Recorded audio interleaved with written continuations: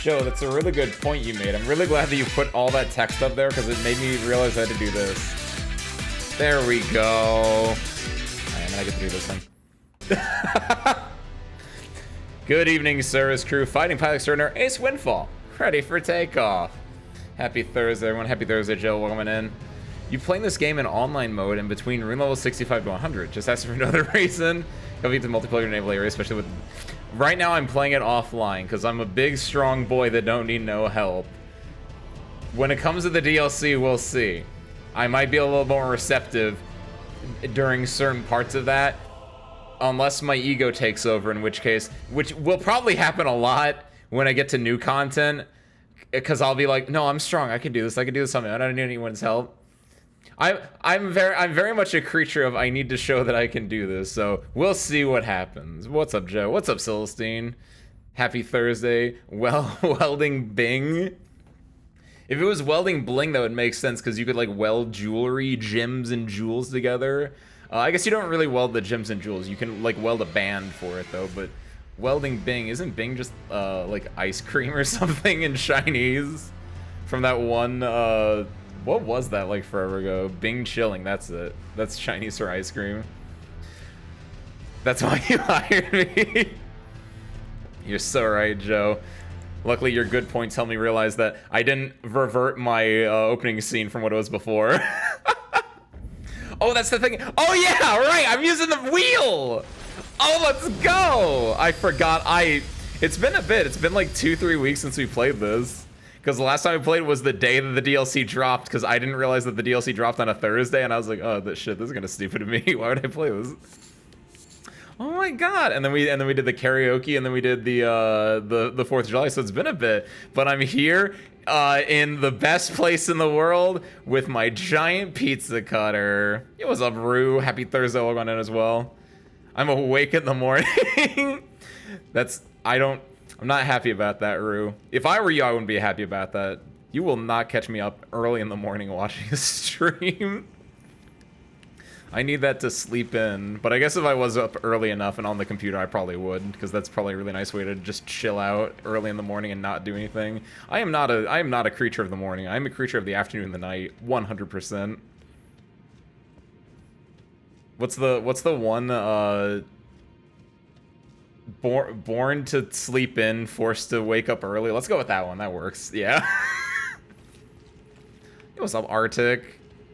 We're here in... Hey! That's actually kind of cool. You can vaguely see that. I don't know if I noticed that before. It makes sense, because, like, what do I do here? And then you can just see in the distance just this little, and that, like, guides you. It helps guide your sightline. That's neat. We're back here at the exploring part of Elden Ring, where we just get to, like, just check out stuff and be like, this is neat. Why does this exist again? Just like lore-wise? Who knows the lore? Why is there a giant leg of rot? Is this Melania's doing from back when? Or is this like primordial rot and then Melania was bathing here as a baby and she done got the big sick? What's your thoughts on PvP in these games? Good question, Joe. I really enjoyed doing the PvP in Dark Souls 1 and Dark Souls 3. I didn't play it in Dark Souls 2, but I heard Dark Souls 2 is like peak. So I don't know if that's true or not. I just remember in Dark Souls 1, and especially in Dark Souls 3. In Dark Souls 3, I made like a specific character to PvP with. And that was a lot of fun. Because I like it, especially when you like come up with like a feeling, a style, right? Look where it's under. It's under Ronnie's house, isn't it? How do I go? What? Oh, I never knew that it's right under. Oh, it's them dang wizards' fault. Wait, really? No shot. What? Isn't it? No. What? What? There's lore there. I feel like I've heard lore there from something at some point in time, but I don't remember any of it. Oh my god. Rock God is sealed here. Oh, that makes a lot more sense. And then not Ronnie, and then Melania got bathed in the Rock God's like rot there. Is that what's up here supposed to be? Because I remember when I was first going through this place and I got the map and I was like, what's up here? I'm gonna go up here. Because there's clearly a thing there, but like it's not. But no, back to Dark Souls PvP real quick. I really enjoy Dark Souls 3 PvP. I made my little special character, and I wanted to be Bloodborne. So I used a short sword in my right hand, I used a crossbow in my left hand. And like the way that you would do it is you would buff the short sword so then it would do damage because you're always gonna be using it one-handed, right? Because that was the cool aesthetic. It was really neat, and I enjoyed it. I don't know how the PvP is in Elden Ring. It probably gets a lot more goofy, and so I don't know as much. But if I was like I have fighting games now. I outside of that, I don't prefer like doing PvP, especially because like how is the PvP actually? I guess I just haven't done it in Elden Ring. Theoretically, it'd be like on the same par as Dark Souls, but because Elden Ring and Dark Souls are just so different in the way that one is open world and the other is like fairly linear, right? After I did open world stuff, I was like, this is good. I don't want to touch this again for a while because it's just linear games make me want to like, oh, branch out and do something else. And open world games make me not want to do that. Because like the open world game is already in and of itself enough. I don't have to like try to find more fun in it. It sounds weird, and that's not supposed to be a put down. That's just like the weird way that my brain works more so. I have an appointment I want to get to later, so yeah. Aw, yeah, that stings. Having like appointments or things early in the morning. I have a dentist appointment like sometime next month at like 8 in the morning, and I have to like go out for that and everything, and I'm worried about that now, and that's like a month ahead of me, but it's like I have to wake up like 6:30 for that probably. That's gonna suck. Look at that weapon you have, and I'm thinking all this Corrin from Zilla Zone Zero. That's right, that is one of the characters in ZZZ does use this, don't they? A giant, I called them, I was watching a friend stream it, like, in a Discord thing a little while ago, and it was, what did I call it? I called it Spectre? Yeah, Spectre, that's the one. Cat must have a terrible sewage bill. This is where all the magic goes. They just dump the magic down the drain. That's not good. You're not supposed to do that. Alright, so, what do we do today? We could do this. Because I did Ronnie's thing, which is why I'm here. We killed Not Blight over here. So theoretically, we can cross the Lake of Rot. Like we have a stupid amount of options. We can do the Lake of Rot. We can do some early Volcano Manor stuff. We can't do everything yet because we still don't have this part of the map. And I'm thinking actually, because when I made my Twitter post, my going live post, I was like, what thumbnail do I want to make? I made 3 thumbnails for today based on like what I wanted to do. I made one for Landel.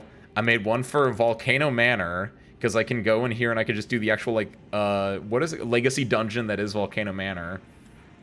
I have another one from Mogwin, but I think I want to be a little bit high. What level am I actually? I think I'm gonna guess 86. 79. Okay, it was roughly in that like 80-ish area. It's a little lower than I thought though. Not bad though. I want to get to, supposedly you got to get to level 120-ish for the DLC, but at the same time I feel like I'm built different. So a level 100 is probably gonna be fine, and most of that is gonna be through by doing bosses. So I can do like obviously there's Astel over here. Rykard's gonna be a good one. Landel has a lot of stuff. Landel also has I've been watching a lot of Elden Ring, what are they called? Speedruns, I guess. Challenge runs, that's the word. From like Little Aggie and from Bushy and stuff like that. Like I've been watching a lot of Elden Ring bingo and stuff. So I know that there's the big old tree sentinel in here. It drops that fatty 50k rune, which is kind of nice. We did beat Radon, so we don't have to worry about that. But the main ones I'm thinking are we can do Estelle, we can do... Oh, we still got these Gargs. We still got the Gaggle of Gargles over here in the Aqueduct, which can then take us over to this one, which I didn't know the name of. We can do that, though, and then we can fight Fia's champions. We can go return this Hug to Fia that we've had forever. Where is it? I still have it on me. Keep that thing on me. Been playing this game with a debuff this entire time. Having a Moog moment right now. Are you trying to work into the DLC? Higher than 120. I did the base game at 180 and it seemed like it was under-leveled. Really? Are you on just New Game and not New Game Plus? I've heard so many people say so many varying things about it, and it might be like related to oh, what would it be? It's like related to like, is there another way that you can, like, level in the DLC or something like that? Hold on, how do I get the slow rot? That doesn't feel like slow rot. It's okay, I'm built different. That's why I had this out. Hold on. There we go. Wanna drink it? Yeah, it's probably fine for you, Rue. It's probably nothing bad going on here. There's probably no worry about, you know, toxic waste or anything. You might get superpowers, Rue, you don't know. They say... Alright! I forgot that happened! That's awesome! That's so... Oh, that's so neat, actually. Like, I forgot... This is super cool. As a player, you see this giant like around, you're like, this is gonna suck to go through. And you run to the first little like thing to be safe, and then it's like you're shaking, it's like, oh god, am I gonna get it like got? And it's like, no, it pulls up a little path for you. That's so adorable. I got scrotted. That is a really fun moveset, actually. I didn't realize that it does the 1, 2, 3. Look at this dude. He doesn't know. Oh, I missed. He doesn't know. Hey, there we go. Any scrotters in chat? Oh god, oh god, oh god, not me. See, I'm not a scrotter, I'm fine. They look so goofy, I love them. Because we all know, obviously, right, that those aren't their eyes. Their eyes are actually on that little dude down there, on the little mouth.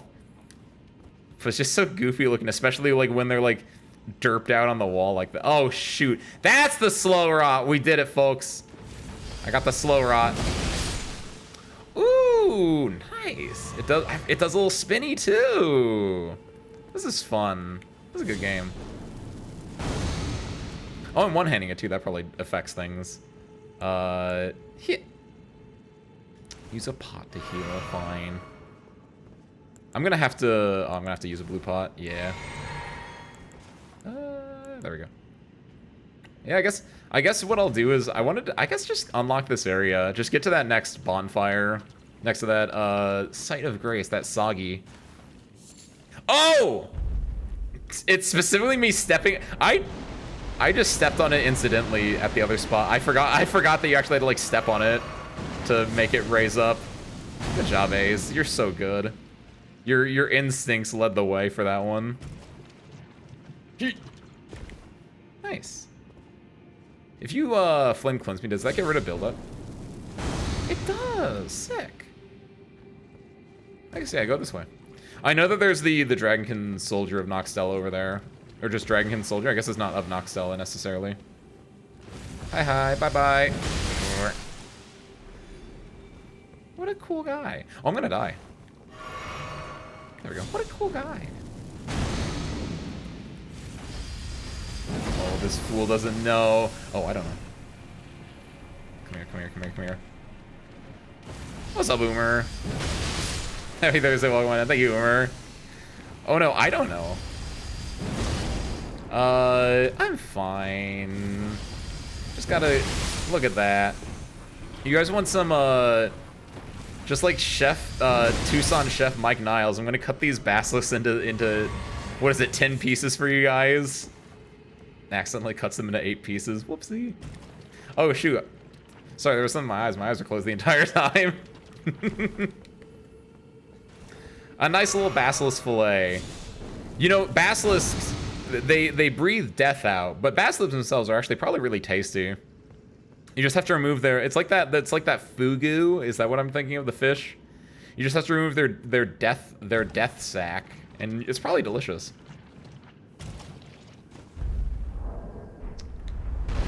Get the flame off. I keep wanting to do X to use flame cleanse me for some reason. I wonder if that's because, like, I think in, is that like in Sekiro, you use X to do the thing on the top bar, I think. Maybe? I don't know. Let's go over here. It's a pufferfish, isn't it? Fugu's just the name of the specific pufferfish, isn't it? I know I think it is a pufferfish, but I think Fugu is like a specific type of pufferfish, which is the criminal, the mastermind. Unless I'm wrong, I could just be wrong. Is this a thing? Hey, this is a thing too. Nice. Wait, what? Oh yeah! Oh yeah! Wow! See, this is why it took me like 2 years to go and replay this game, because I forgot most of this stuff. Mostly because when I was here the first time, I didn't want to do this for very obvious reasons. And so I did this all in like one very fast sitting where I was like, I don't want to be here, I don't want to be here, I don't want to be here. Cool, what else is up here? I think it's just like an item, like a purple item maybe.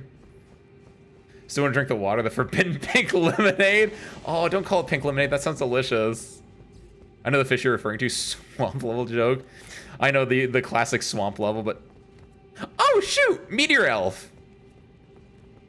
Spare parts would eat any of them. Spare parts is probably gonna be... Spare parts can probably, like, digest toxic fish bladder a lot better than I can. You guys, what is my R2 with 2 hands? Is it the same thing? It's not.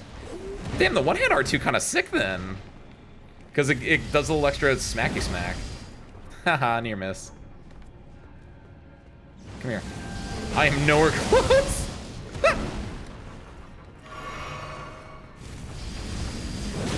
There it is. It's so nice getting that extra. The two-handed is kind of upsetting for that part. Like that's having that extra just slam right on top of it. Oh, cool.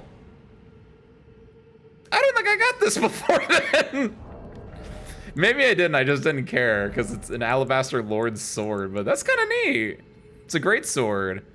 It's an great sword. Ah. That's kind of neat though. It's like just slightly larger than a normal like long sword. It's kind of neat. What is this? Strength Dex in. Strength in. Are those like really common in Elden Ring? Greatsword forged from a blue-white meteoric ore. Ooh, just like Sokka.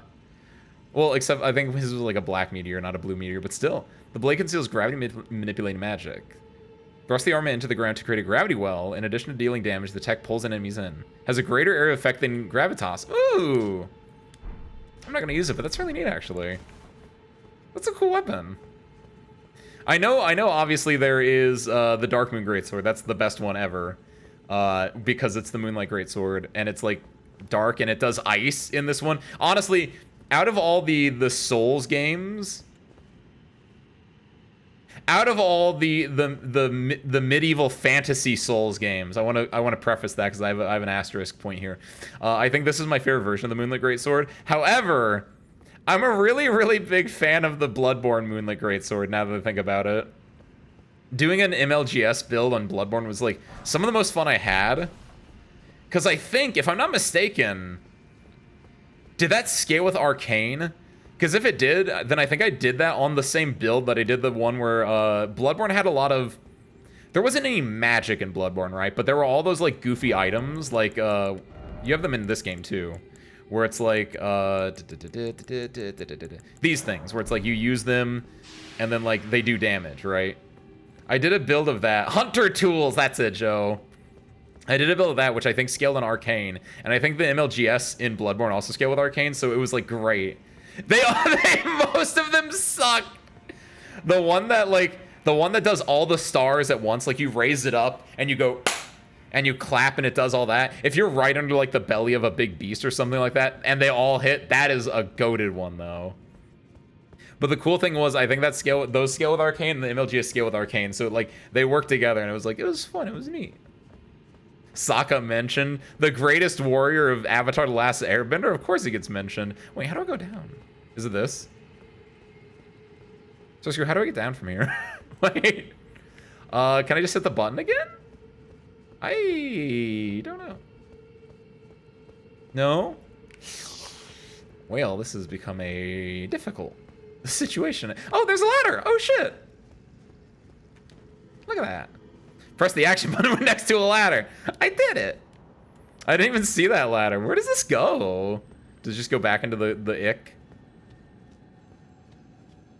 Oh, ew. Just directly into the egg. Look at all of those. Hey, look at that. Look at all of those, though. And where's that soldier? Wait, is he under the lake? And he doesn't pop up until I get, like, close to him? Oh, shoot. You guys think I can reach that? Nope. You guys think I can reach it and also kill one shot with this? Ooh, yikers. Hold on. Come back here, I need you. I will smite thee. I have no more blue. Oh god, I am so in a bad. There we go, we got it. I'm out. See y'all. That's a smithing zone 6. Wait, is this a somber weapon? It doesn't say spinning wheel plus anything. What is this? It's a +6. Oh. Wait, what? Yeah, so I need a +7. Oh, I'm gonna die. Oh, no. Shut about it. Ah! I'm fine.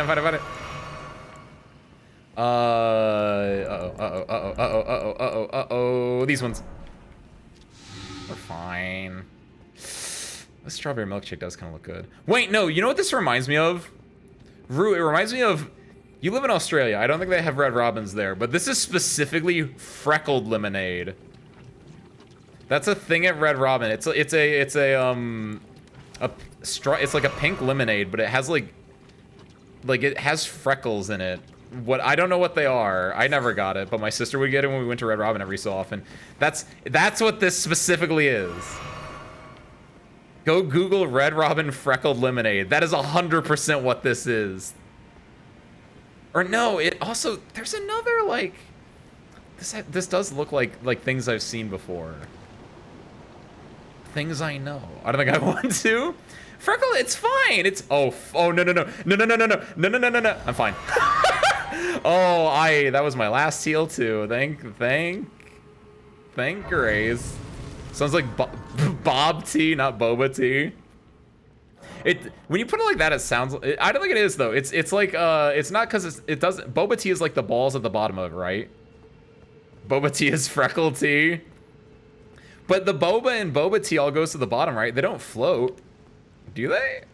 Maybe if you get the right boba, that like is what is it? The same density as your tea, then they can kind of float, I guess. What's in here? Nothing. Why is this an option? I guess because then I can fall down there. I don't know why I would want to do that. I don't want to do this at all. I got my thing. I'm out. I'm gonna go do Landell, I think. Just like my Saturday nights, I play ping pong on Saturdays. Do you really? That sounds awesome. Do you know how to do the cutter, or the whiplash, or the I don't know.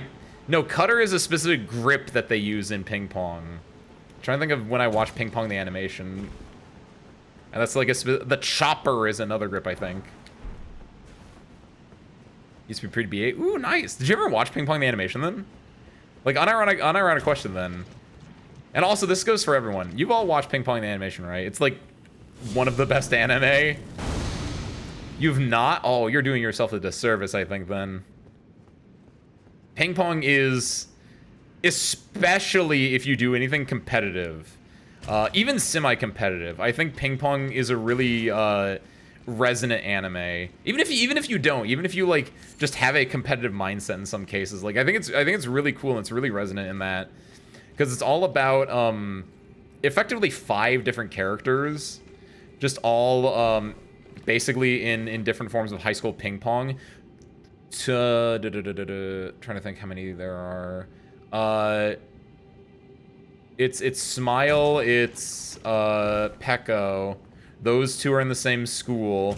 There's China, and there's Dragon. And I think there's a 5th one.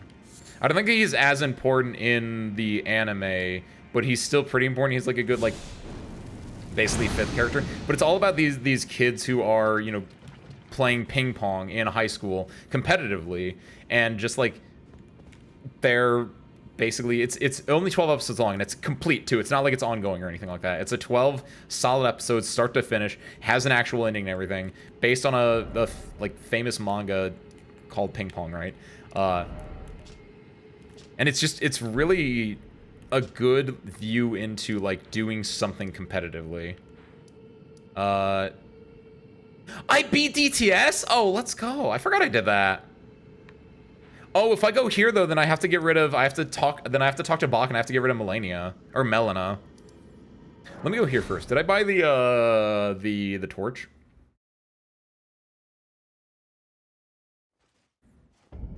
But ping pong's great. The very first episode has Pekko is like, yeah, I'm really good at playing ping pong. You know, I got a lot of natural talent in me. And Smile is like the one who's like, I have to work really hard to play ping pong. I'm not as good as Pekko. And then they both go to go see this new guy, China, who is basically he's a foreign exchange student from China who was on like the Chinese national team for like high schoolers or whatever. However, he didn't do well, and so he was like, you can't go back to China. You're getting excommunicated. You got to go to Japan. You're gonna be on like a Japanese school team now. And it's like he doesn't want to be there, and he thinks he's much better. China does, and so Pekko and Smile like. Pekko brings Smile to go like see China. He's like, oh my god, we gotta go see China. He's like the coolest guy ever. He was like in the nationals or whatever, and we were gonna go play him. And Pekko and Smile are like playing while they're waiting for China at one point, and China comes down and is like, oh, I hear like he just hears like the sound of ping pong being played. He's like, oh, there's a really good player down there. I really want to fight them. And he goes down and he's like fresh off the plane and everything, so he's speaking in Chinese and has interpreters there with him, and he's like saying like, I want to fight you, pointing at like Smile, and Pekko like barges in. It's like, no, yeah, let's play. So China plays Pekko. China decimates Pekko, this dude that's like nothing but talent, who is probably never known defeat really that like much if at all, and gets just blown out like 13-0 or whatever the scoring limit is in ping pong, like blows him out. And Pekko's just like, what do I do? And he just basically gives up ping pong for a little bit, and Smile like begins training and like gets better, and China like this is suffering the game. You're right, Aeon. Happy Thursday. Welcome on in. Ah! Goodbye. Whoops. All right, round 2.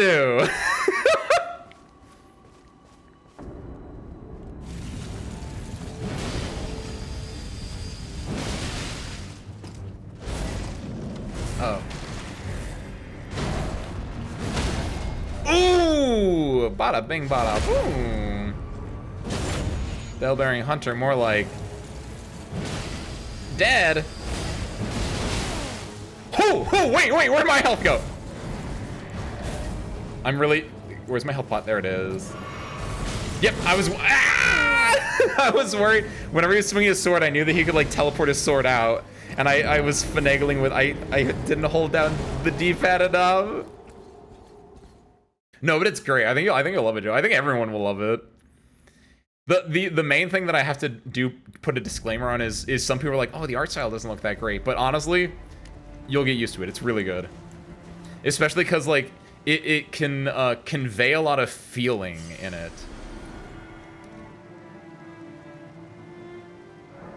But it's just super good. And then China has to learn like be a team player, and then you meet Dragon, who is like, he's basically the antagonist of the series, but at the same time, like, he's just a high school kid. He's just good at ping pong, and like his parents have been pushing him to be good at ping pong because that's what we do. We're the ones who are good at ping pong. He's like, maybe he's just like, I just, you know, I have to do this. This is kind of my thing. And he longs for the days when he could just play it for fun as a child, because he can't play it for fun anymore, because he's the dragon. He has to be the one that's really good. Like, it's all character. It's all character, and it's all competition based, and it's so just nice. Yo, what's up, Gabriel? Happy Thursday. Welcome on in. Difficulty spiked through a lot of people in what, Elden Ring? For the bell-bearing hunter. Did I buy your I did. Do I want to kill this bell-bearing hunter then? I don't know. Lame Thursday. Oh, I'm sorry to hear that, Gabriel. Hopefully things get better. Theoretically, you're here at home now. You're watching this. Put your mind at ease for a little bit. Look at that tree. Let's go look at that tree. Because I think that's what we're doing, actually. That's what my thumbnail had on it, so I guess that's what we have to do. Because there is a lot of stuff in here, and again, I think I want levels. Because I can do... Because if I beat the tree, then I can go into here, and it doesn't... I'm fine.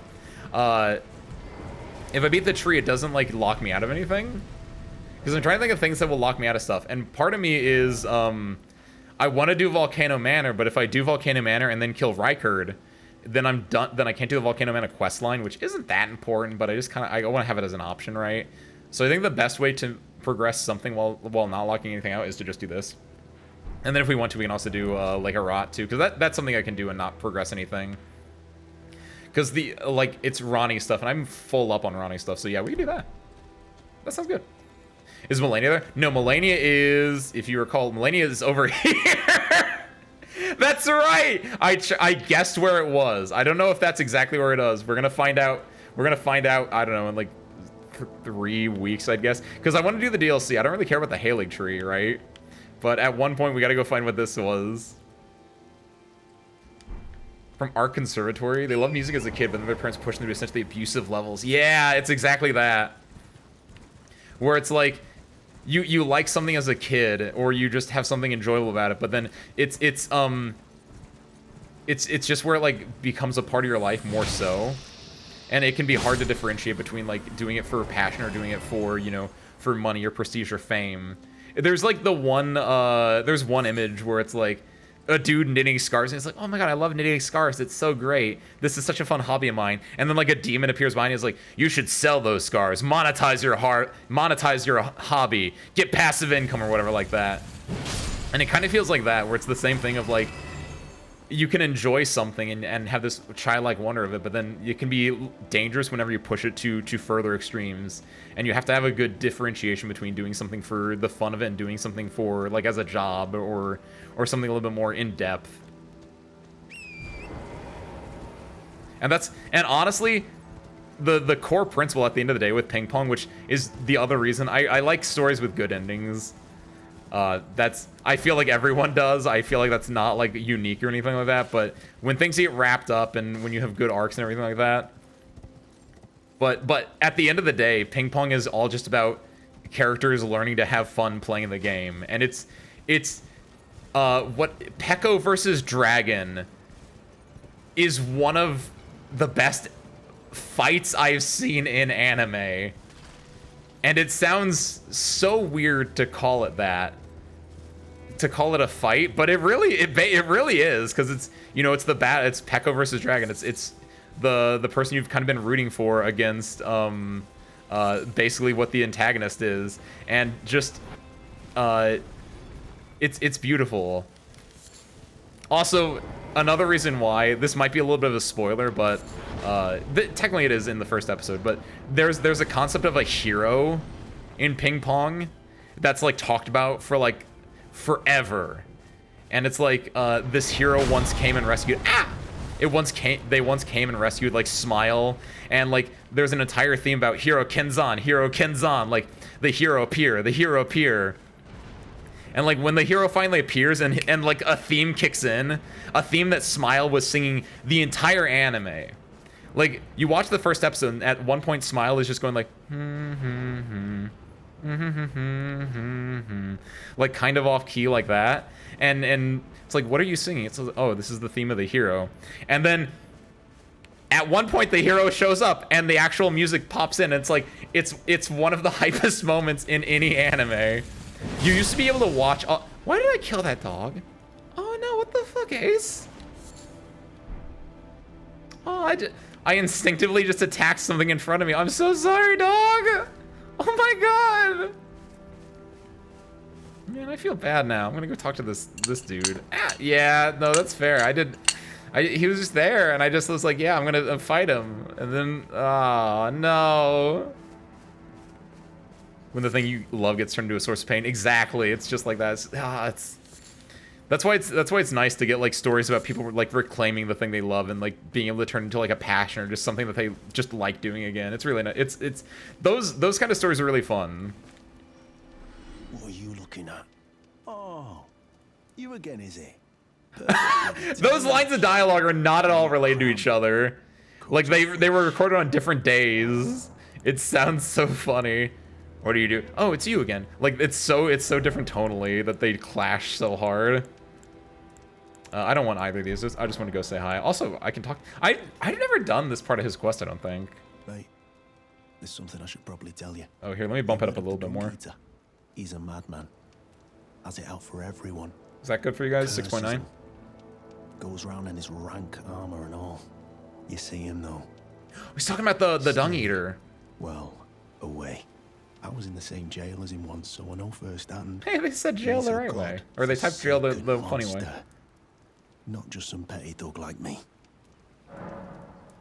He's a killer. Kills people. And curses the souls. Does all sort of shit to the corpses. To keep them cursed forever. I ain't seen nothing more disgusting in all my years.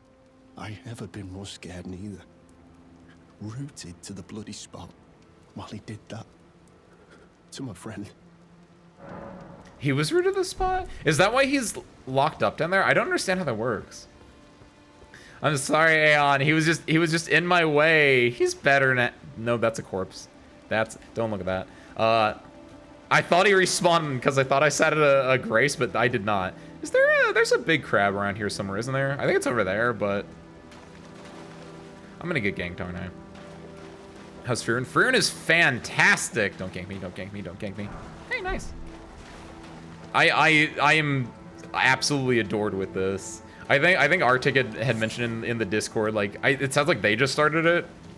And, like, what I said in there was true, where it's just like, I started it, it starts really good, and it just stays that consistent quality in the entire way through.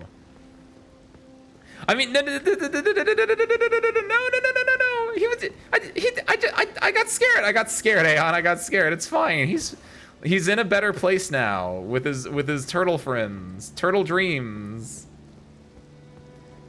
It was a Mako. Did you finish these? I have not. I am episode 16. I just got to I'm not gonna go I guess Arctic was here earlier. I'm gonna try not to go with like super duper spoilery, but I got to episode 16, which is when we got the backstory for Gorilla and Goatee, I guess I can say, which I thought was adorable. But honestly, I'm glad I don't know if it's right, but I know, like, before when I was talking about it, it's like I really like Yashke, however you pronounce it. I always flip-flop on how you pronounce it. Not important. I always like stories that are just like, you know, where you can just like live in the world. And this might sound weird, but Furin reminds me of Star Trek a little bit. It reminds me of Star Trek, and I'm really just happy about it. It's like Star Trek, but like fantasy and higher quality. Because as much as I love Star Trek was just 90s TV. It wasn't the highest of qualities, mind you, but it's just so nice. Why are turtles called dogs? Yeah, it's because the player message only have dog as an option, and also because people find it funny, right? It's because, like, yeah, whenever you make a player message, which is if you're online, you can do it from here. Like, you can only do it from a set like number of things. And it's probably it's one of those mimetic things, right? Where someone probably put dog ahead in front of a saw at one point, and someone else saw that and was like, oh, that's kind of funny. And then more people do it, and more people do it, and more people do it. Someone might post it on like Reddit or Twitter, and it's like, oh, that's funny. And then more people just do it because they find it funny, and it becomes a meme. It becomes part of the culture of the game, right? Yeah, and you sent him there. Oh, you're right. It's okay, he'll come back. Everyone respawns in Elden Ring, except if you're really important. It's kind of messed up when you think about it. But no, I'm not done with Furin. I'm at episode 16. It's just like it reminds me of Star Trek in the way that it's just like it's just nice. It's just characters living in a defined world, just kind of doing their thing, doing their job, taking it fairly seriously, and it's just nice. It's just like I can like imagine myself being in that world and just like just enjoying it. which is the same way I feel about Star Trek, right? Star Trek is, I'm taking this little phrase, this little bit from like Red Letter Media, but like Star Trek is a utopian vision of the future where everyone gets along more or less, or at the very least we're like being diplomatic about it. You know, there is no more issues or problems on Earth, and we're all just trying to like make a better spot for us. All the while we encounter episodic funny adventures about like you know, the most famous one, the one that I always bring up is like, oh, we encountered an alien that effectively only speaks in memes, and we have to find how to communicate with them. Or, oh no, we ran into, oh, what's another like good episodic one that's just like, it's just a good one-off. Oh, we run into a probe that has abducted the mind of our captain, and now our captain is living out his entire life on this dying planet. And when we bring him back, he's completely fine, but now he has these memories of a dying planet, because the probe's entire purpose is to implant these memories into someone so that the idea of this planet can live on. And like just all these little adventures happening in this grand world. And that's what Frieren feels like to me right now. I'm on episode 16. I'm on the episode where I said it's where you find out there's the priest, right? Goatee. I don't want to say his name. I guess that's not a spoiler. There's Sign, the priest. And you get little like lore backstory of him and his friend Gorilla the warrior. They have that little photo together, and the first half of the episode is, oh, I'm trying to think. The most recent episodes I've been watching are like 2-part episodes, right? And that's the other thing. It's just like it's episodic. It's little like it's just little bits and pieces of this world. Like obviously there are arcs, right, with the whole aura, the guillotine. That's like the most clearly defined arc. But there are so many other ones that are just like, it's 29 years after the death of Himmel the hero. Here's what we're doing today. So it's like episodic bits in an overarching story.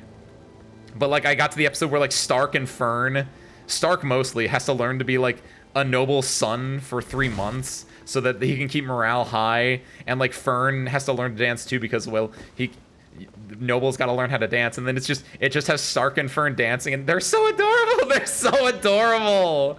They're so fucking adorable. Every time I watch it, I just like look. I'm just like they're so cute together. I absolutely adore it when there are anime couples, and it's not just like, oh, she might like me, he might like me, but it's like, no, they're effectively just a couple. They go on, they buy like presents with each other, and obviously it's like, you know, Fern is very, I don't want to say tsundere, that feels almost demeaning to it, but Fern knows what she's about, right? And Stark is an idiot but with a really good heart, and they're just so adorable together. It's so fantastic that they're characters that are fairly real and they like get time to grow and develop, and it's just so nice.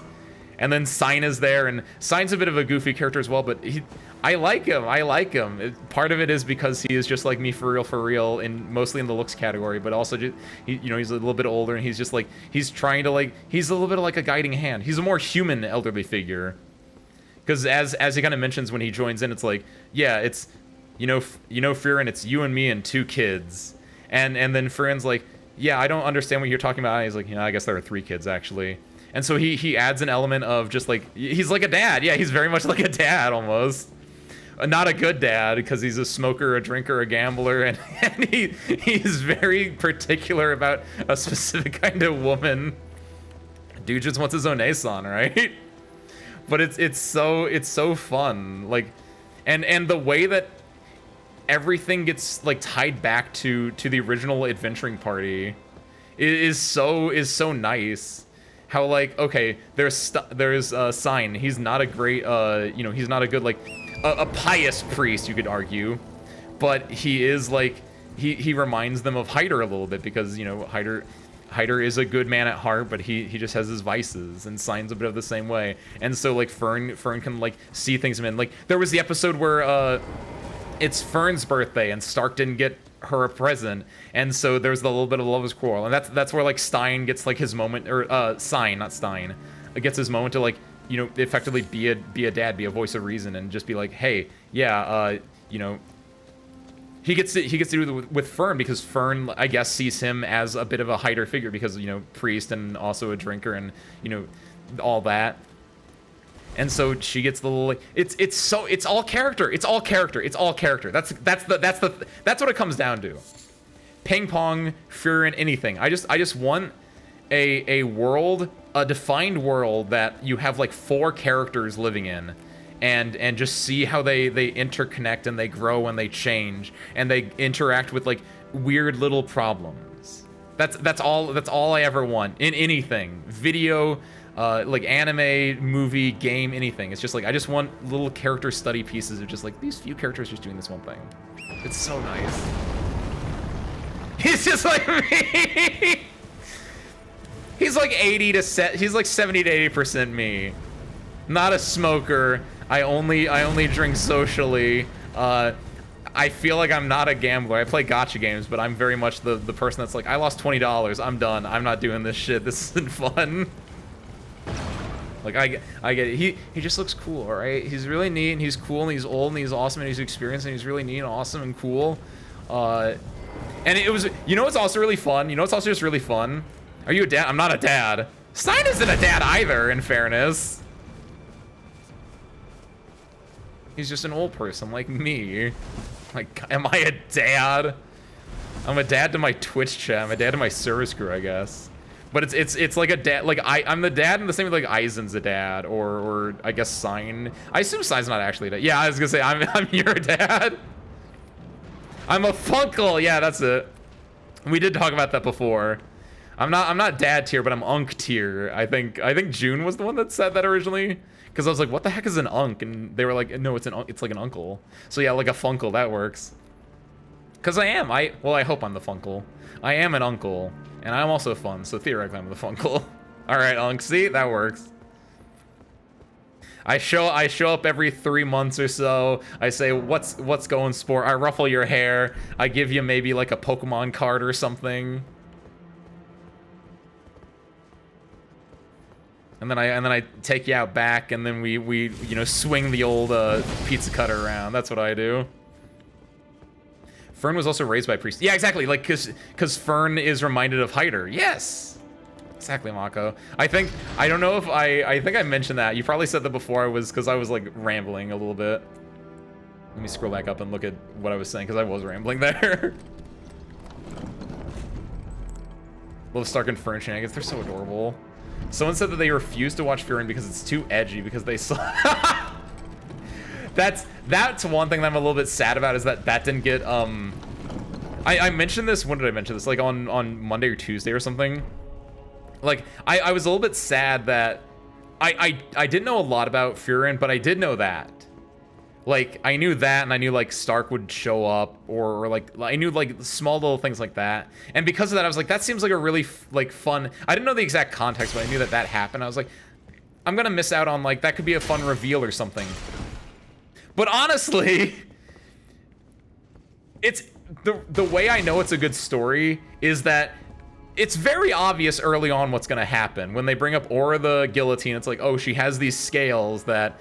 you put your mana on it and you weigh it against hers, and then the one with the bigger mana wins. And it's very obvious that it's like, oh, Furin's gonna win. She's been alive for like 1,000 years. I don't know if they said that explicitly, like she's been alive for 1,000 years before that point, but it's like, oh, Furin's gonna win that. And so the entire thing isn't about like the twist of like, oh, she has more mana.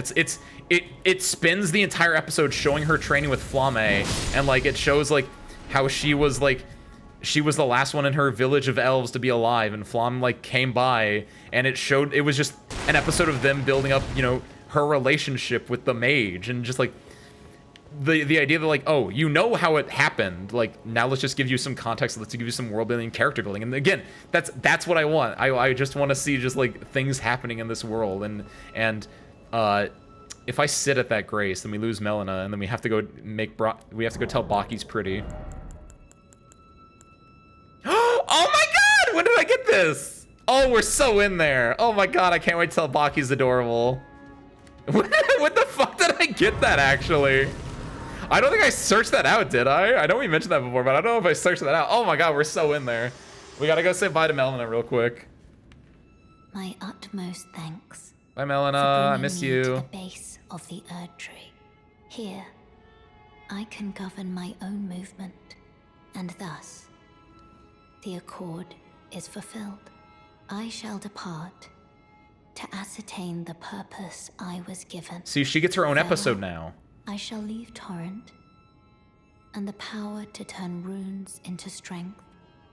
Here, with you, I wish you luck in realizing your ambition. You have fought long and hard. I have no doubt you will become Elden Lord. May you take the throne. Bye, Melina. See, she gets to go off on her own and do like her own little like episode. It's on her own for a little bit now, and I get to do my thing. We get to split it. We get to split the party. It's fun. We got to town and we immediately split the party. D&D issues, am I right? Okay, hold on. Let me scroll back up because I actually missed a lot. Actually, like that episode. Are you talking about the TNG episode? Unsure if TOS did something similar. TNG. Both episodes that I mentioned, Joe, were TNG episodes. Darmok and Darmok. AKA the episode where it's like Darmok and Gelada Tanagra. And the other one was the guiding light, the near light, the shining light, the something light was the other one. Those are both TNG episodes. So correct, Joe. Caught him on a manga until a month ago, and there was so many more cute things with them. Oh my god, that's so adorable. I can't wait. I think I'm mostly caught up and then scroll back down to catch up anything else. You're basically foraging flowers while talking about Farron. I know. That's the thing with this game, is that I really like open world games because you can just walk around, just do nothing, and it's great. I like games with story a lot. That's why I'm really excited to get to that part in Persona 5 where it's the mid game and I can just like go around like Shinjuku or wherever the hell and just ramble about something while doing like mild tasks. He's just some guy, and then he gets randomly sad with 3 kids. But the nice thing is that when he takes up the mantle of Team Dad, it's also all it's not all one-sided. Yes, it's just all these characters like have relationships with each other. I want to see like a relationship tree. I think those are like peak. Like, you know, you have a good piece of media when you can take one of those like relationship tree diagrams where it's like where you have like the 5 to 6 characters and they all have the lines between them. It's like how do they react to everything, right? I think it's adorable. It's called a sport. Come here, a sport. Let me ruffle your hair. I call you guys service crew. Come on, crew. I've asked you this before, but have you watched Red Naruto? I was a Naruto kid growing up. I got to somewhere past the Chunin exam, Sasuke retrieval arc area. That's when it fades off. I was like an OG Naruto because I remember like when it like premiered, and I remember watching like the Zabuza. I like know the early stuff, and I had like early manga chapters, but I kind of fell off whenever I got into like middle or high school, and like I just didn't watch it as much anymore. Which was around the time of, it was a little bit after the Chunin exam, or maybe during the Chunin exam, like when everything gets shot. And then I remember I watched a few bits of Shippuden, like Japanese subbed Shippuden by stealing them online from like dattebayo.com or naruto.com or whatever the famous fan site was, just to like see like what happened next. But like I don't know a whole lot. Yo, what's up, Al? Happy Thursday, Al. Happy Thursday, everyone. Oh shoot.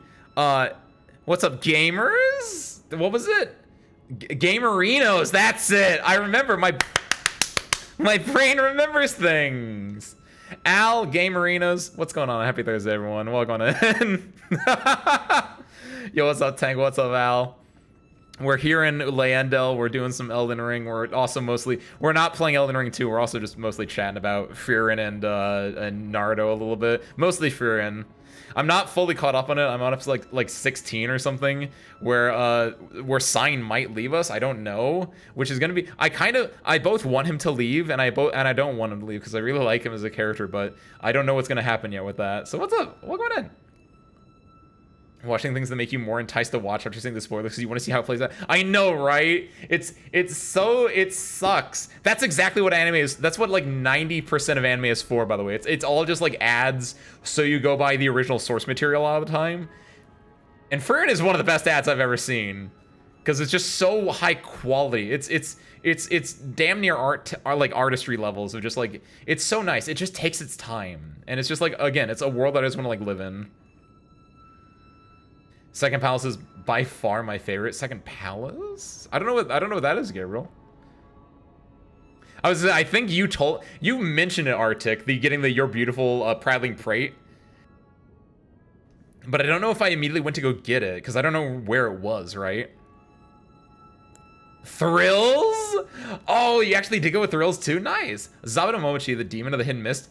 Yes. Is he the one that had the femboy with him? I feel bad relegating a character just status as a femboy, but yeah, that one. The Haku. If it was Zabuza and a Haku. Yes. There we go. I remember the name.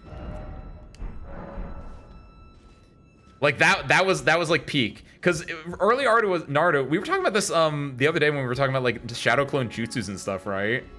Because Shadow Clone Jutsu is apparently like because I was like talking like I wish I could like split myself up. We could do multiple things and come back together and I have all that knowledge, which is a Shadow Clone Jutsu thing, right?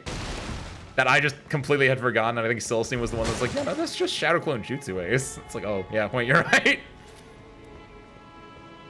But like the early stuff with like the forbidden ones and like there used to be rank used to matter. There used to be like, oh, this is a B class mission. Actually, no, this is an S class mission. It's like, what? They dropped that so early on. Like only like, did they ever use like classed missions again after the tuning exam? Or I feel like it didn't matter because everything after that was an S class mission. It's stupid. I'm hearing Nardo. I slur my words a little bit. It might be all that casual drinking I've been doing. No, that's a joke. I don't do it. I assigned you femboy. Doc, the seamster, at your service. What's the? Ready to make adjustments to your garments. I denounce you, femboy. Or what's the word? I don't even know. Oh wait, hold on. Guys? We've done 3 of these. So we've done these ones, definitely. We did this one, and we did this one. These 2 and this are new. For these hoods versus... I feel like I know the answer to this one immediately looking at that one. Hold on.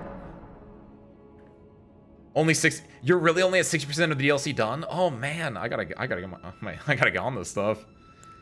So much stuff on Shippuden. So many cool concepts. I mean, that was dropped before Shippuden, though, right? Master, did you see it? The Erd tree. Oh, he's so happy about the tree. Oh, I don't really have the words for this, but I was so dazzled. I felt something stir in my I want to give him a little head breast. pat. He's so The Erd tree is adorable. waiting for you, Master. I know it. I do. I feel it in my bones. Bach is such a nice character. Oh. Going Dude's just in your corner. Yeah, help him out. He's just there for you. Like, oh my god, he's a fun little guy. I like Bach. I'm glad he's in this game. Like, sure, there's all the cool characters at the round table hold, but Bach's just like, thanks for saving me. I'm gonna dedicate my life to you. It's like, you don't really have to dedicate your life to me, but like, I'm happy. I want to give him a little. I want to. How do I That's kind of like head patting. There we go. I finger patted him. That works. All right. You guys ready for this view?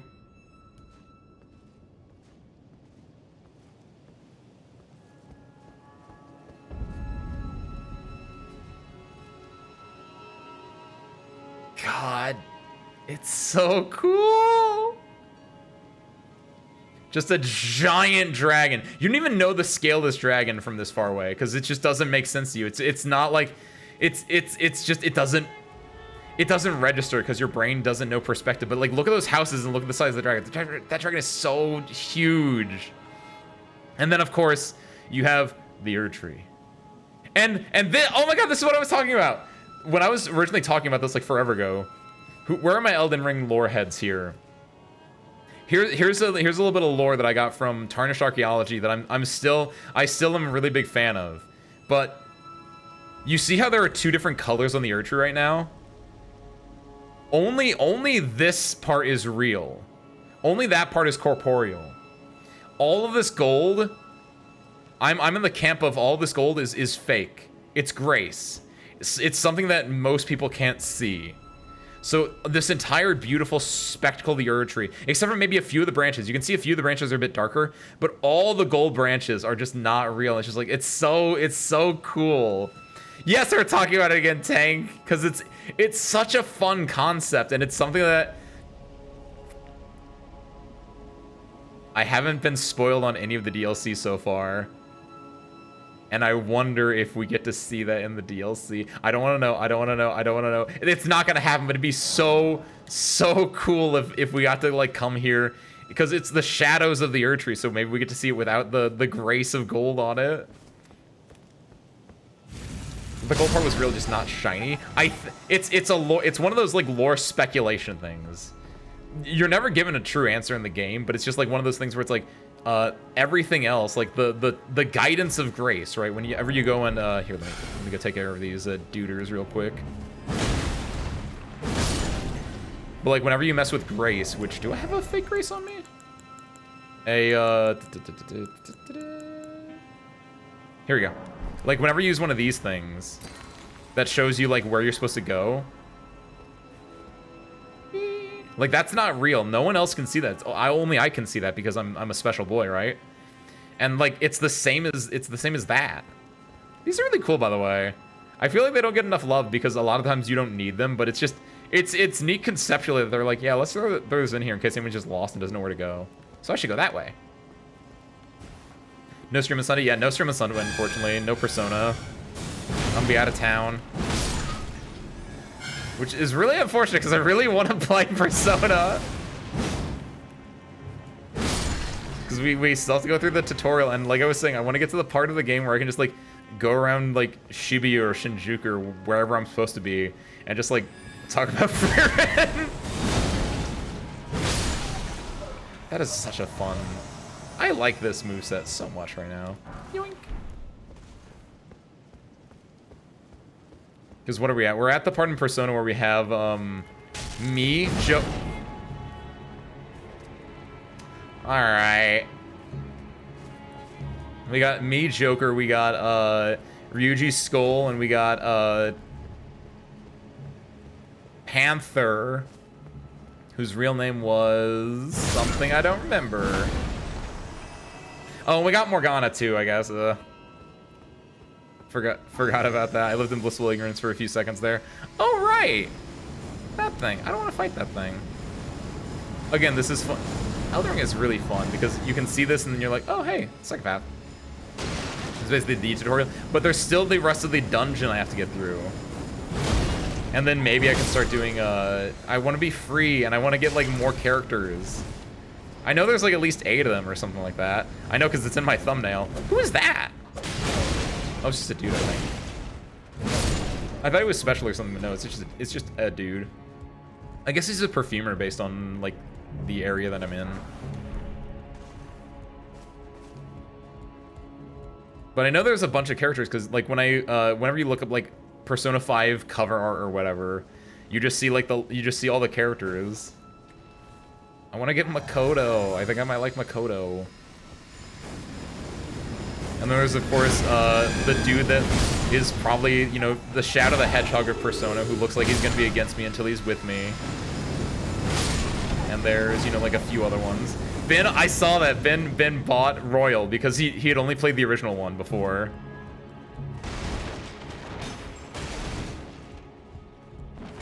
Please don't. What? Call that one dude Shadow the Hedgehog of Persona.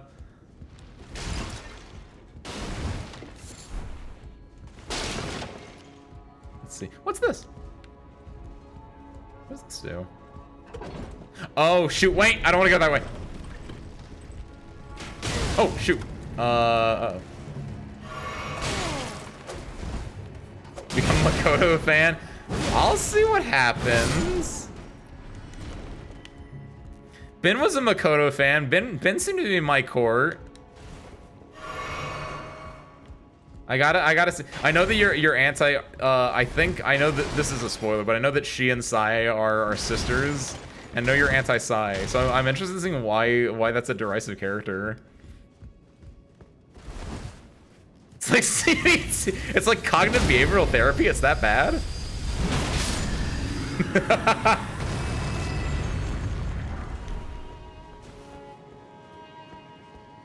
You can do it, Celestine. Just believe in yourself. And also, make sure you're using a plus 15 / a plus 10 weapon. No, plus 25. Oh, thank God. What? Oh, thank God that didn't kill me. Can you repeat which part? The part about, I'm interested in seeing why she's so derisive. Is there a secret down here? Sometimes elevators... Yeah, there was a secret down there. Let's do it. Get the face without even getting hit. Nice, you're learning!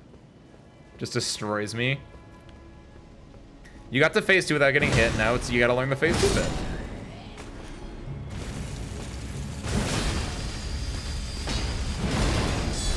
Oh no no no! Ha ha ha! Good timing me. There's no. Is it just smack at the wall? It's like it can't be that bad. Wow! I am actually really surprised that dodged it. Don't know how it's possible to dodge. Oh, is it? It's all waterfowl all the time, basically. Oh, so you'll learn, and or maybe you have to use like some. Sometimes you don't learn. Sometimes it is just BS. It's like like there's a very specific way you're supposed to do waterfowl because I was watching like I said earlier, I was watching like a bunch of challenge runs, and so it's like to dodge waterfowl, it's like you sidestep, and then you like double dodge or something like that. Waterfowl 2. Waterfowl's so good. Why isn't there waterfowl 2? Oh wait. Oh hey. I really like that the timing works like perfectly on that though. Near miss.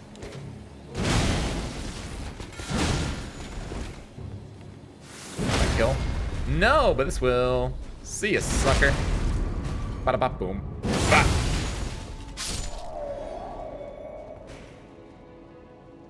You too, huh?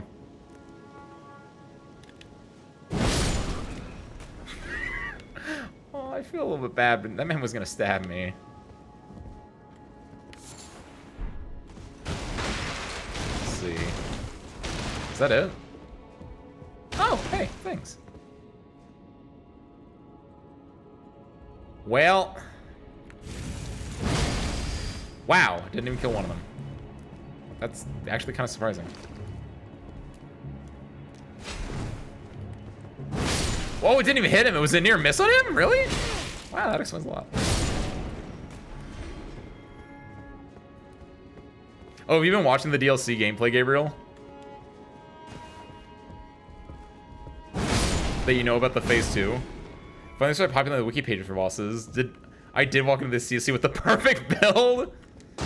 It made sense. Nothing in the base game was weak to holy, so it makes sense that in a destroyed... Those are statues. That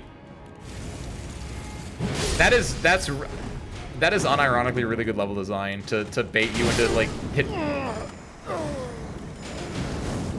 Oh, I just died.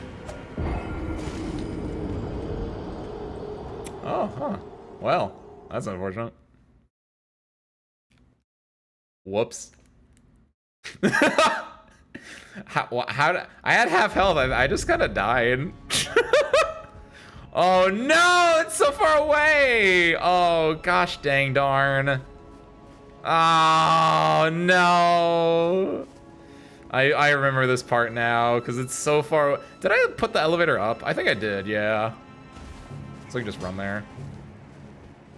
With a spoiler tag. Thank you, thank you.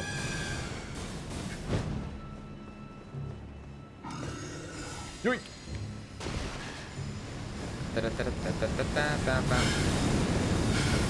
Oh, you know what? One of the things I saw was in one of the challenge runs, someone did kill not Lich Dragon Fortisax, the other dragon, the Arch Dragon. What's his name? You recorded him on the VHS. Still seeing your recording attempts are going too far. That's so adorable. Some real vintage Elden Ring hours here. That's gonna whip, isn't it? Nope, that is perfect. Are the perfumers healing these guys?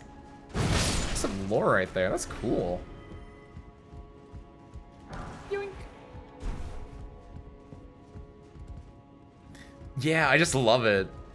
Because the way that I went, I didn't see these statues, and so like you're so used to hitting all these fake people that they put the statues basically in the poses of people that you've seen before. It's like, oh, I'm gonna hit these things. It's like, you fool, those are fake. So the game does a really good job, game design wise, just having you look out for people. It makes you, it effectively just makes you do just clicking on R3. Where are my rooms? They're downstairs. I'm getting to them. I'm getting to them. I remember my way around this place well enough still. See? This is where I hit those guys and I didn't actually hit them, and my runes are over in this room over there. What about boom? Ah. What do you mean near miss? There we go, that's better. And now I just take a little walkie-walkie, I get a little grabby-grabby, a little steely-steely, and then I just give him the old...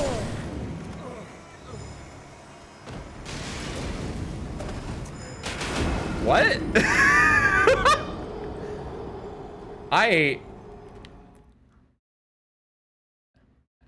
What? I got shot. So maybe it wasn't a mistake that I just died from half health before. I'm very weak to getting shot with fire bolts into the chest and back, it seems. Huh, who knew? Well, I'm actually a little bit surprised as to just how much damage that did, though. Oh, yeah, back on these things, though. There was a, one of the challenge runs had a dude take the summoner bubble horn thing and had like a bunch of buffs, and like apparently if you buff that thing up enough, like that destroys.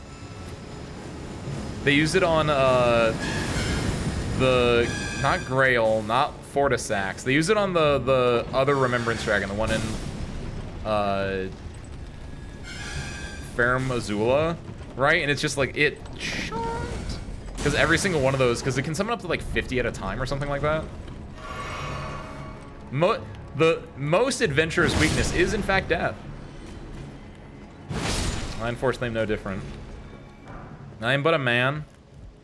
I have the same weaknesses as anyone else. Death chiefly among them.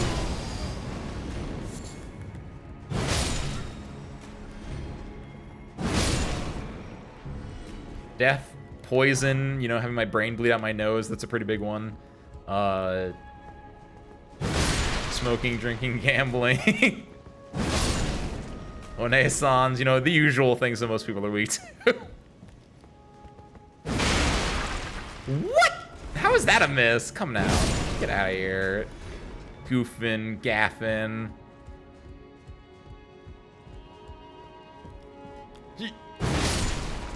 I don't trust them because I feel like if I don't take care of them, they're gonna come and like get me when I'm getting shot by this dude on the left. I gotta get my runes. That's the bad part. And then I'm just gonna run away. Because you know what? Maybe I'm not a fighter. Maybe I am more of a lover. Wow, that's...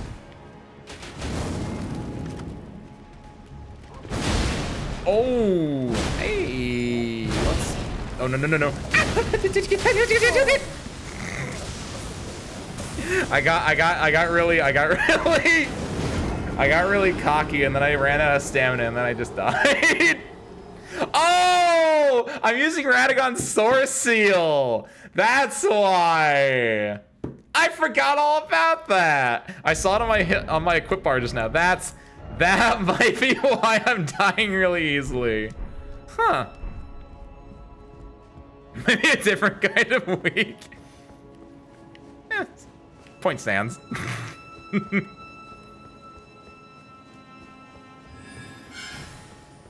Let's see. Luckily I didn't lose my runes again. I have to go down this depth. Ooh, maybe I should get rid of that Source Seal. I think I'm fine.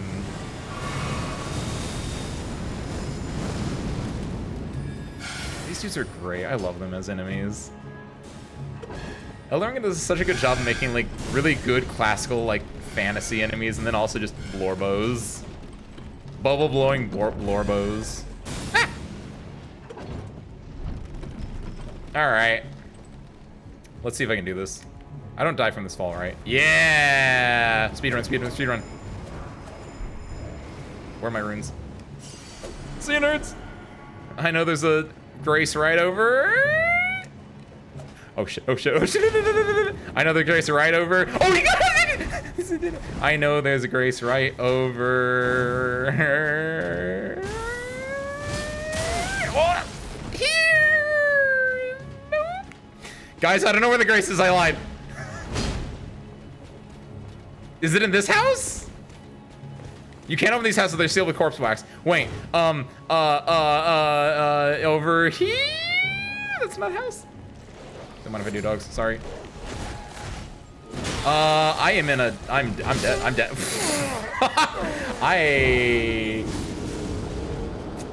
You know how I said I had a good memory? I think I might have been lying. I could have sworn it was the very first one when you come down the road, when you turn that corner. Whoops. Rewinding the VHS. You actually, it's, I guess, yeah, you can't record it on VHS digitally. You have to record it on VHS. Gonna make a video fast forwarding through them all. Get that, like, you don't even need the filter. That's like true perfect VHS fast forward aesthetic. It's perfect. Oh, good heavens. Oh, it's all the way down there. Where the? Okay. I'm gonna activate my deeper brain neurons to remember where this Grace is. Whoops! Careful there. Careful there.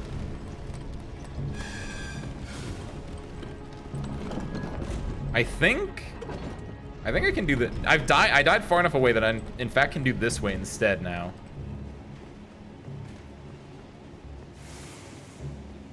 Let's see, and then I go over here. And then I get scared again. Oh, scheiße. He's right behind me, he's right behind me, he's right behind me. I hear him, I hear him, I hear him. It's right on top of the dogs. No! I have to aggro the dogs! We're fine, we're fine, we're fine. We're not fine, we're not fine, we're not fine. Is it really not just right? Because I know Twinkle Toes floats down. It floats down. Oh no!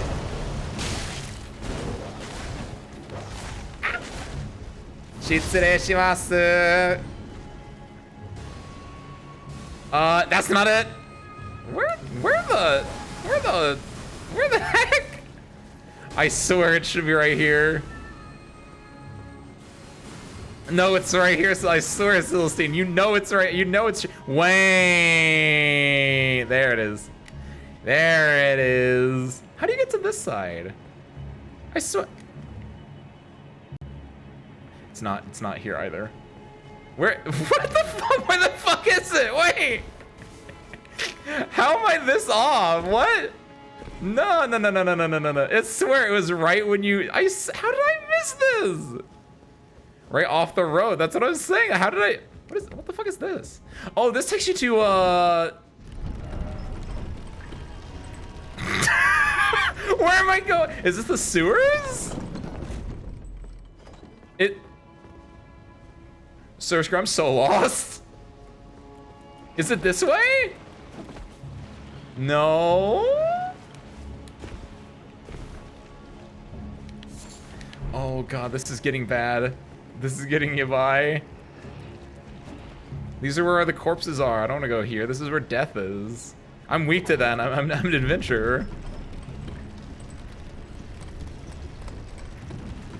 That is such a slow elevator. It's kind of fun. Oh.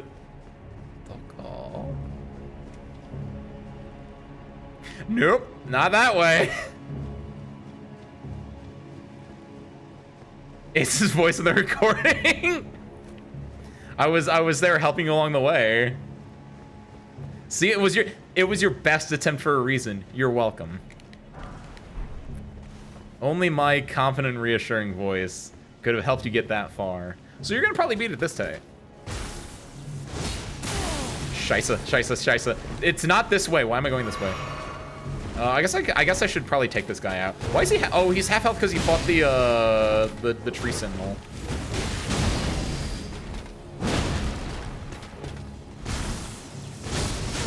Oh shit! Oh shit! There we go. Got it. No, the guy that I saw that I was like, nope, not going that way. Is I don't have to fight someone to get the grace. I just need to like. I just need to find it, and I swear to God, it was like right over here.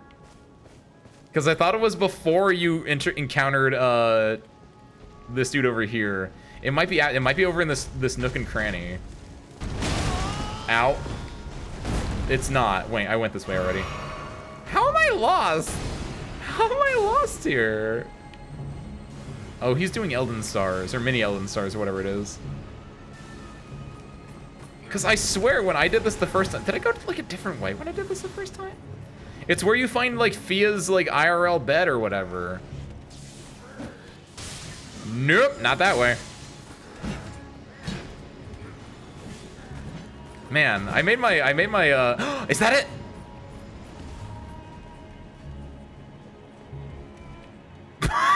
Nope. Not that either. Oh, he was just playing a flute. Oh, I'm a jerk. I think this is the right way. I think you go out. I think it's because I went out the wrong. This is the house, right? So maybe that was my issue, is that I went out the house instead of the. And then you jump down here. Still rewinding. Took a long time for tapes to rewind back in the day. Think of all those magnets. The magnetron, that's a thing, I think. If you go too fast, the magnetron's gonna get demagnetronized. Haha, you missed. How did... Where is the... Dokoska! It's not here.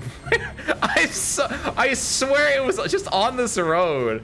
They're for my... Oh, different type of magnets. Got it. Hey! Oh, shoot. He summoned the archer. There's not other ones around here, right? Nope. Nope, no, no, no, no, no, no, no, no. This way? Nope, no, no, no, no, no.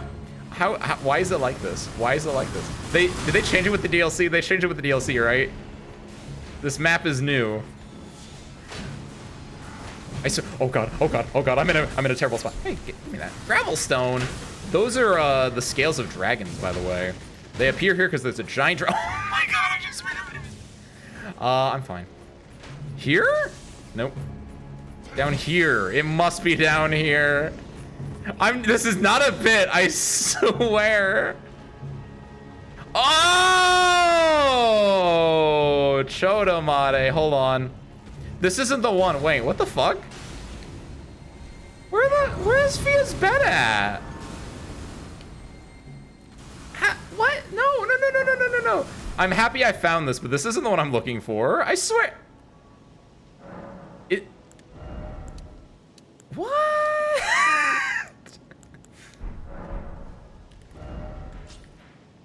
There's one like right here, isn't there? I don't. Is that further ahead? That might be further ahead. Actually, I'm legitimately. What do I need? 28 and 18. What am I getting? I'm getting the Holy Order Greatsword, right? What's the stats for that? Do you guys know? Am I statted up on that? I think I'm raising endurance now. That sounded right. I think I'm raising this to 20? Maybe get around 35 for this. Given how much I've died immediately, I think probably maybe a little bit of health isn't a bad idea. No, where's Fia's? Because there, you go to Fia's bed and you get like some armor from like the bed. Did I really run that far on my first playthrough that I just... What? Clearly missing something here. Whoops. I won't deal with that. Sorry, boys. No sleeping on the job. So you can climb up the dragon there.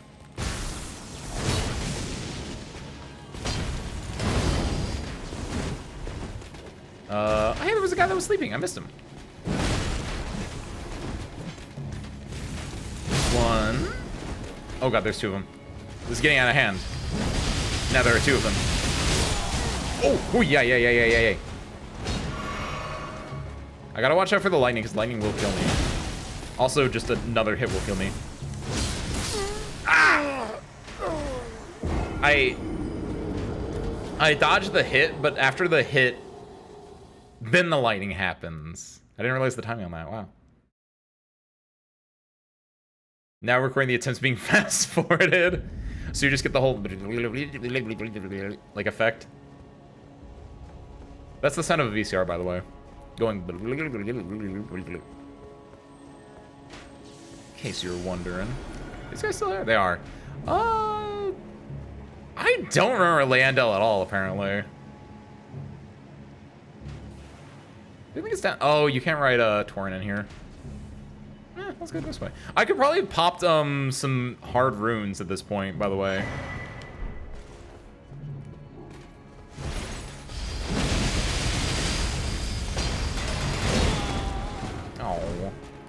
Oh, it's dark in here. Hold on. Ah. Maybe I should take off Radigan the Source Seal. I feel like I'm getting a... I feel like I'm getting a little, steamrolled.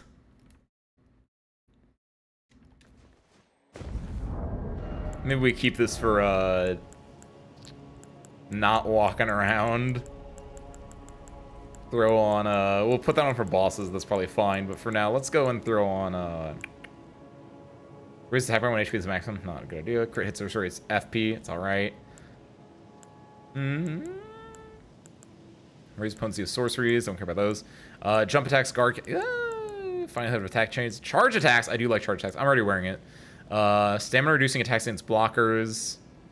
Cute. Jump attack is probably the best one, right? I think so, yeah. Heavy load, do I have a heavy load? What? I had this on, right? Oh, you're right. Because these two raise your equip load. Because...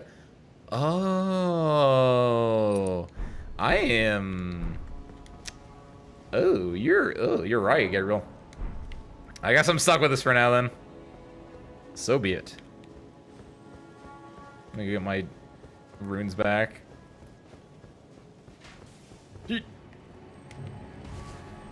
Alright. I know we had a kind of fair fight before, but now I'm going to be really unfair to you. Shoot! I gave him time. Oh, he's got Wrath of the Gods! That's adorable. Hey, I got the blood proc too. Nice. There's some lights dark in here. He's probably sleeping. That's why it was dark in here. Is there something back here? There could have been. There could have been like a one rune in there. Round table, hold this way. What's in here? Right, the rats, the sewer rats, the rats that are in the sewer, along with this hand. I think you're gonna sneak up on me. The fools. There's another one. I hear secret, by the way. I hear shiny shiny. Where are you? It's gonna try to trap.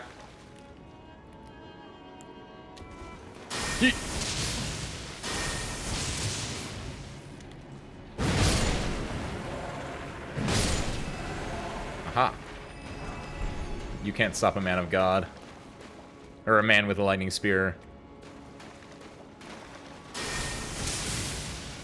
I see you.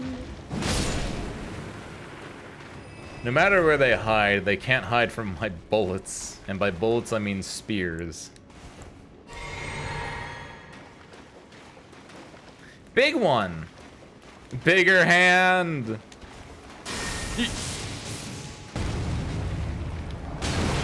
Ooh, he had a jump attack too. Oh, you know what'd be good? That's Master Hand! I just realized that! Uh-oh.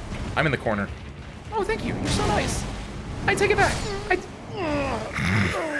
I rolled into every single attack. My timing was so off, I rolled into every single one of those. Look at that dude. That's the final boss of the DLC. They don't want you to know that, but that's the final. That's him. In my head, that's what Celestine's been fighting. Celestine and Al have been fighting that for the last 17 days. They keep getting put into its gaping, not maw. What would you call like the head part? Into its just it's way easier. See? But then you had to fight the empowered version as the final boss, right? That's what happened. There we go. That was a good one. Because I got it where every... I got the entire bleed proc off on that. Nice. I can go up that ladder. I have to go get my things back first, though. See ya. Ouch. Nerd. I gotta give them a... I gotta hand it to them. No one has made that joke before. I'm so smart. You think these hands are gonna fall on... Did I fight that hand? I don't remember fighting this one. Do you think that only gets you in, like, on the way back? Did I fight that one? Ooh. I don't remember. Alright. This guy aggro's from a lot further away, so I'm not gonna do the lightning bolt. I'm just gonna run up and grab my runes and probably get hit in the corner and I'm gonna die. Lost Ash of War, perfect. Ooh, no, he's got. Nice. Like a true warrior, all I had to do was hit him once. Was that it? That's kind of lame. Lost Ashes of War feels so bad, but I might just be wrong. Man, I have to like bookmark all these videos now that I can go back and watch whenever I'm done with the DLC.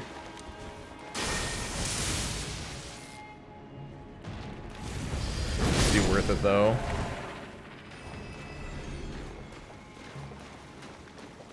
Get down here. There we go. Goodbye. Thanks, bud. Try to make the HP go down to 0. It's that simple. Any game is a strategy game, as long as you're strategizing. Some of them are just more overt than others.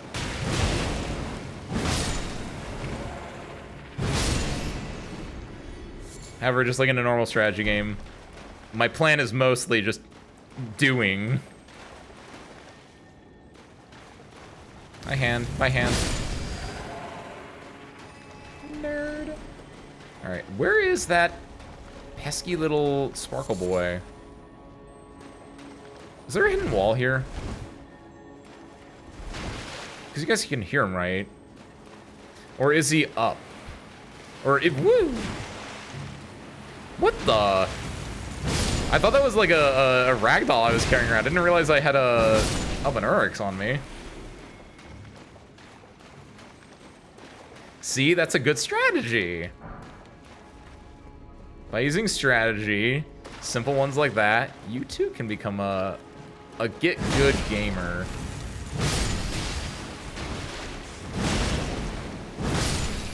There are a few of them. I don't know if many, but there is a decent amount. A lot of them are in Volcano Manor, for instance.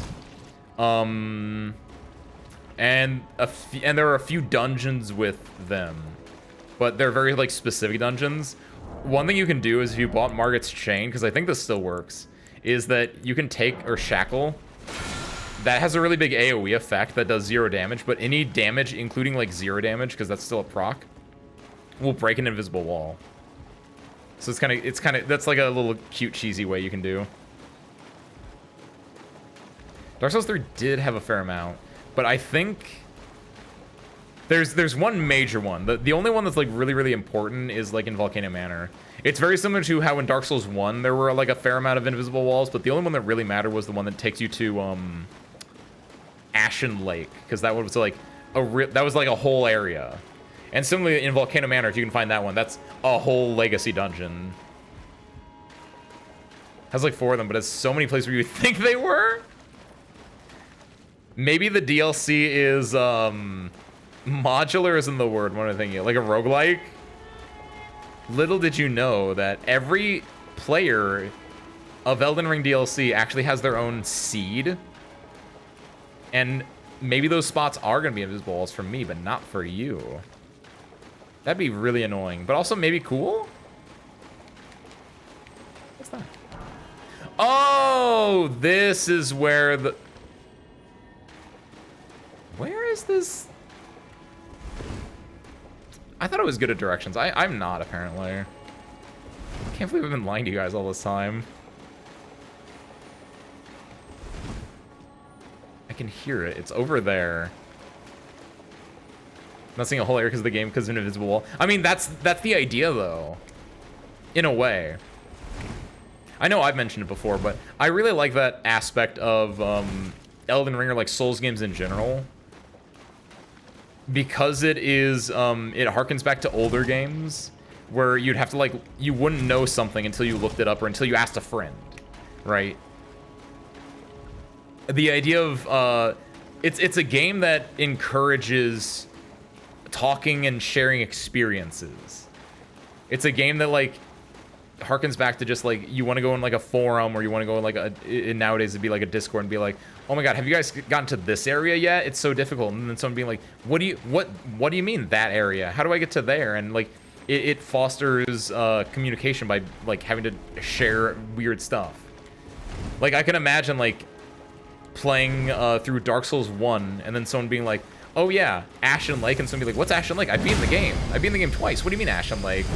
And like having your entire worldview ripped apart because like there's suddenly an entire new area that you haven't seen. What's up? What's your spare parts? What's up, Teal? Happy Tuesday. Well, happy Thursday. Welcome on in. How do I do this? How do I always do this? The worst part is on Tuesday I was saying Thursday and Sunday. I realized. What's up, Tealo? Happy day. Welcome on in. There we go. I hear it. I still hear it. It's up there, isn't it? This dang old scarab. Why is there nothing down here? This feels wrong. It's fine. I'm fine. Thank you, Teal. We've been having a good one. We're making our way through Leandel. We're going to go to the tree. We're going to need a lot of levels. Maybe we fight Moog. More than likely not, though. I do have the DLC now, by the way. I'm actually, you know what I'm really surprised about? When I booted up the game, I don't think anything changed. Or like it didn't like have a pop-up like, congratulations for buying the Elden Ring Shadows of the Erdtree DLC, gamer. Like it didn't do anything like that. But I did notice, I don't know if it's only because I have the DLC or not, but did you guys notice who've played the game? They switched the Bandai Namco logo. They made a dark mode Bandai Namco logo so you don't get flashbanged anymore. They have a like a dark mode one where it's black and red instead of white and yellow, which I thought was really neat. Rather have mimics than invisible walls, but it encourages replay value that way, Gabriel. I understand the frustration though, especially if you're like a completionist, but and unless they're like, that is one thing. Like the way that I'm playing is very like I'm not doing Volcano Manor, which I could do right now, mostly because I know that would lock me out of other things. But when a something like invisible wall, something missable, isn't fully missable, like you could go back theoretically at the end of the game and do it, I never find an issue in that. It rewards the players who are like more actively, more attentively looking for it. And usually, I don't think they're ever too bad, though it did take me a long time to find Volcano Manor. Because I was playing offline and I was playing without spoilers, and I was like, there has to be a way into here. How do I find this? And it took me several hours across multiple days to finally find out that there was an invisible wall in Volcano Manor. And I think I had to like look it up. I probably got help at some point for it. So I was like, I know there's something. There's clearly an entire level there. How do I get there? Oh shoot, hey, look at that! Can I sneak up on this guy? Oh. He doesn't know. He doesn't know. What a fool. Fight your GPU back. Give your GPU a good little sippy of Estus. Just pour some water on your GPU. Some Kool-Aid, more accurately. Pour some red water. Pour some rot juice. Pour some freckled lemonade, that's it. On your GPU. Give it a little tasty. I'm gonna go crazy, because I never found where that... Maybe I just have tinnitus. There it is! Never mind, I found it.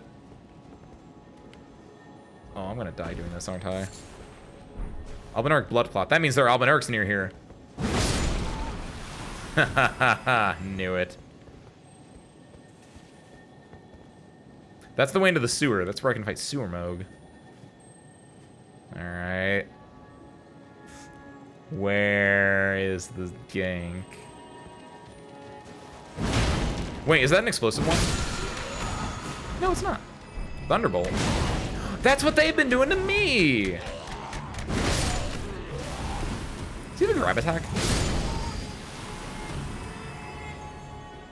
Aren't you playing 360p? Wait, that is a good question. No, I imagine Silcine is playing it through the GPU, but then it's just getting output, like, it's playing on like the GPU, right? And then taking the HDMI output of the GPU into, well, actually, wait, yeah, hey, how does that work? Maybe that's what's making it chug.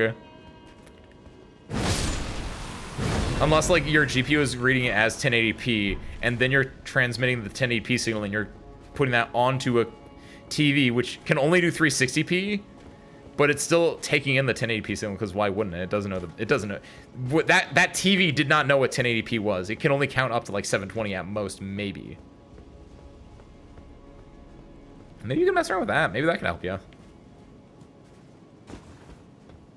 I down here? I guess I can go down into the sewers. So I have a +6. This can go up to +7. What do I have? I have a +7 and a +9. I just need a +8. Where is a +8? Do you think there's a +8 in the mountaintops? Or do you think there's one closer by? Whee!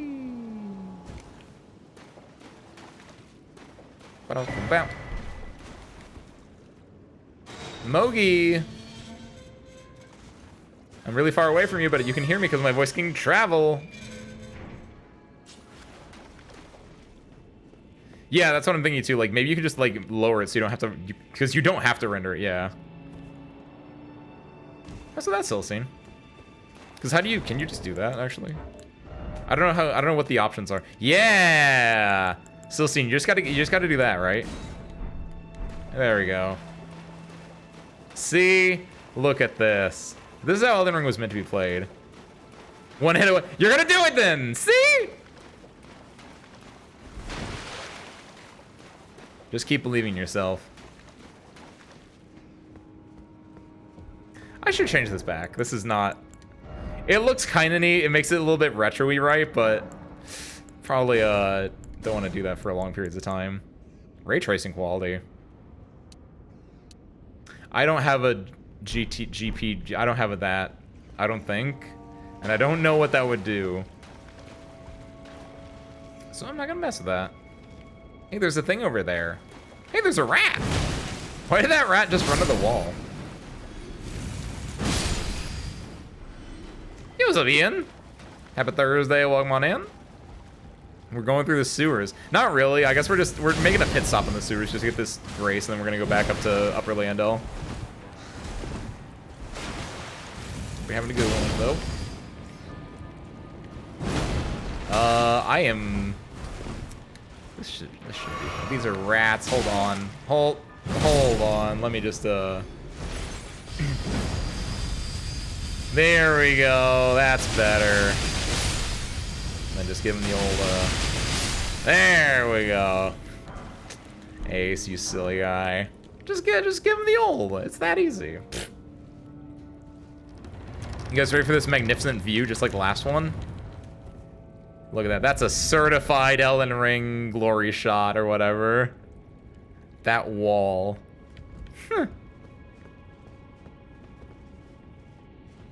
I'm playing on my normal monitor, but I'm using OBS to project the game to a third monitor to a third monitor. So wait, are you doing it to 3 in total, or do you just mean a third monitor as in your head? You have like, because you have 2 monitors for your PC, I assume, and then a third one just for this. I don't want to do this. I don't want to fight this guy. Mom said I don't have to fight you.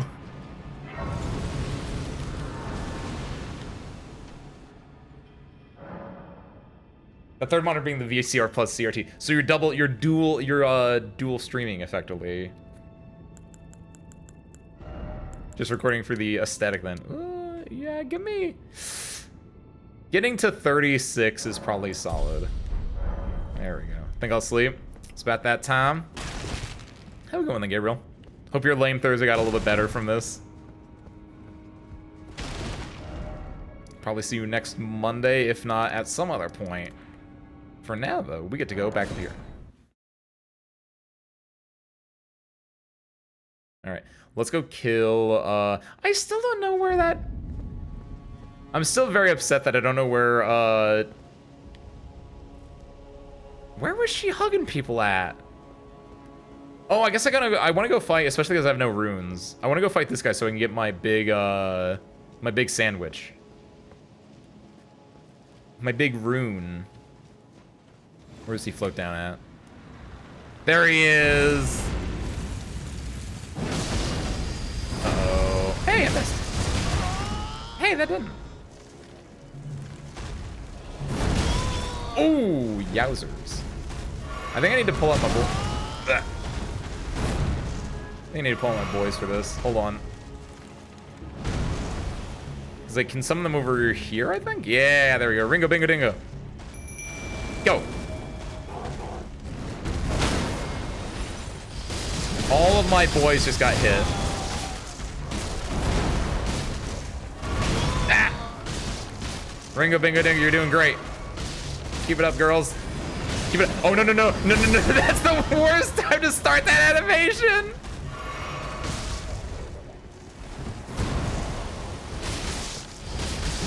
Wait, that has a few early hitboxes? That's adorable. I didn't know that. Has a few frames like at the very beginning that have a few hitboxes. That's cute. Oh, he's doing the butt slam. Nice. Oh, was that not? I thought I got the... It sounded like I got the stagger thing on him. Oh, shoot. Is he gonna do Elden's? Yeah, he is. I can take a sippy and then... 1, 2, 3, 4. Good. Butt slam. Roll into it. Do the charge attack, so I think I can get away with that. Stomp. First 2. That was really dangerous. I'm gonna heal because I think I've got it. I just need to not die. I probably should have rolled into it, but nice. What do you get? Lands Between rune? Is that what it is? You get the big boy rune. Lord's rune. I don't know if that's better or not. I know it's a 50k rune though. Nice. Grace that dwells within the inhabitants of the lands between. True vestiges of gold. Runes of one who was destined to become a lord, but when the Elden Ring was shattered, all that remained was a distant duty. I got, what is it, Vare? Round Table Knight Vare's ring, or runes, or whatever? Probably not. I need to get, it's 40k for a level, basically, so I want to get 2 levels, because I'm at 60, so I need to get, about 20 more. So... 10, 20? That should be enough. Depending on how much the second level is going to be. But I have 80 in total now. I'll probably have to pop a small one, too. Let's see. No! Perfect. Okay, cool. Popping health is kind of lame. Let me get a little bit more endurance. Just a little bit. I think I'm going to cap out 20 endurance for now. Because I don't think I need more. From here, I need to go up the Dragon's Tail. Okay, so I do that from down here. Take a right. I regret most of my decisions. Just sneak past him. Haha. Sekiro, eat your heart out. Did he forget where I am? Look at that. He doesn't know where I am. He's searching for me. The fool. Is there a song that's like Climb Up on the Dragon's Back? Is that There Will Be Blood Shed? Da -da -da -da -da -da -da. That's a Metal Gear song, isn't it? It's an MGRR song. No, because the mountains don't give back what they take. There will be blood shed. It's the only truth I've ever known. That is Metal Gear. It's specifically Monsoon? Or no, that might be Jetson Sam. Godfrey, Radon, and Beast? What does that mean? Godfrey is, of course, the Lord of all that's golden. Swinging a big axe. Godfrey himself, I don't think, is a terrible boss fight. Radon is a very, very big boy and very, like, special in, like, the way you fight him. It's very almost spectral in a way. And Elden Beast. I'm trying to think of, like, fight-wise, though. Just even that. Just, like, Godfrey doesn't feel like he's anything special fight-wise. Radon is very, like, special in the way. He's very big and he has a lot of massive attacks and stuff like that going on, so that. And then Elden Beast also just very big, a lot of massive AoE attacks. But just in the body of Godfrey. Maybe. Look at this. We're almost at the round table. I still don't know where Fia... Still don't know where Fia was. This is so weird. I swear I've never... When I went through the first time, the very first grace I found in Landel after the Bach grace was the one where you can go and you can get, like, Fia's scent and stuff. Is it, like, closed with wax because, like, I didn't do a thing, maybe? I think I'm just bad at directions, probably. And I just missed it somehow. But I don't know how. Not an issue, I guess. There it is. There's the round table hold. They're having a ceremony over there. I don't want to disturb that, so I'm just gonna go. Yeet. Yoink. Hello. Goodbye. And this should kill. Beautiful. Getting that second R2 off and getting the spin procs on it, delicious. All that gooey blood just splurting on out. I understand why bleed is such a powerful mechanic in this game. Why do I feel like this place sucks? There's a lion over there, isn't there? I feel like there's something cruddy about this area. I think there's a lion over there. This is where you help Patches fight the one guy. And also this is where you fight the other one guy. In the round table hole itself. Cool. What is this? This is, a tome? Oh, hey! It's a robe set. Nice. Wait, is that the dude that invaded me? It is, isn't it? Cool. I didn't realize that before. Mad Tongue Alberic's pointed hat, a sign of heretical practitioner. Set with red glintstone, said to be formed by the blood of sacrifices. Strengthens thorn sorcery. It is! Was aloof yet disturbed, heretical sorcerer said to have been driven mad by jeering tongues during his service to the Round Table Hold long ago. Do I look cool with that on? Nope. Nope. It doesn't work unless you are being magically inclined, I think. I feel like warriors, as someone who doesn't like the full, like outside of being like a full helm guy, you don't really have many options as a warrior, it feels like. You either have no helm or you have like a full helm. Half helm's kind of lame sometimes. Plus Flashy Flash from One Punch Man. Who is that? I never did any One Punch Man stuff. I think I've watched the first episode. And I know like, you know, Saitama, Gendo, Fubuki, and Tatsumaki. Those are like the main four, right? And I know the dog. There's like a dog dude, isn't there? And like King. I guess I know a few more. I don't know who Flashy Flash is. Makes me think of Flash Man from Mega Man. Who who I always thought was like really goofy and kind of like whatever. Because like, oh, he's a light bulb. That's not scary. But apparently Flashman is like a really big bad guy. And I just never contextualized that as a child because like, he's like a villain. Because like a lot of his things is like, oh, I'm going to give you a seizure. I'm going to mess you up. Like, Flashman for some reason is like a murder robot. And I just never realized that as a child. I was just like, yeah, Flashman's the funny guy with that's like a light bulb. Because he was in like almost every Mega Man game. Mega Man Battle Network game. Since I was a MMBN player. How do you go? You have to get up there from outside, don't you? That's right. Hello? Yoink. That's the prayer book. I knew I was right. Sorry about the table. I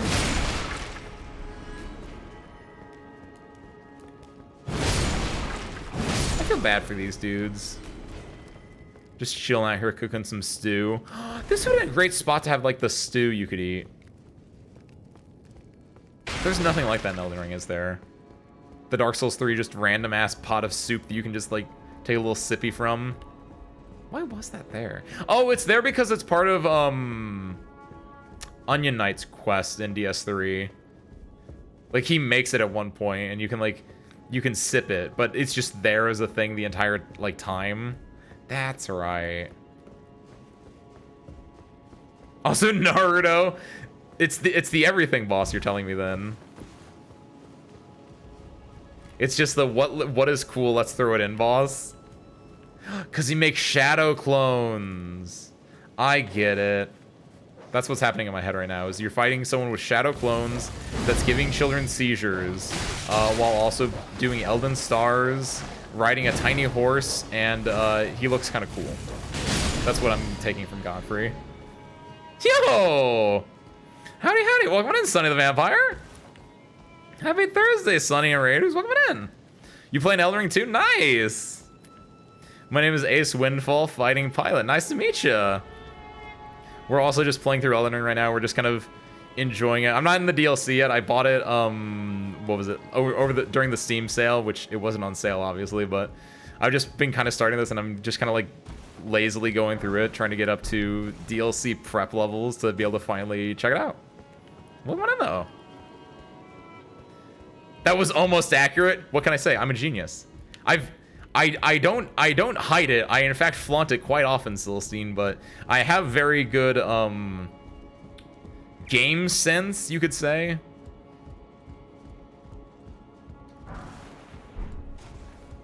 I try to hide it, but it just kind of just comes out. Yeah, what's up? Hey, good times. It's pretty hard but fair. The DLC is. That's what I'm hearing so far. Ooh, what is this one? I know Celestine is playing it. A few other Source Crew members, my chat, are playing it right now. I'm just trying to just kind of get up a character to get to that point right now, but seems interesting so far. What is this? That's pretty sick. I don't like that he puts the feet together. It's a little bit too stiff for me, but Hero's Rune. Nice. I don't know about that final boss being fair. What's not fair about Naruto? Naruto was the most fair Hokage ever, probably. I don't know. I never actually finished it myself. I have played through Elden Ring before, so you can go ahead and do anything, talk about anything Elden Ring, base Elden Ring related. But if it's DLC, try to keep that one a little bit more vague. But no, I played through Elden Ring when it first came out, because I'm a big fan of FromSoft games ever since Dark Souls Prepare to Die edition when it first came to PC.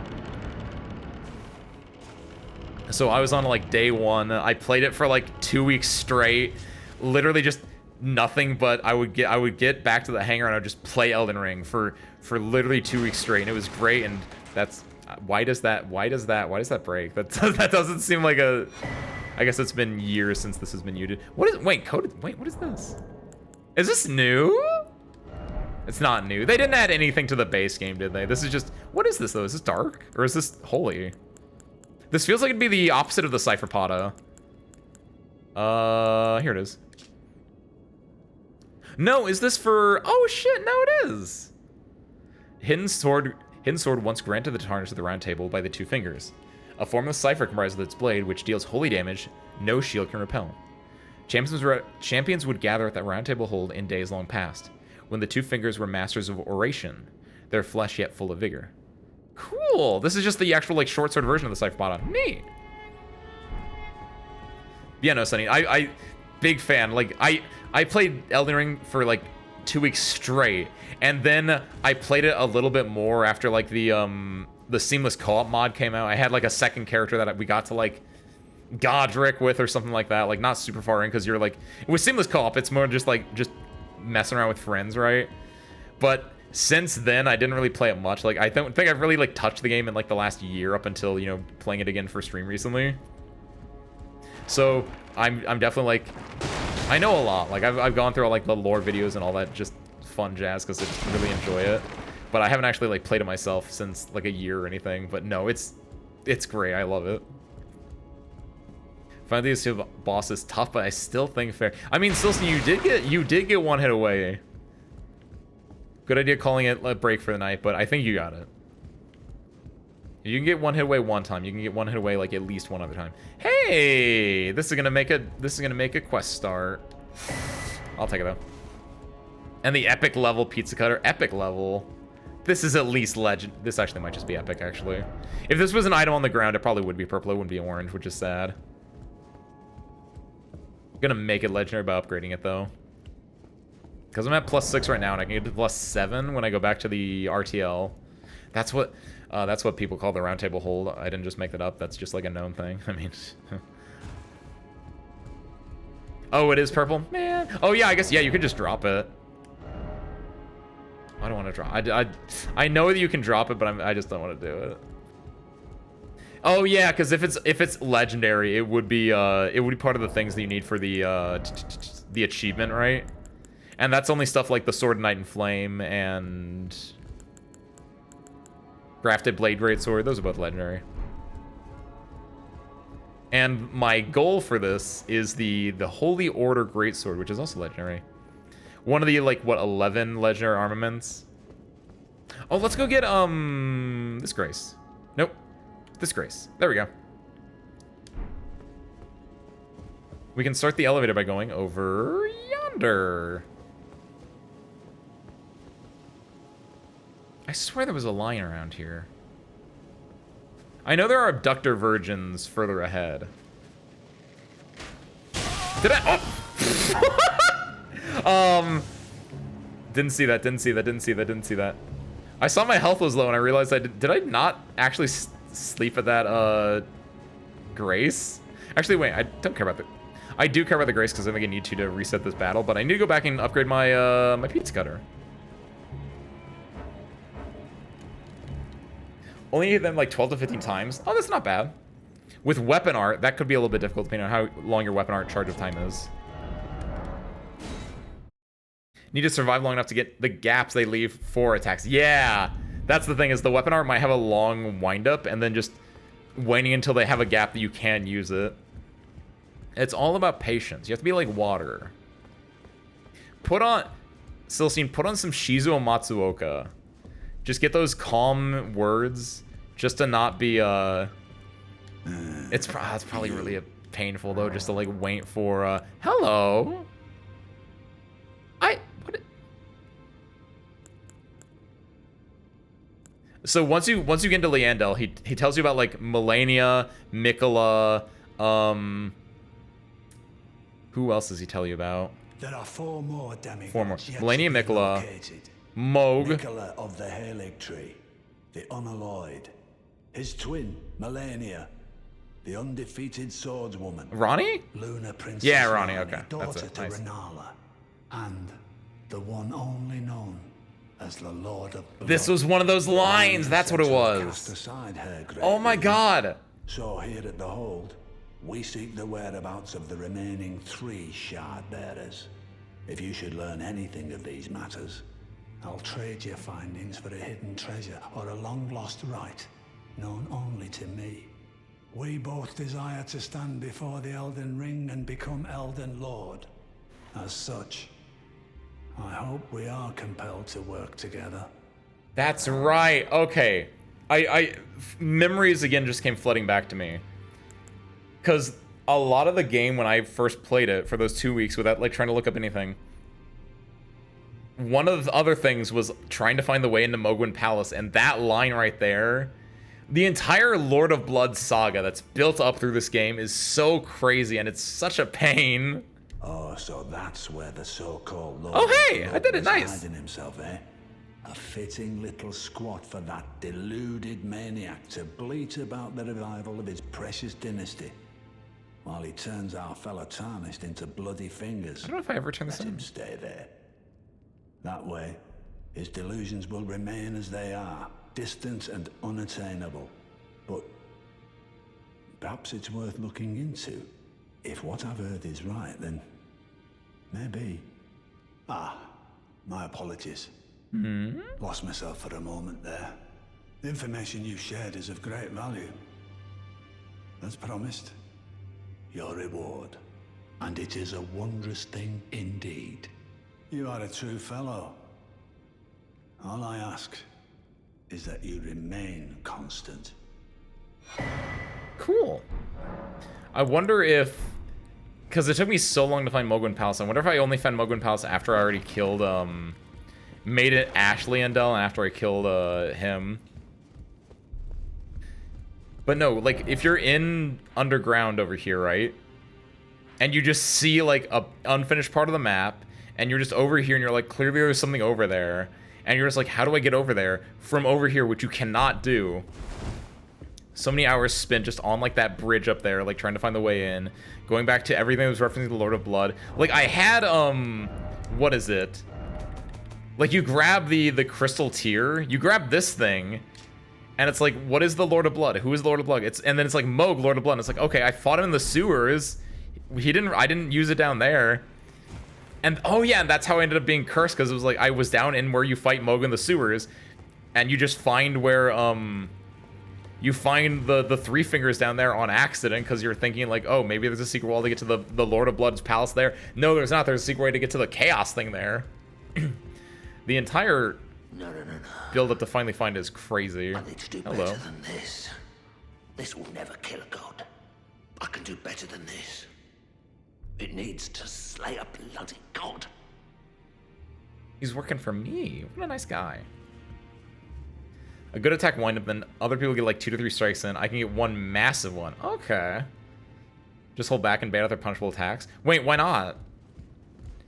Oh, because Waterfowl Dance 2, is that the main issue then? It's you. Don't pay me any mind. It's not important.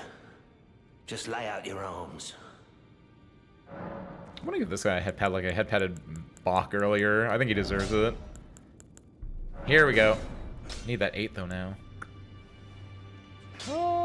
I do a lot of 6s. Why not? I only need 1 7. There we go. So we'll keep both these at +7 then. That's nice. I have no normal smithing stones. I guess I can buy them. I think I bought the smithing stone bell bearing. Cool. See you, bud.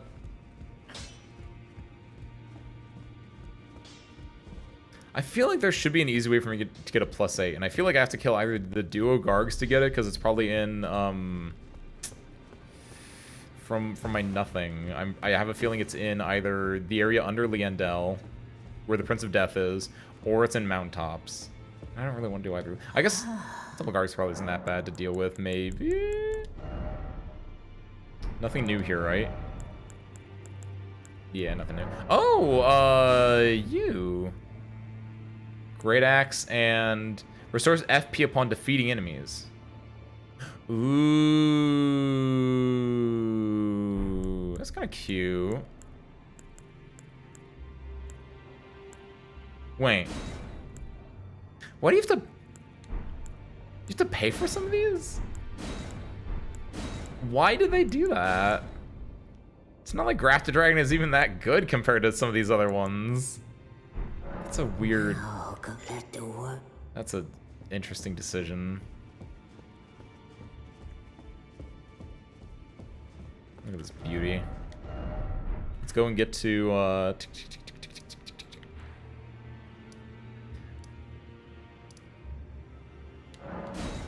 Let's go fight a boss. Heck it. Go fight Goldfree. Because I haven't fought a boss since last week. I think Goldfree is this way, right? Ow, jerk. Nope, wrong way. Mobby. Haha, fool. Now then, let's go fight a boss. Because I can go to the Divine Bridge, but there's not really anything for me there. And I need to, if I want to get levels, the quickest way is to kill bosses. So let me just grab this seed. Yoink. Nothing bad will happen to me, surely, for stealing an important divine seed from these praying people. Nothing bad at all. Oh! There we go, that's timing. I think we're good, though. Oh. That jump was dangerous. I think I made it, though. They're all sleeping, I just run past them. And then get over here. And I made it. See you, suckers.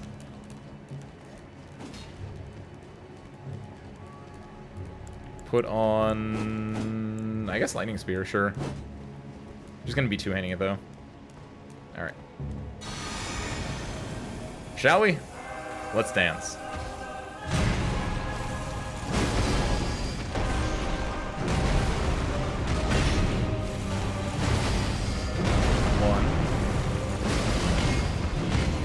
Wow, I was just in the crevice there. Ooh! I was saying, I felt like that was a long combo. So we're fine. We're fine. I think I can just like ignore that hit. I don't need to heal off of that one. 2, 3. 1, 2. He doesn't do another attack here. He might do a, yeah, there we go. I'm gonna take a, what? He's gonna react to me healing. That's fine. He's gonna react to me healing again. Too far away that time. Okay, we're good. Probably shouldn't have done that. Near miss. I went for the second one because I was greedy. 2, 3. I'm far enough away. I think I can get this. He won't get me with his thing. Good. 1. No follow-up. There it is. Combo. 3. 1. Ooh. I'm gonna run away. There we go. That's able to trigger something from it, so I can take a sip just to be careful.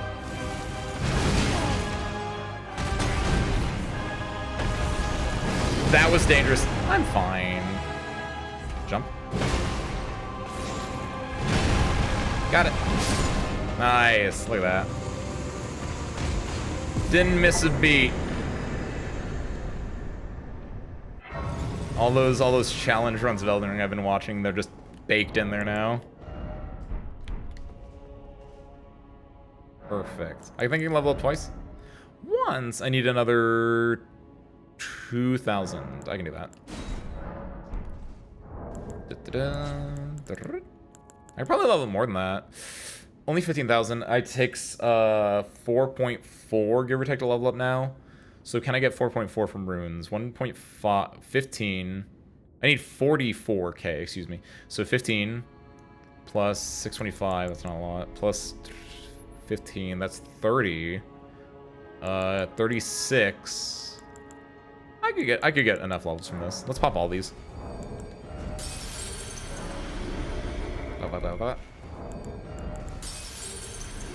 Then all of these, that should be enough. Should be at like,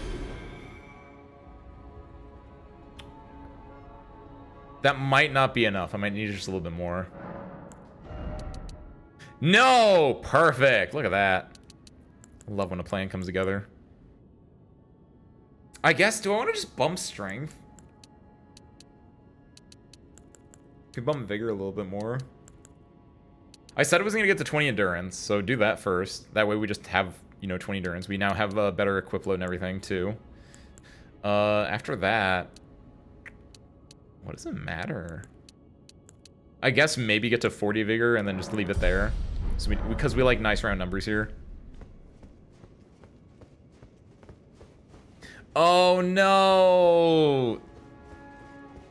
How am I gonna find out that... Oh no, I have a lot of faith. Never mind. I can probably do that. I gotta find out that Radagon is Marika at some point.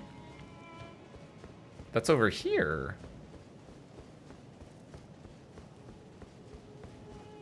Who says that? Someone in the game. I think it might be, I think it's Corrin. No. No, it's Turtle Pope. It's Marion, who I still haven't seen yet, actually. Should probably go see him sometime. But the Turtle Pope's the one that says, you know, there's a secret with the statue in here. Regression alone reveals secrets. This was a really fun little secret thing here. Finding out that Radagon is Marika. Reading this and seeing regression alone reveals secrets and being like, oh no, I gotta go like level up my faith to be able to do regression. No, it's not. I think it is both because I think it might be a Golden Order one, so maybe you have to have int and faith to do it. Maybe? That sounds like a Golden Order fundamentalist ability. Do I have it? No, you get it from the house, I think. Is there anything I want to do here? Yeah, there is.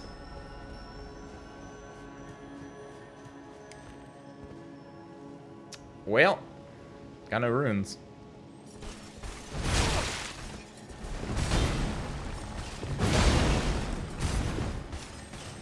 Two. Uh-oh. Take a sip. I'm a little bit worried about that because he could have... Yeah, I was going to say he could just rush at me with his spear. He's got some decent reach on that thing.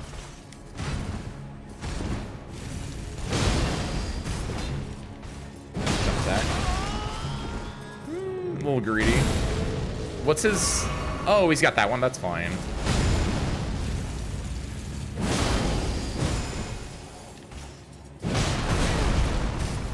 I'm a little surprised I haven't been able to, like, voice damage anyone yet in a while. Oh, no, no, no. Watch out. Woo! Nice. Oh, no! Man. I really do like that. Having a good old time, grand old time, and then just... My boy. My baby boy.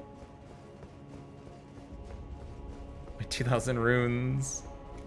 That doesn't look right. Where's the dragon? Is that what's not spawned in? Something looks like it's not spawned in right now. No, the dragon's... Wow, is that really just what that looks like? Huh. I guess when I came out here before it was nighttime, so I wasn't really noticing that much, but it's kind of a nice view. With the big Coliseum. Can you actually find this one? I know there's the one in Limgrave and the one in Caelid. I assume this is the other one that they have. For that DLC that I never participated in. Oh, I didn't bring the elevator back up. My soul's veteranness is... What's the opposite of showing? Not showing? Every time you go in an elevator, you always do that. So then it goes back up. And then that way, if you die, you get to come back the way you came easily. And if you don't die, you get to have a victory waint. Excuse me.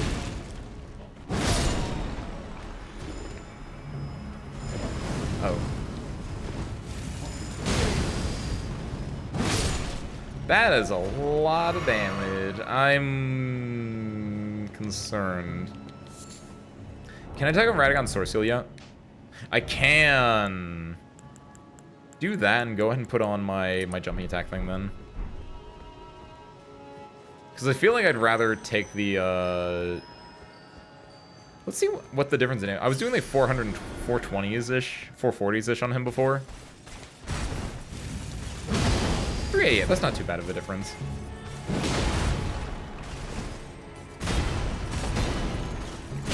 Ooh. I can't like Obi-Wan Kenobi him right now. I can't like be the Anakin does Obi-Wan Kenobi with his like high ground stuff right now. There we go. 2. I'm lucky. Phase transitioning, he's gonna do a spin and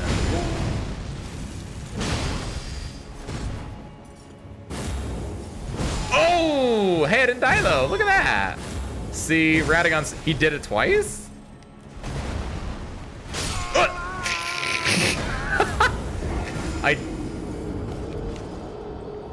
Camera wasn't having it. I had locked off him at one point, and I tried to like lock back on, but he was too far away that the camera just like reset itself instead, and I wanted to heal. I didn't know what the stomp was. Do I care about this? A little bit now. At this point, it's a little bit personal. Gold 3 and 1. This dude 3+. Come here.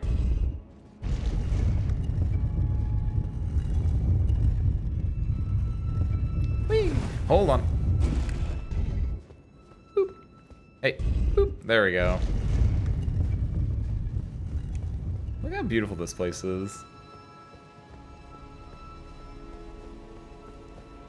Big old aesthetic dragon just in there, just chilling. Looking at the sky. Why is he looking at the sky, actually? I feel there's, like, significance to that. I know I got hit with, like, Grand Sex's bolt over there. Which is... Oh, I think you have to get that from... Hold on. I guess I don't need to do it now, but at some point before I burn the Erd Tree, I have to make sure that I, or I guess before I get the Rune of Destined Death more accurately. Because there's a legendary weapon in here that I think I forgot on my first playthrough. Ooh.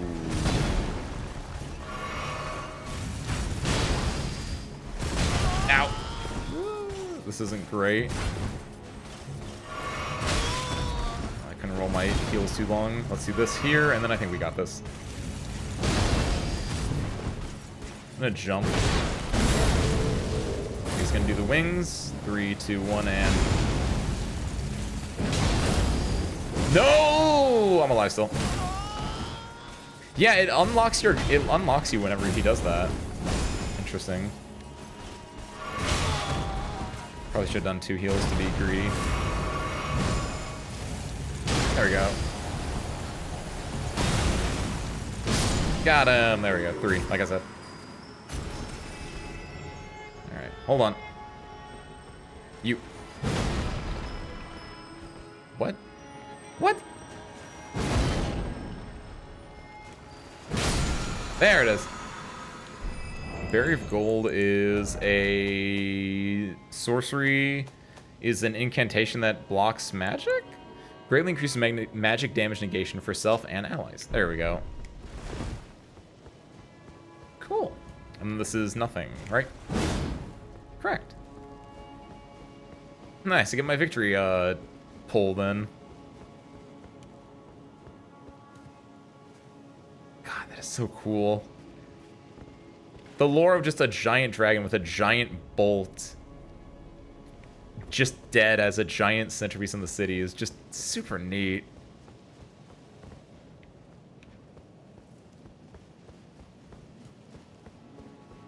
Beautiful bit of world building. And the idea that, because what is it? That's Grand Sax, one of the mightiest dragons of all time, and the dragons and humans used to be at war. And I think between the death of Grand Sax and between the one dragon, I think it might have been Fortisax, they teamed up together, humans and dragons. Like, they overcame their differences, that kind of thing. Or one specific dragon, right? And then they all got along and lived happily ever after. The end. There we go. What's over here? A Coliseum. Alright, back into the house. I know there's stuff up there. There's a thing over here, but I don't think there is anything important, right? Yeah, this is just... You can drop a ladder down there, I think, when you're up on top. But outside that, I don't think there's anything... Hello, I lied. Or I was wrong. Not necessarily that...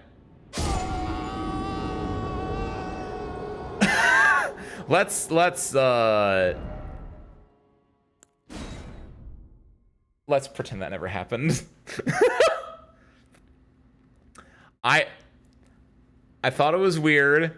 I didn't remember there being a lower level. I didn't know there was just a death in there. There's just a, you know, that's where he keeps his, like, you know, his fog. My bad. Whoopsies.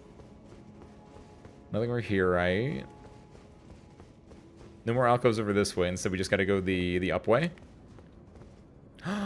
Hey! I didn't realize these were finger eaters. So many of them, too. The idea, of course, that they were, you know, right next to the Ur tree. Kind of a big deal. There's so many of them. Why? Yoink. Liggeries. Wait, is there a, I think that's in the other Liandel. There's not a Black Knight Assassin here, right?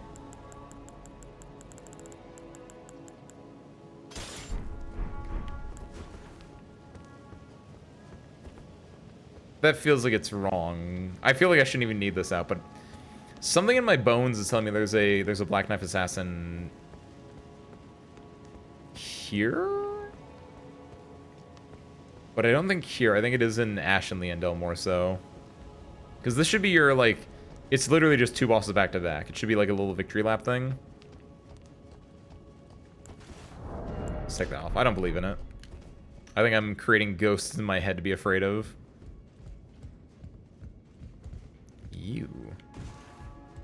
How do I get to you? I think I do this, right? Into this? I think? Yeah, this sounds right. Into, like, jumping over here?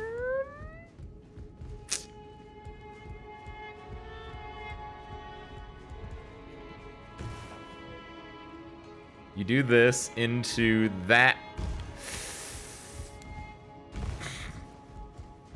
I'll come back to you. That's it. I think it's this. Maybe you go like outside and you drop in from higher above. I might be wrong. In fact, I might have just put myself in a really, really bad spot, actually. Oh, shoot. Okay, I gotta go back in the normal way. Whoops.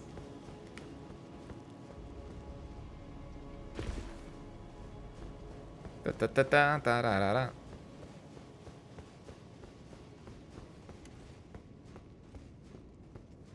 There are windows up there that are broken out. So maybe up there? Something like that, right? Let's try this again. Hop on this. All the way over to... Oh, you gotta come from the left side, I think? No, that doesn't make sense either, because that's where the ladder is.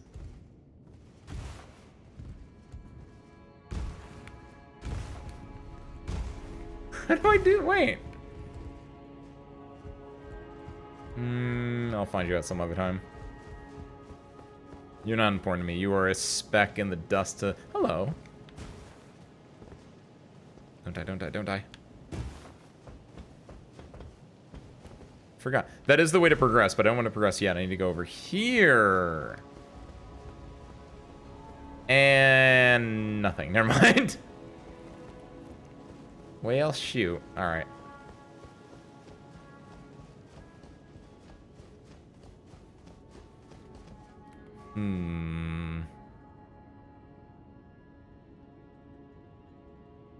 It's not just a jumping thing, right?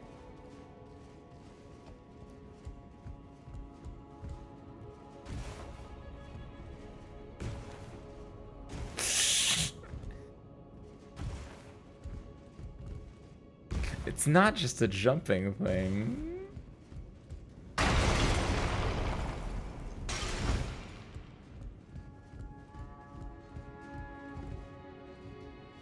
only I have my horse with me.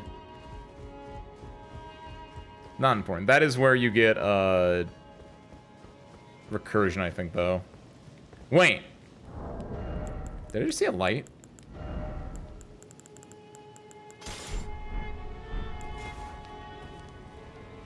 I'm seeing ghosts in my head. You're seeing ghosts in your head, Ace.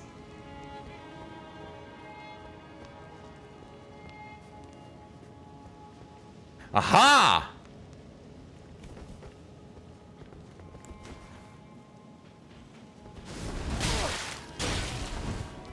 Oh god, no, I'm heavy. I just realized, like, what's going on? There we go.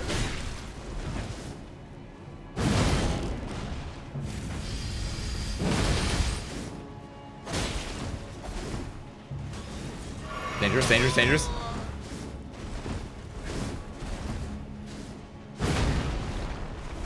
Oh my god, he's so cool.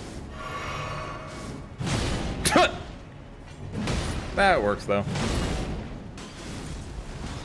Ooh. And nice.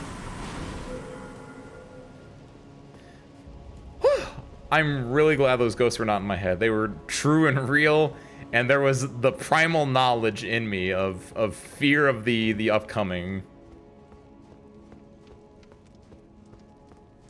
Whew. And with that, I can finally acquiesce. And I can get incantation? Rune. Incantation, Blessing of the Earth Tree, which is a healing incantation? Grants greater blessing to self and nearby allies. What's a blessing? Gradually restoring a large amount of HP. That's what it is. Hold to continue praying and delay activation. Why? Why would that be a thing? I guess it's more so for like PvE play with friends outside, where it's like I'm gonna just hold this down until you're near me, and not necessarily for like the actual like in a battle itself. Well, maybe I could see like certain situations like way back, and they're like, I'm gonna charge up this heal, run by me, and then I'll pop it. I guess I can see that. I need 44, so I need 33 more. 3 more specifically. 3, do I have enough? No, even if I pop all this, I don't think I'll have enough. That's 1k. 16, yeah, that's nowhere. That's probably breaking maybe 10k, but not enough. Eh, screw it. Let's go.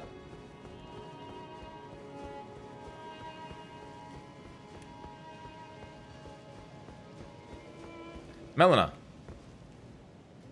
I think it's really cool you can summon Melina here. So I'm going to.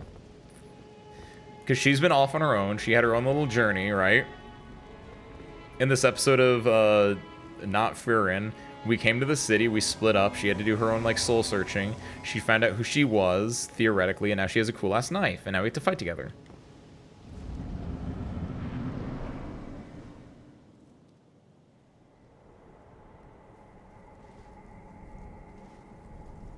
Graceless. This is a fun one because this tells you all about like the lore and gets you like more people to go fight later on. In my head, when I first saw this. What is thy business with these thrones? Ah, Godric the Golden. The twin prodigies, Mikola and Melania.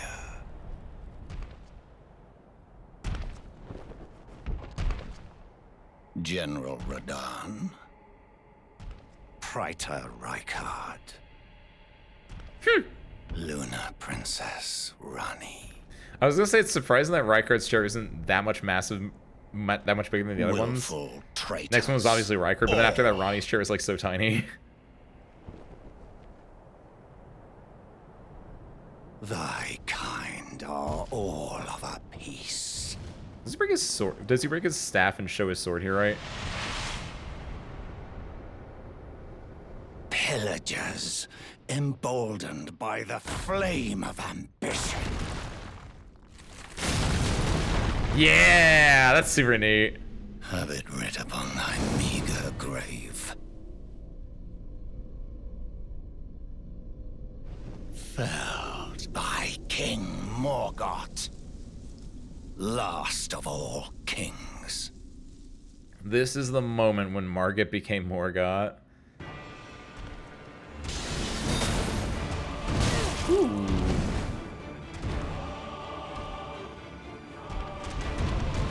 Uh-oh. Yeah, I was really worried about that. I dodged way too soon on that one, but he has so much build up on that. Oh. He's really moving around. I don't know where my opening is coming in here.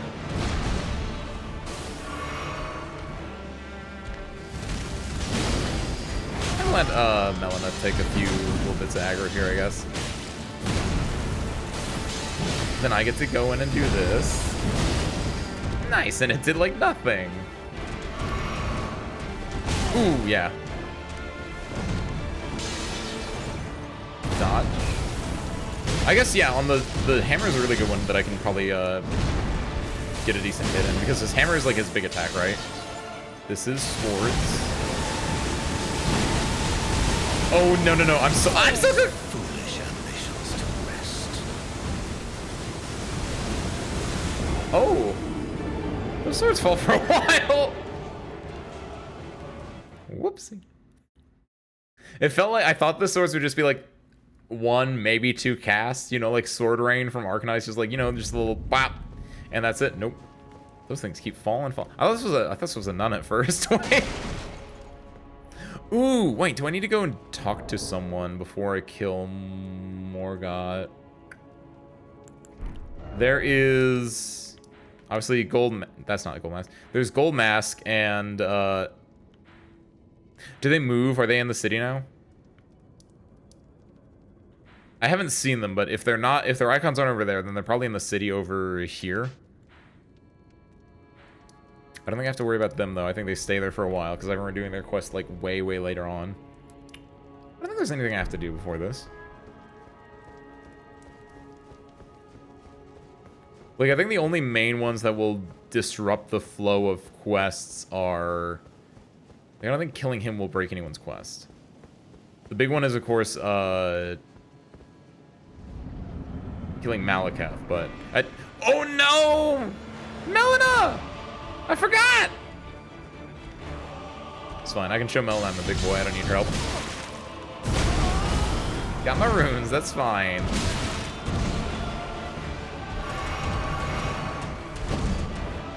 Hey, the long charge of time, that's kind of nice, actually.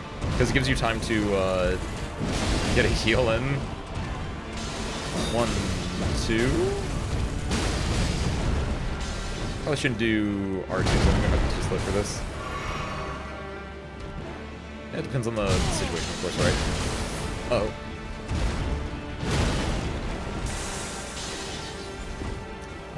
Am I good? Woo, a little scary.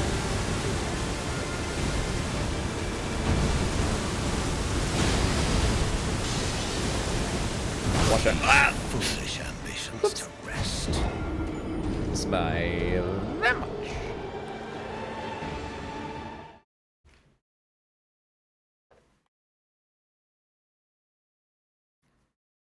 Alright, boy. You're not gonna like it when I bring my mom to work with me.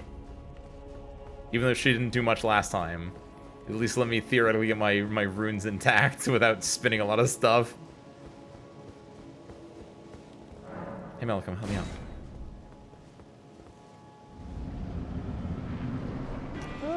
Where are they? They're over here.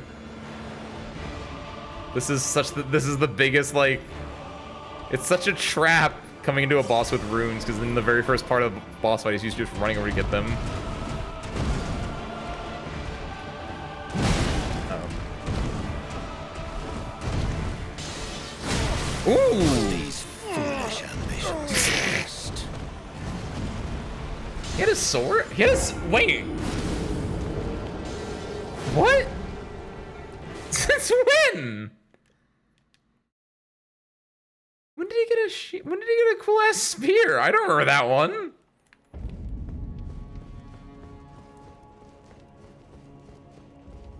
Alright, keep your secrets. Keep your spears and cool ass other weapons you just pop out. Alright, yoink. Bada bing.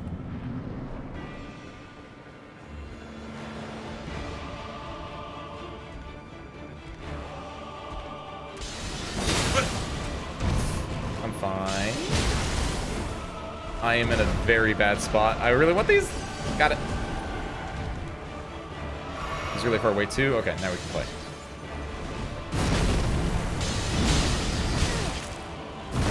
Ooh, late iframes.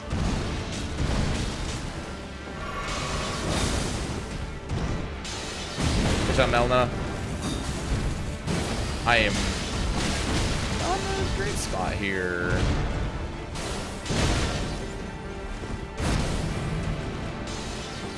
One for me. Yeah, I guess that's the bigger thing is I just have to watch out for, yeah, this is probably similar to what I was telling, like, Silcine in relation to, what is that behind me? What is that behind me? What is that? Is it because I interrupted him during, like, a thing? Or is this a... Is that a bug? Or is that a feature? Phase 2. His curse. The thrones, stained by my curse. Such shame they cannot bear. Am I fine? Thy There is party no... race No, there is, okay. shall not be forgiven.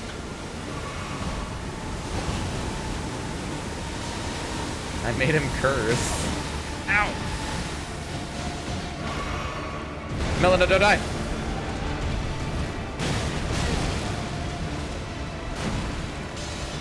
What? I really don't like that spear poke. Oh, it's Melina casting things. Oh, that's cool. Oh, it's a heal. Good job, Melina. I didn't realize that. I thought that was like a bug. Oh, Melina, don't die. Melina, what did I just say? Adventure now.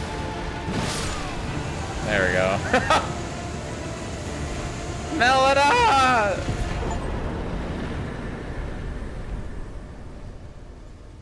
This tree will forever stand here in memory of you, Melina. I won't let it die. Fuck. Well. Better go burn an tree then. Or better go open an whatever. At this point in the story, I think the idea is you're gonna go and open up the tree. Probably shouldn't have destroyed that. That's kind of mean. Yeah, I think at this point in the story, your idea is I'm gonna go inside the tree and then become Elden Lord, right? And then you find the vines. When does because they change things when you go. Yeah, I guess right now that's probably when he gets spawned in, right? Because you can't see him down there. So he gets spawned in over here. That's a neat little bit of level geometry. Yeah, you can't see anything down there from this point, so then they can spawn things in without, they're all a little bit closer, right? Impenetrable thorns, refuse all. None may enter the tree. See, yeah! Everything was just out of sight. That's cute. What is this, by the way? Doesn't this look like something? This is the Elden Ring, right? Or it's like a shattered... No, I guess it's just a lattice. I guess it's supposed to be like the lattice that the Elden Ring is placed on? Is that a thing, right? That sounds vaguely familiar from my lore knowledge. And then you have to do this because you can't just leave. You have to be able to touch Grace, so then Melina can give you your next quest, effectively. Kind of weird looking at this from the other side. Also, it's weird that it's not all the way up. Probably because, in a lot of cases where there is an ornate door and it goes all the way up, it probably just clips through it, and they probably just didn't want to clip through, but that's really funny looking. You. Touch. I'm gonna sit here and then it's gonna spawn in Morgott. He's behind that throne. They're hiding behind the throne. Hello again, old friend. That's me. Allow me a moment to converse with you. You were unable to enter the Erd Tree, no? Correct. Prevented by the mantle of barbs. Also correct. The thorns are impenetrable. Still correct. A husk of the Erd Tree's being that spurns all that exists without. The only way to stand before the Elden Ring and become the Elden Lord is to pass the thorns. My purpose serves to aid in that very act. Oh, is that what she found out? I'd like you to undertake a new journey with me to the Flame of Ruin, far above the clouds, upon the snowy mountaintops of the giants. Then I can set the Erd Tree aflame and guide you down the path to becoming Elden Lord. Cute. A red mark was made on the map. I kind of, man. Shall I turn? Is that always your a thing? wounds? Let my hand rest upon you. For but a moment. Share them with me. I feel like they definitely made more of those Your red mark thoughts, appears on map things. your We just need one more level for 40 and then we're good on vigor. Principle. Then we can start leveling strength even more. I think I'm good on everything else. Talk to I you, Wayne. wish to journey with you once more to the Flame of Ruin, far above the clouds, upon the snowy mountaintops of the giants. Then I can set the Erd Tree aflame and guide you down the path to becoming Elden Lord. I wish to journey to the flame Same thing. and guide you. Cool. Interesting. I guess I never really thought about why she joins back up with you. I mean, obviously I know why now, but her reasoning for it, she basically gives it to you where it's, my duty is to be a sacrificial lamb and die in the belly of the crucible? Is that what it's called? In the flame, in the giant's flame thing over there. What is that blue mark? Why did I make a blue mark over here?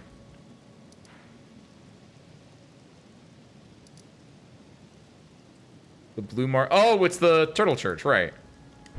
Because I do have to go back there at some point. And by back there, I mean I have to go there at some point. For now, though, yeah, the rolled route. Yeah, I do not remember the rolled route ever being marked on this map before.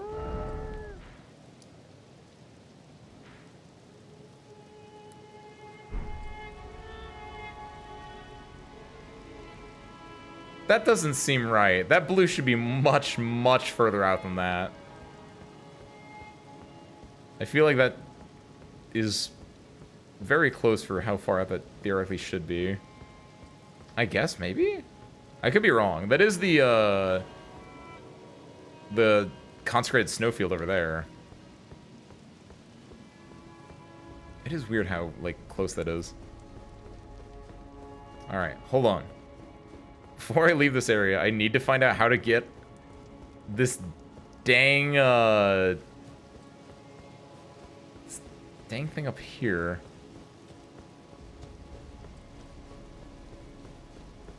Because it feels like it should be jumping here, but I think it's not. It has to be from somewhere else then.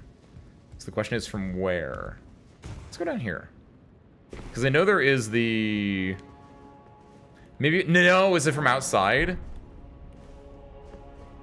Because you can go up, I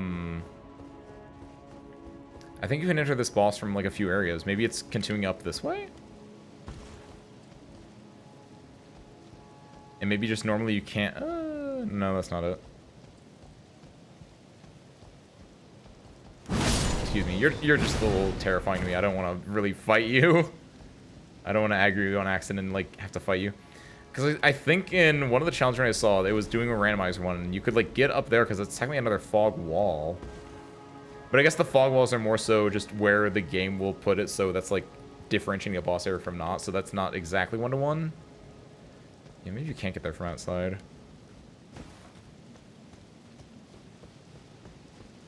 Not that.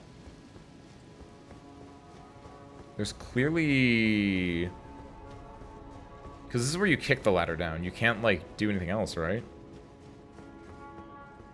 Like, yeah, there's the ladder. I can't do anything here. Is there an invisible wall? Not there, but is there one over here? To get to the other side of... something. Ugh. Sorry. Didn't mean to break your lamp. My bad.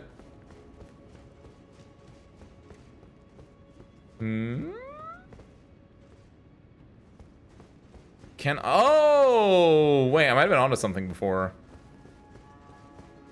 I was just like, no, this is too narrow a path. But maybe I am supposed to go on that narrow path. You can, like, get on the side of the building, right? Maybe I was supposed to do that. Maybe I was just, like, afraid because I was like, no, this is too janky. It looks a little bit too like I'm touching the wall, but I think actually I am. Go out here. Yeah, go this way, because this is clearly something I can go to. But then it felt like nothing, but... Oh! Here it is. It's not at all what I thought. Haha, I did it. Nice. Knew I was missing something. Got a cool bow. I get a cool, it's probably something lame, like a fang. Celestial Dew. It's kind of lame still.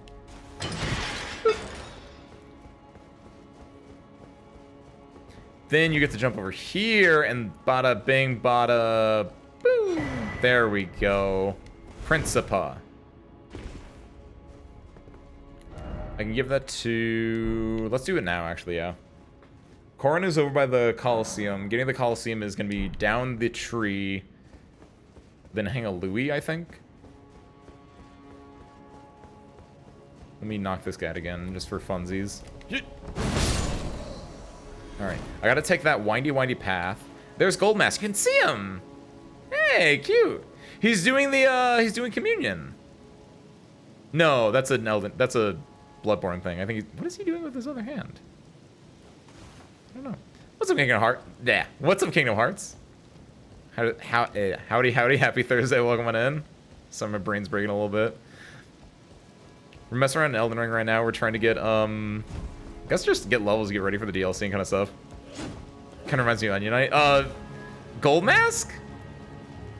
I can kind of see that in just the way that he kind of shows up and is a little bit goofy, but the fact that, like, Onion Knight, his entire bit is, he's a very jolly fella, right?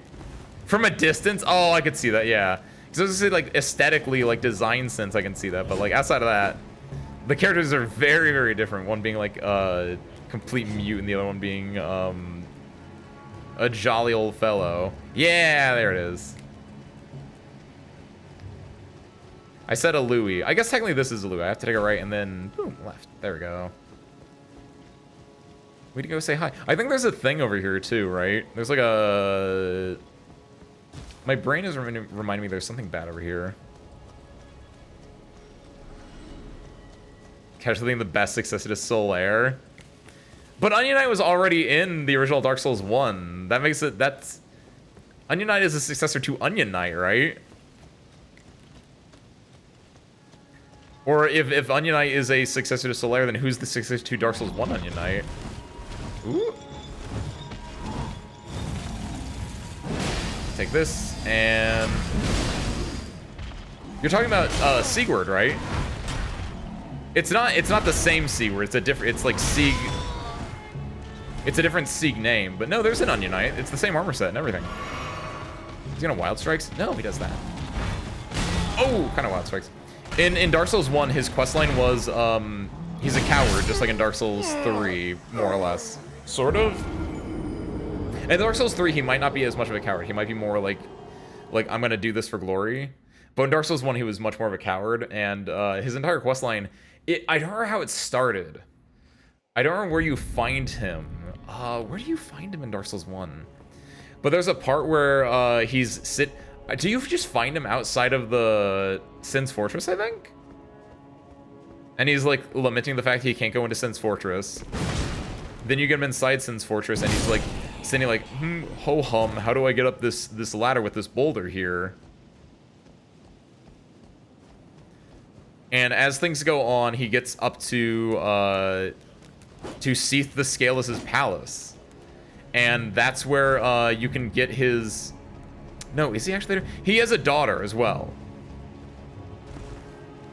And, like, the entire Dark Souls 1 plot with Onion Knight is getting the daughter, like, the father and daughter to kind of reconnect. But it ends with, I think, the daughter killing the father? Or, like, the father just dying and the daughter being there to see him, like, dead. Something vaguely along those lines in, like, Ash Lake. Where you fight Yorm with him. Oh, that's such a good moment. That's probably... Because Yorm is already a spectacle fight.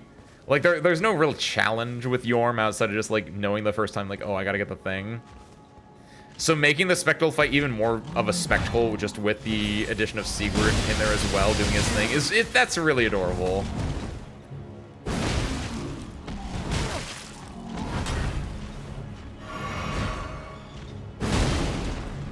I'm really surprised this doesn't do more poise damage. There we go. Oh, nice. I want to be greedy. I didn't know if that was going to be too greedy, but it got the bleed proc, so I got the kill. Nice.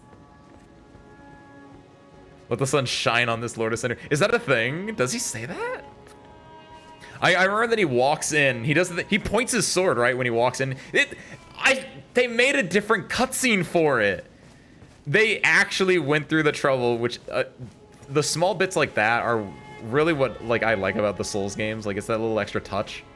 But that's right, they made a whole ass other cutscene for if you were to progress the questline that long. And Sigurd comes in, points the sword, and says, like, I've come to fulfill a promise, old friend. Like, something like that. Please, I implore you, continue. Continue your reflections, your rhythms. I must be the one to record them. Oh, he's doing Law of Regression. That's what his pose is. Radigan, really. The Erd Tree, heart of the Golden Order, lies before our very eyes. Why must these qualms come to you now? We were on the very cusp.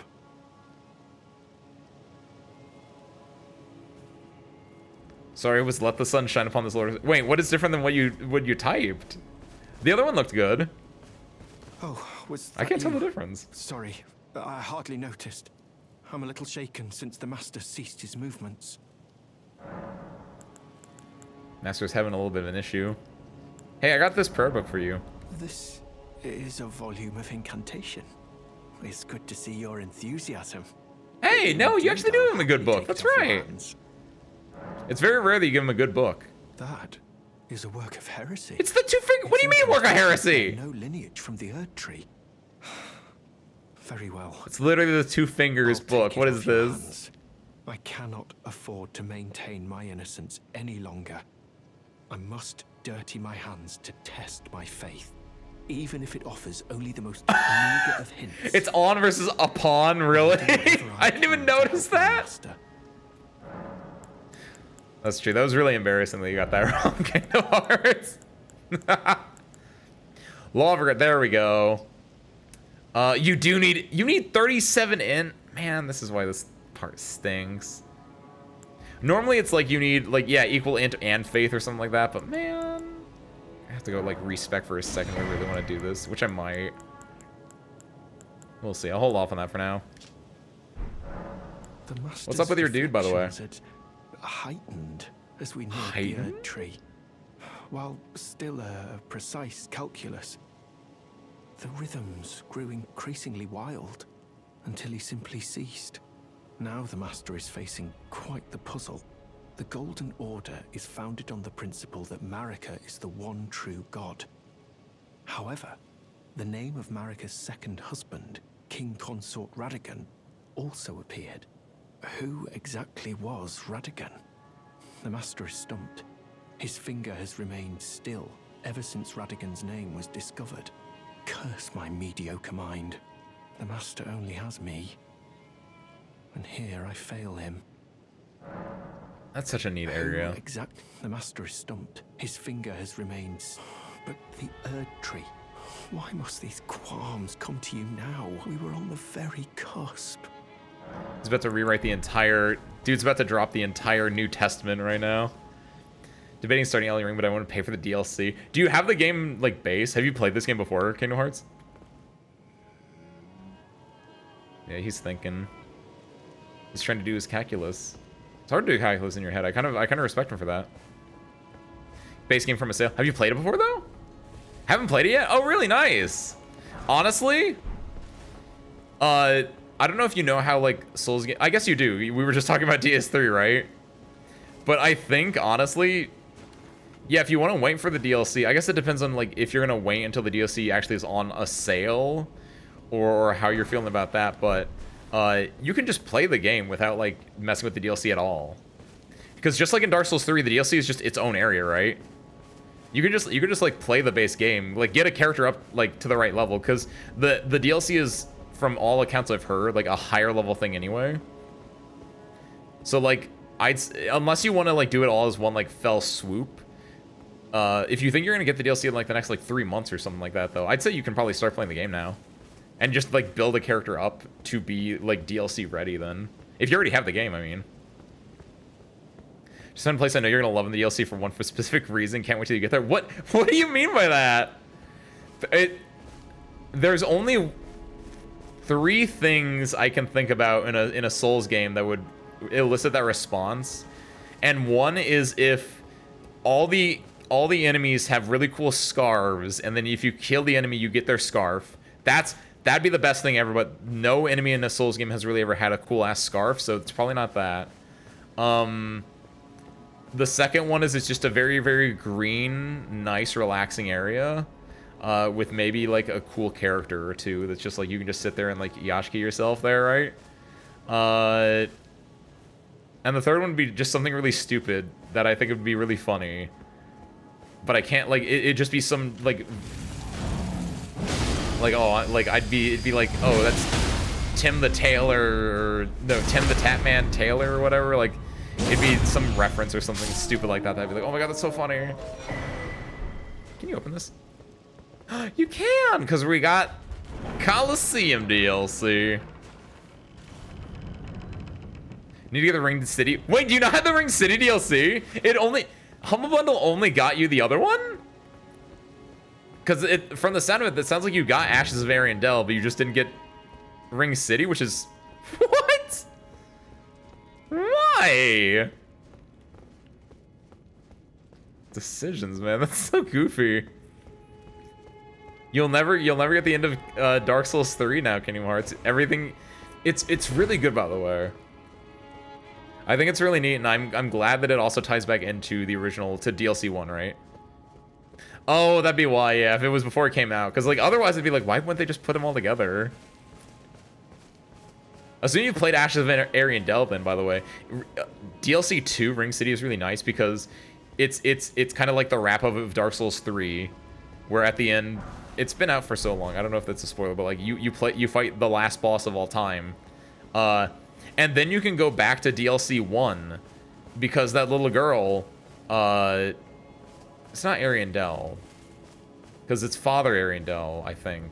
Or it's Frida and Father Ariandel. There's a little painter girl, and she's there in the painting, and she's like, you can give her like an item from DLC 2, and it's like, oh, and then you start the world over. It's really neat. It's really adorable.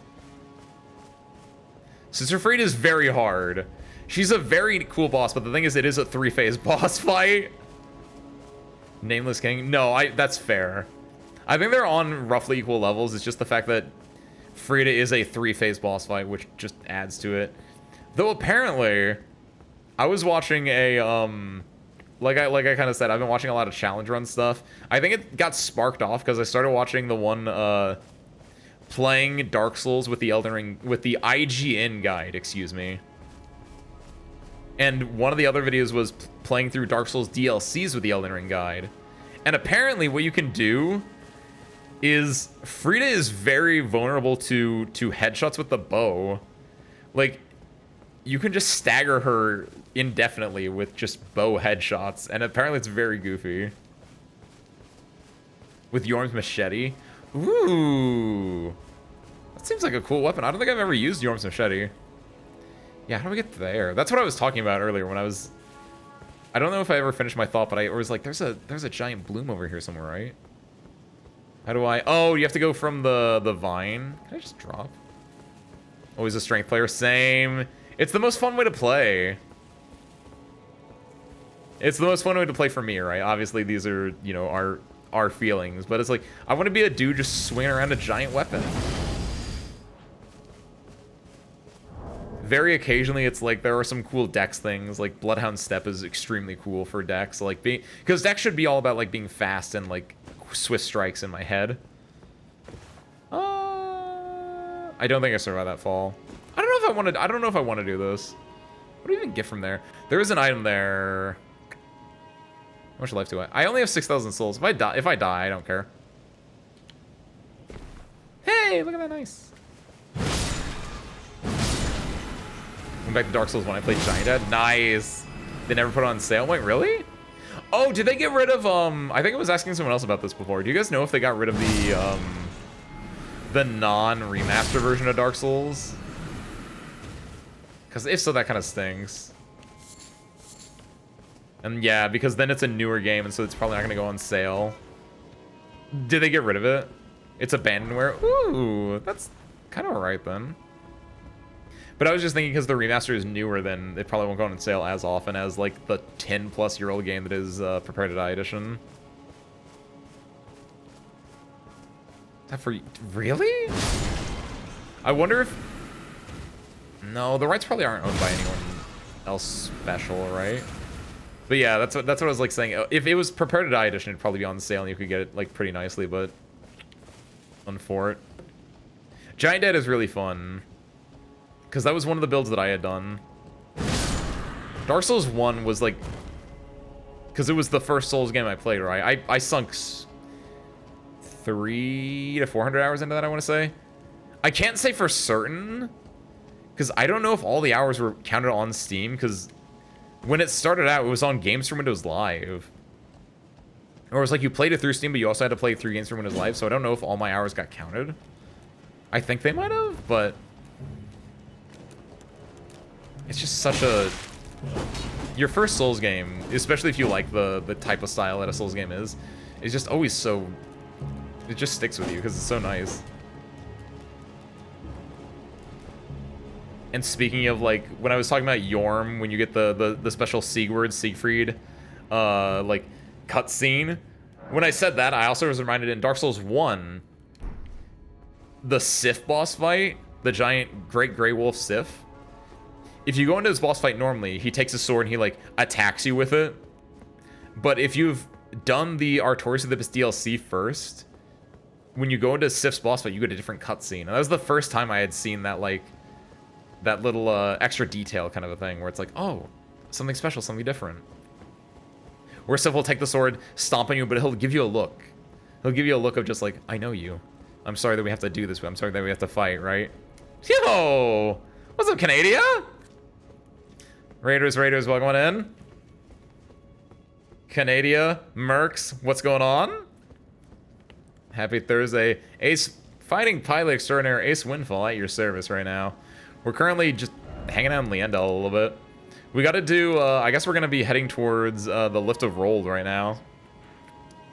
We just finished off Morgott and Goldfree and all that stuff, so we're just kind of like chilling. We're mostly trying to get our character ready at some point for DLC. We're at level 88. We got to get like 30-ish more level, I'd argue, but yeah, what's up? What's up, Nichibatsu Netro? I think I pronounced that correctly. And what's up, Canada? Welcome on, guys. How was your Elden Ring stream? Were you on the DLC then, right, Canada? I wasn't sure if you had gotten to the DLC yet or not. I think you did. I feel like we've talked about this before. And or I saw you on Twitter with it, right? Mind if I link a video? Sure, by all means. I don't know how much I can watch of it, depending on how like long it is, right? But yeah, by all means. Been on the DLC. Very nice, very nice. I've heard it can be a little bit of toughie. Without any major spoilers, how you doing? You surviving? It's 2 minutes, so it's pretty short. Nice. Let me go and grab a Grace real quick. What's the video of? Is it just like Dark Souls stuff? I was just talking. We were talking about like playing like our first Dark Souls games and everything like that. By the way, I was talking about mine was Prepare to Die and like how just cool and weird and interesting the entire like concept kind of was to just go and play a Dark Souls game, a Souls game. Because especially Dark Souls 1, it just this again, this is partially nostalgia speaking, but it was so fun to play what it mounted to. Like, you could just go do anything, it felt like. There was no, like, you had to go ring these bells, but outside that, it felt like you had so many options to go and do, right? It was Demon Souls. Demon Souls! That's the one that I have not played yet. Because it's only on PS3 and PS5, and I have a PS3, actually. I theoretically could go. I'd have to go find a copy of Demon Souls, but that's the only one that I have not played. Okay, ooh, I found my thing, by the way. Let's go and click on this.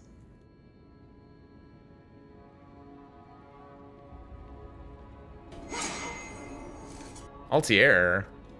Altair. Hey, what you playing?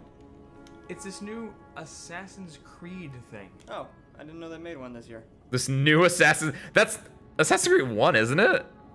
This is from 7 years ago? Oh, wait a minute! I think I understand what I'm seeing here. Wait, that's not new. That's the first one. New to me. Whoa, you've got a lot of games here. Yeah, well, I've been waiting a long time to play these. Is this you, Kingdom Hearts? Patient gamer? Waiting for what? The price? I wait for it to drop to something reasonable and then buy it used. These are a decade old. What is a reasonable price for you? $2. On special occasions. This is how you game the system. What? See They're right. I don't even need to watch anymore. I feel that. I feel that a lot. I mean, I'm not that patient. I'm a big advocacy for patient gaming, but at the same time, I'm also a little bit of a cheat, right? I will say I finally did buy on the Steam Summer Sale. I grabbed Armored Core 6, so I patient game for that one. That finally went on sale on a Steam Summer Sale, and I grabbed that one. Only $40, so it's not that patient, because obviously that was what, like a year and a half, 2 years ago. But that's in my queue now. That's in my queue now. But damn, the patient gamer lifestyle is waiting like for 10 years. People like doing I know people that are like only now getting like Portal and Portal 2, and that stuff is like so adorable. The idea like we're finally in like I finally get to play Portal or Portal 2. I feel like that's like a post I saw like forever ago. Like, I play games 10 years after they come out, and so like they played the first Portal, and they had to wait, you know, years to play the second Portal from their own like system of doing things.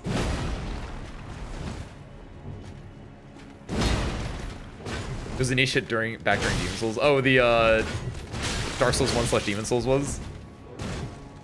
First Souls game was DS1, but the first one I completed was anime. Oh, Code Vein, nice. I guess that technically counts. That is more Souls-like than just Souls in general, but like that definitely counts. I think. Very nice. With your perfectly created anime character, since Code Vein is known as the one of the best anime character created games, is always what I hear about it. We're gonna be watching the rest, see how absurd it gets. I have it saved on the tab. I will check it out after stream. Let's go. I know, right? After so long, I finally get to see all the Armored Core 6 memes and finally understand them. Because I know they're all mined. That's a character. Don't know anything about them. I just know that's a character. And, you know, you play as... I guess I don't know that much. I finally get to, like, learn stuff about Armored Core 6 finally, after all these years, though. Years? Is it just the 1 year? However long it's been, right? I gotta go to lift and roll. How do I get there? I gotta go from the lower... Let's go to Avenue Balcony. Where is that dang... Where's that dang, Man, I'm still trying to figure out where that one... Where does Fia sleep? I swear it's somewhere along this alley. When I first came into Liandel, I was like, oh yeah, I know where the Grace is. It's right over here. And then I just kept not going to the Grace. And I don't know where the other Grace is. I swear. Been playing through it before you get to 6. That's patient gaming too, Kingdom Hearts. It's been a trip. How is it? Is it good? Like the overall thing? The only one I ever did was I played Armored Core 4, I believe, on the 360, I want to say? Which I remember that being really fun to play with like friends. Because I would always play, I would always make nightmares, basically, like Code Geass nightmares that were just like fast and quick. using like melee weapons or maybe like a small pistol or something. And I had a friend that would use they would make the big boy tank ones where it had like the tread legs and just like massive damage and everything. I swear to God that it's this door that opens up and you can do it. I feel like I'm just so crazy on that. Wait a minute. No, it's not that. I seriously do not understand how I do not know where this point of grace is. I mean, since screw paying $100 for each game for AC, really? PS2 games are some of the best games I played on PS1. Nice. Is it just because like at this point they're like commemorative or something? Big expensive. Really? I feel like when I was looking for like, because my thing that I would get if I was like gonna get an older like PS, if I wanted to like retro game, I would get Armored Core 0. Not Armored Core 0, wait, oh my bad. Ace Combat 0, the Buck and War. And I feel like that game, I've seen that on eBay, and I think it like went for more than like 50. And that's like a famous like most people say that's like the best Ace Combat, because it is, but surprisingly they go for like, especially Armored Core. I feel like maybe like 1 or 2, but multiple? That didn't kill me.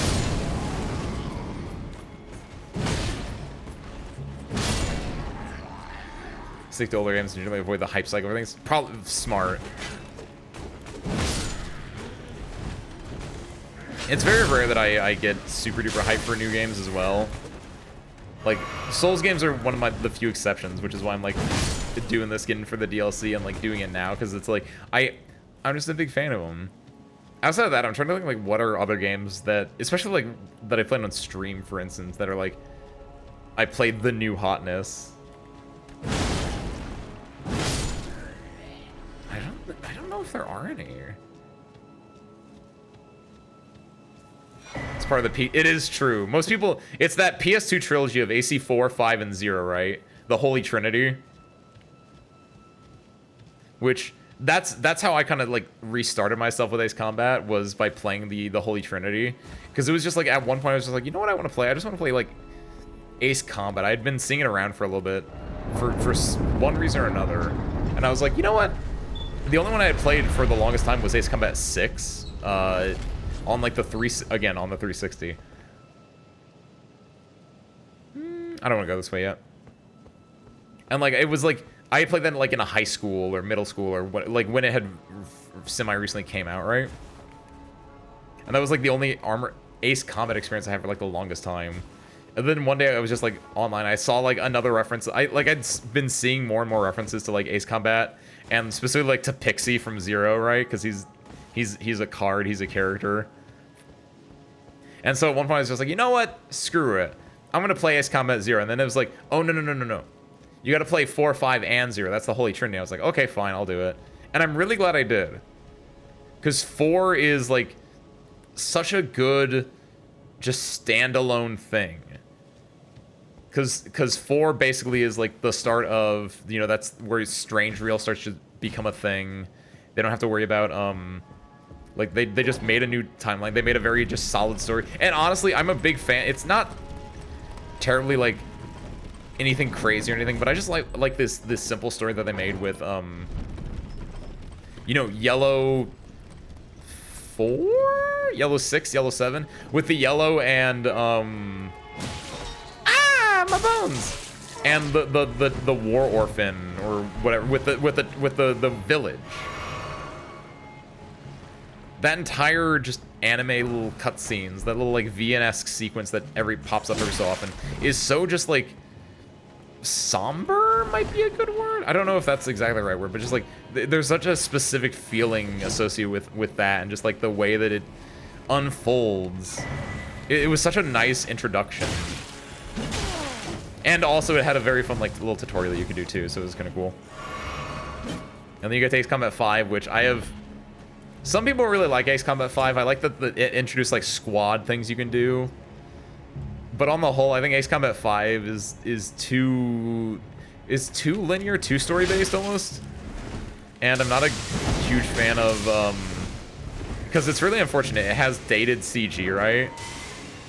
Like Ace Combat 4 is, you know, VN-esque like 2D cutscenes, so those are like basically timeless. And then Ace Combat 0 is like FMV, which is its own little brand of adorable. But Ace Combat 5 going for that CG route made it very, like you played it, it's like, this is from the early 2000s. First Ace Combat was 7. That's a pretty solid one, honestly, Kingdom Hearts. Like, I think from a gameplay standpoint, it's great. It's also visually beautiful, right? Because it's the most recent one as well. I'm not a big fan of it for the story, because I think the story is a little, and I know they had issues during, like, production with it, so I get it. But it's so sad. After having, like, great stories in 4, 0, and even 5, honestly. I think 5 story is completely fine. I think it gets a little bit too long, it's a little bit too, like, there are issues with it, but it's still pretty good. But then Ace Combat 7, it has, like, it's 4 stories in a trench coat because they just kind of had, like, a few production issues, from my understanding. But, like, you start off with, you start off as, like, a cool guy in, I think, Mage Squadron is what you start out in, right? Then you get accused of shooting down the president or something, and then you go into Spare Squadron, which, that's cool. If that was the game just in Mage and then into Spare, fine. I think going from Mage to Spare is a little bit, like, iffy. It's like, what do you mean I shot the president? What? Like, that entire bit is weird and wrong, and it doesn't come back up, right? I don't know why that's a thing. I guess theoretically it ties in later down the road where it's like, oh, everyone's well, what is it called? What is the targeting system called in planes? But like, there's a part later on where everyone's targeting system gets fried, but that it just never gets brought back up. It's just like, how did you accidentally shoot the president? I don't know. What's going on? Yeah, no, thank you. Not where I want to go. I am so lost right now. Oh, I know where I am. Never mind. Yeah, you go from that. Then you go to Spare Squadron, and then you go to then you get discovered effectively, and you get sent to. Ooh, that's weird. Uh-oh. Oh, this is always like that. Never mind. I don't want to do this. Oh, ooh. Yeah, bye. Let's go up this ladder and hopefully not get knocked off of it. But then your character gets discovered, and then you go into a different squadron with... Oh! I found it! Wow! Holy hell! I've been looking all over for you! You were at my side all along, my guiding grace. Oh my god! I was looking... This is what I was looking for! Yes! Because you get Fia's stuff from here. You get Lionel's stuff from here, excuse me. And there it is. There's Fia's stuff. There we go. Okay. Oh my... Or deathbed dress, excuse me. Which is not Fia's. Fia's is technically something else, I think. Oh my god, I was looking everywhere for this thing. Just because I knew it was a grace, and I think this was the first grace I found when I went through this level, but still. My god, I'm so happy now.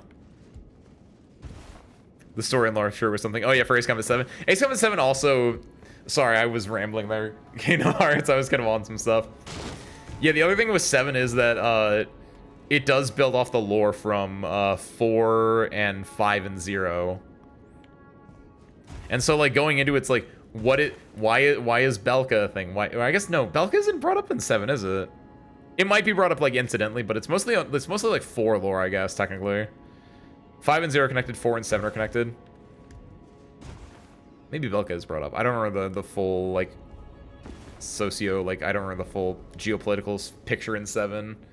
But the whole like Stonehenge, that entire bit with Stonehenge is all just like reference to Ace Combat 4, so that's just like all reference. One of the prettiest games I've ever played. It's so nice. Like, I just wish, and I'm sad that I haven't seen any more Ace Combat stuff since then. Like, I don't know if Project Aces is working on something. I hope they are.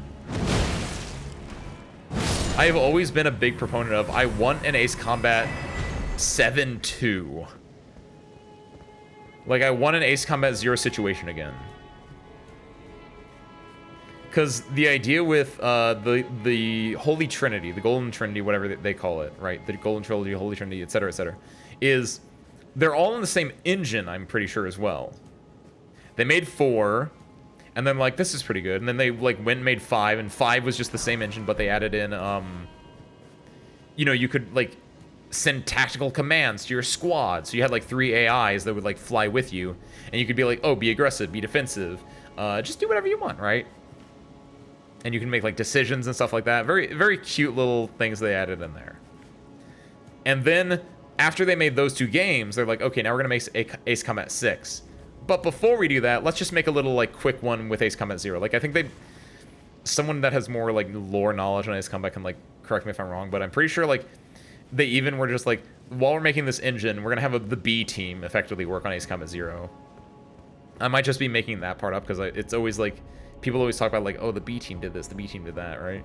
But to my knowledge, is like Ace Combat 0 was just like a side project they were just kind of like making while Ace Combat 6's engine and everything there was like being put together. And Ace Combat 0 is the best one in the series by far, because they didn't have to worry about like engine. They didn't add any like new mechanics or anything. The only real thing that they added was the merc system. They basically added a oh, what is it called? Where you have like the good to evil scale. They added that basically, where you can either be a knight, a merc, or a oh shoot, what was the middle one? Or is merc the middle one? And what's the other one then? Knight, merc, and like a bad boy, whatever it was. I don't want to go that way. I want to go this way. So outside of that, like, which is pretty easy, like the entire rest of Ace Combat 0 is just pure story, and that's it, honestly. Because they had everything else, and it's just the entire story is just about you and your wingman. That's the thing as well. They cut it down from you having 3 other like people in a squad from Ace Combat 5 to just 1 wingman, just a Pixie. And that allows you to it allows them to just build up Pixie as a character so much that when things happen throughout the story, when you and Pixie's like just relationship gets furthered and deepened, and then like things happen and things change, and it's just a very satisfying what happens near the end, right? Would 100% recommend it. Got the perfect video to show you. Is it is this gonna be the Maxor ones? Because that'd be my guess. Firefox is installing updates and will start in a few moments. What? It's not? Okay, let's see. Keep this up on my tabs as well. Oh! I've seen this one before as well. Yeah, that's a good one. Union will be pleased to offer amnesty to your way. Oh, wait. The Soviet Union? I thought you guys broke up. Yes. Oh, yeah, no, it is in Russian for that one. I thought the entire thing was in like Russian, or maybe it was an accent. I just heard that wrong for a second. I was like, wait, do I know this video? Belka is such everything about Ace Combat 0 is just so perfect. The story, and then also the theming as well. That's the other thing that's really like the what wins me over. Because it's Knights of the Round Table, but with Spanish guitar as the OST. And so it has such a romanticized version of like flying or as being a fighter pilot that just makes it so interesting to me. Like they focus mostly on story, and like they just reuse the same map 3 times. Which they do it on purpose. It's not like oh, they're just being lazy. Like, no, you keep going back to this one spot. You keep going back to the round table, which, ironic, we're playing Elden Ring, round table. But there's the round table in Ace Combat 0, which is just, this is where all the air combat fights happen. This is where you always have like the big dog fight, like fur balls going on. And this is where you have your three of your big boss battles, which are determined by what your alignment is. Have you been a good boy? Then you get the slightly easier fights. Have you been a bad boy? You can get the harder fights. You have to go fight. Oh, I don't remember any of the squad's names. I feel kind of bad about that, but.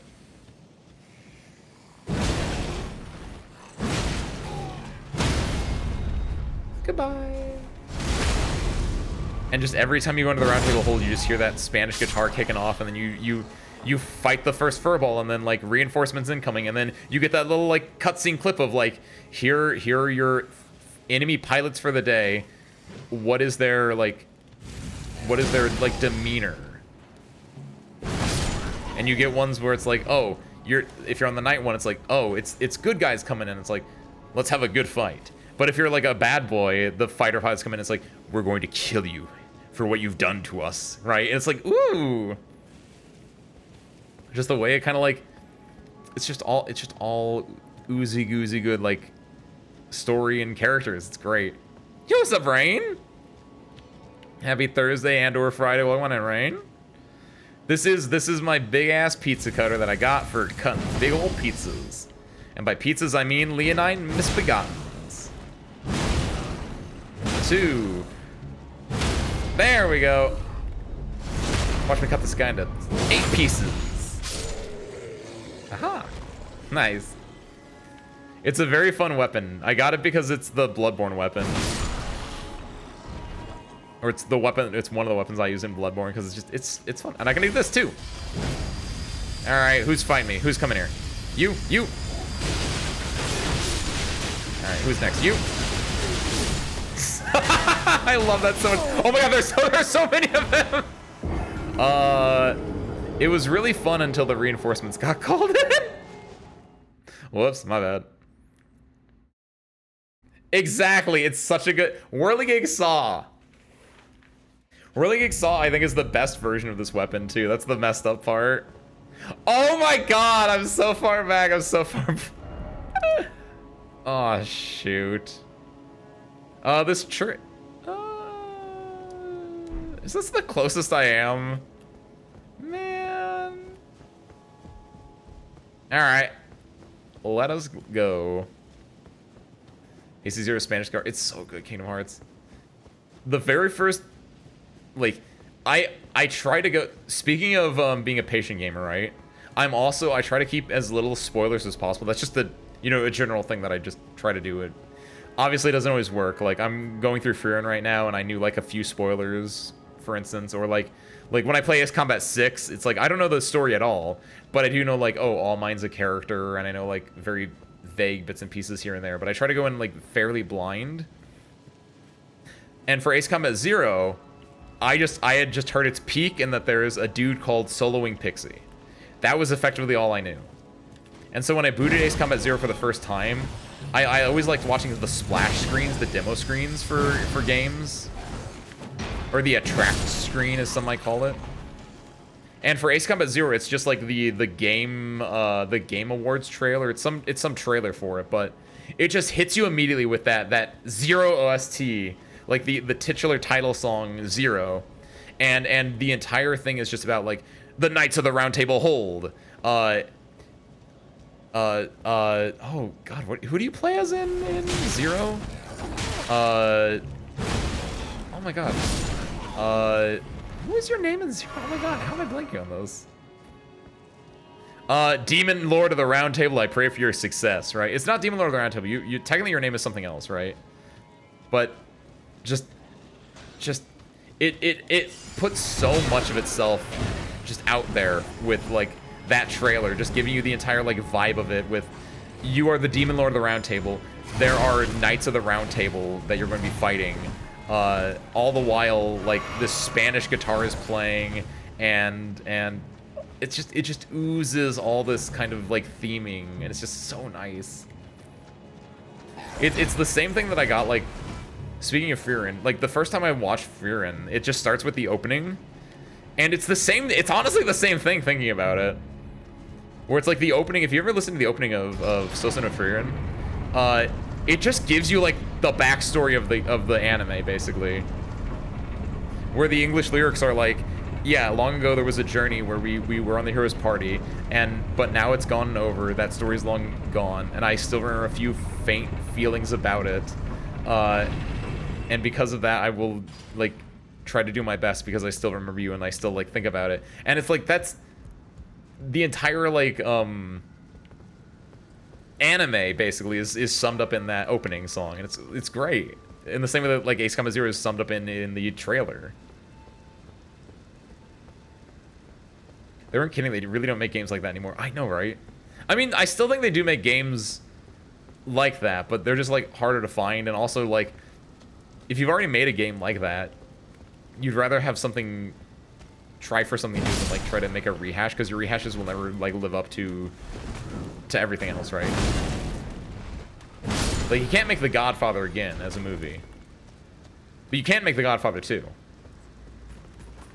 Which is something different to me, honestly. But it's still a really good movie, right?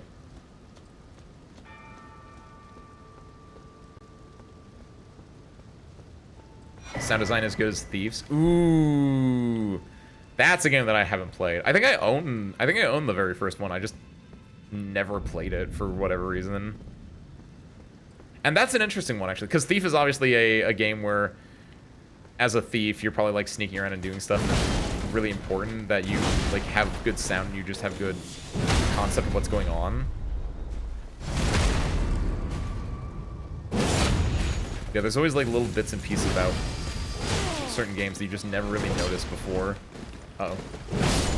Can I get on my horse? I can't! Lame. Ate it.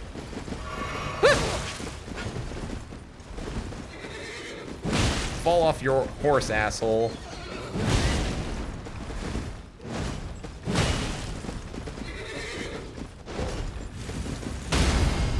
You tell him, Johnny. Oh, he's got a lot of health. Oh, never mind. Not anymore. Yeah, that's it. That's the line. Eat shit, asshole. Fall off your horse. Or no, the actual exchange is, hey, Johnny, tell him to go fall off his horse. No, you tell him. Eat shit, asshole. Fall off your horse. Love that. I can't wait for... I didn't watch JoJo Part 5 or 6 anime, but I'm definitely going to watch Part 7. Because just one of those things where it's just like, it resets the world and it's interesting, right? It's the good one. Oh, tell him to eat shit, Johnny. Sorry. Close enough. Come on. The thing about the Godfather movies is that they were made at this time the industry was tanking hard. Wait, really? I guess I never really knew that. Only got made because the right people believed in the director and laid everything on the line to make sure it could be made. Really? I didn't know that, Aeon. Nice. Thank you for that. That's actually so much more impressive than, honestly. It's not like, oh, we're in the golden age. Fuck it. You can make whatever you want. It's more like, which I guess that kind of adds to it, right? Where it's like, it's his passion project in a way. It's like, yeah, the industry's kind of tanking, but you really want to make this? Yeah, we'll let you make it. You do you, right? Wait, you're not dead? Oh, right. Huh. Actually, don't remember that one. Love it. Love this weapon so much. 6. I need an 8. Come on. Do I? Yeah, I need an 8. Come on. Tusk. You got thrown over the production of the OG. Really? Is that from the Mafia thing, or is it just because, like, is that from the, like, because it's the Mafia they got threatened, or is it because they got threatened because, like, the like, film unions or whatever? Really? Yeah, Godfather is a fantastic movie. And like I said, you can't really make The Godfather again, right? It's what we were talking about. Like, that's why we got on this in the first place. Was, like, you can't make The Godfather again. You can't, like, you just can't make that movie again. Because it already exists, right? But you can make, like, Dune 2. Or you can make, like, what are, like, good recent movies? I really liked Hereditary. That's a fun one. That's not, like, epic in scale or anything like that. That's just a very solid movie. You can make, I liked Her. Her was alright. I'm trying to think what, like... What movie did I see recently that was just like, it knocked my socks off? Outside of Dune. Dune's an obvious answer, though. I feel like there was another one that I was like really, really into. Initially turned down. Is there, am I misremembering too? But isn't there like, oh, upcoming, this part of the game, this is the part that I have spent the least amount of time in, by the way. This area between the elevator and rolled lift, like does anyone spend time down here? It feels like this, if the DLC wasn't where it was for obvious reasons, I feel like they could do something with this part, like right here. There's like a dead end there that like you fight a skeleton, you fight one boss at, but it feels like there's so much nothing down there. But speaking of Copeland being turned down for job, is the Godfather at all like the book? Because Godfather is actually based on a book, right? And I'm wondering how much of that was actually like transferred successfully, or if it was just like one of those things where it's like we took Godfather and we just made a good movie out of it. Like The Shining is a good example, where it's like The Shining is not at all like the book. The Shining is a very good movie, with some production history behind it as well, but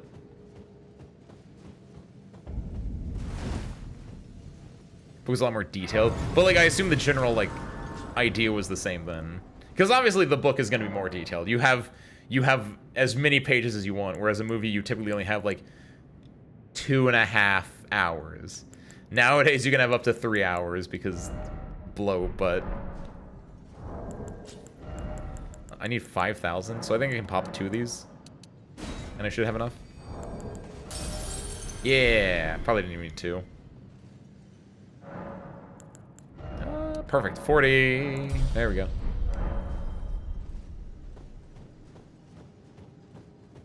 Represent Uppity movies. Yes.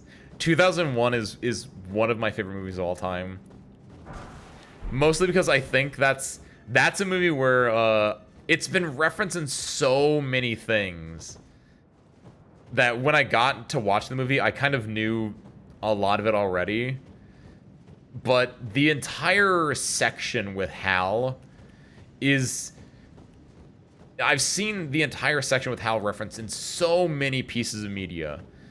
But even still, watching that part play out was beautiful. The way that it was just shot and the way that it just worked just was so beautiful that I love it. It's fantastic. Hey, the original story. So he took the job because he needed the money, so I had to change the story. Was so mad, but the movie's rarest is definitely better than the book. Really? I didn't realize that. So he must have changed it more than I thought then, I guess. Shiny argues also a better movie than the book. That's usually, it depends who you ask, right? I think they're both equally really good. Well, I probably can't speak on it because I didn't read the book, right? But I feel like it's more of an instance where they're both good, but they're just good and they're doing different things. It's like a remix almost. Like the movie The Shining is like a remix of the book more so than it. And then you get Doctor Sleep, which is goofy because that's... Doctor Sleep is a recent movie that they made, which is a sequel to The Shining. But it's a sequel to The Shining movie and a sequel to The Shining book. Because there is a book called Doctor Sleep, which is a sequel to The Shining. And so, who was it? It's the dude who did Haunting of Hill House and a really good TV show called... Oh, you know what? This is why I don't like this area. I'm out of here. I'm out of here. Peace. See you. But like that director like did the Doctor Sleep movie, and he changed the book, or he changed the script and made it like so it's a sequel to both. It's an adaptation of the book. It's a sequel to the book, and it's also a sequel to the original Shining, and it does it really really well. Ah! Give me that. Everyone's doing a lot of damage here. I don't like it here.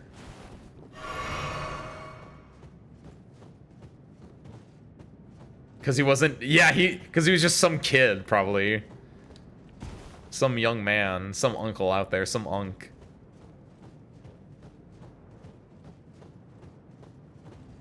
Marlon Brando's very, very iconic performance.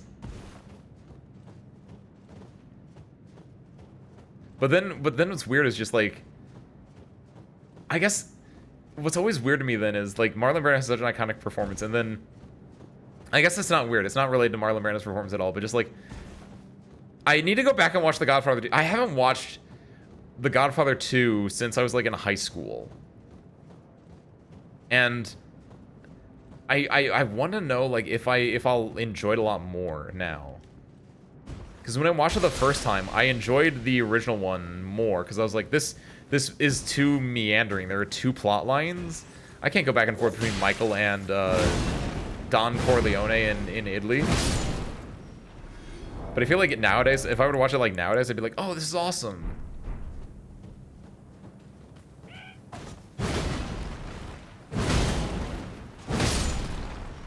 Where you get, what is it? You get, the other famous, like, actor of the time playing young Don. Young Corleone. Oh yeah, Marlon Brando is a very noted, bit of a little too much to handle, a little difficult on set kind of a person. Very plays up himself a little bit.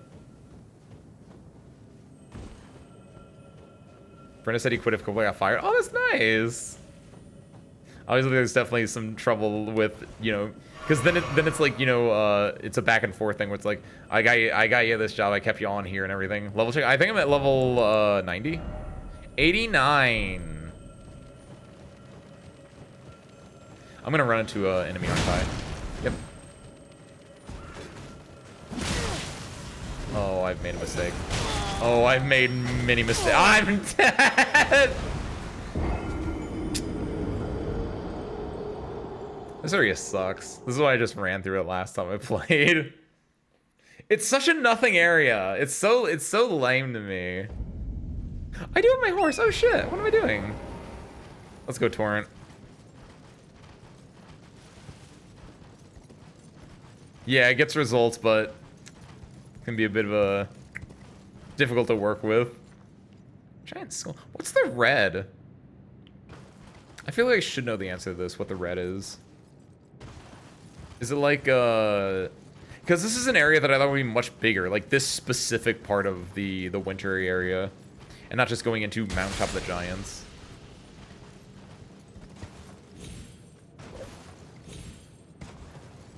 So neat. Oh, I think you're right. Yeah, this is before, I think it's like set in like an item description somewhere, right? This is like, not, it's like, this is Oriel, this is heaven. Fair reference. I can't wait to go see my old papa here. What my character? I guess my character, no. Can't wait to go see my master here, or something. Why are there two of them? What? Hey, blue one on. Interesting. There's a lot of scarabs here. All right, I'm gonna just run past. The boss like spawns here. No, not yet. Another one. Why are there so many scarabs here? Is there a lore reason why? It just feels weird. I guess this is a bit of a long stretch, arguably. This place is just so weird. Hitchcock? Ooh. Hitchcock's good. I'm trying to think what all I've watched from him. The main one that I remember is, I'm a really big fan of Psycho. I need to go and watch Psycho 2 and 3. Because I've been told the Psycho sequels are actually pretty solid. Specifically, Psycho 3 seems like the one that's the most interesting to me. Psycho 2 feels like it's, like, from what I've heard, it's, like, alright. But Psycho 3, I've heard, is, like, it goes the extra step. Because Psycho 3 is all about, when the main character, whatever the guy's name is in Psycho 1, he gets back out of prison, and then he has to just, like deal with life being, you know, the guy being Psycho. like being the dude that murder people, and just like the way that I think there's like a copycat killer or something like that, and so it's just like it's really interesting. It's the same way that what's the other one? The Exorcist 3. Oh, that's a good movie. Have you guys ever seen The Exorcist 3? Exorcist 1, fantastic. One of my favorite horror movies because it makes you feel so helpless watching the mom, who's famous actor whose name I don't remember now. Just watching her just be like, how do I save my child? How do I save my child? Very helpless feeling. Great horror movie. Exorcist 2, apparently terrible. Don't watch it. I haven't. Fine. Exorcist 3, it's about two old dudes trying to solve a murder, and it's so good because there are so many scenes of just people in rooms talking about like their philosophies, and that's peak. It's peak. You, please, I can read them. Your fingers, please, your fingers. It was the actual mafia as well in the production of The Godfather. That makes sense then, because obviously it's like you're doing a movie about us. We're gonna have the say in there somewhere, right? What are the other Hitchcock movies? Kingdom Hearts boy, do you remember? Because I only remember. I feel like I might have seen more, but Psycho is such a good one because the way that it builds itself up and the way it's like shot. I guess The Birds. I've never seen that one. Is Psycho the only one that I've watched actually? I've seen High Anxiety, which is a parody of Vertigo. That doesn't count necessarily. I think I need to see more Hitchcock movies then. Turn back. Ahead lies the land of the giant's flame, and the way forth is forbidden. Hear me. The burning of the Erd tree is the first cardinal sin. Doing so will unbind destined death and slay the world itself. Who would dare put you up to such a task? Most certainly not the fingers. Oh, I should go check the fingers.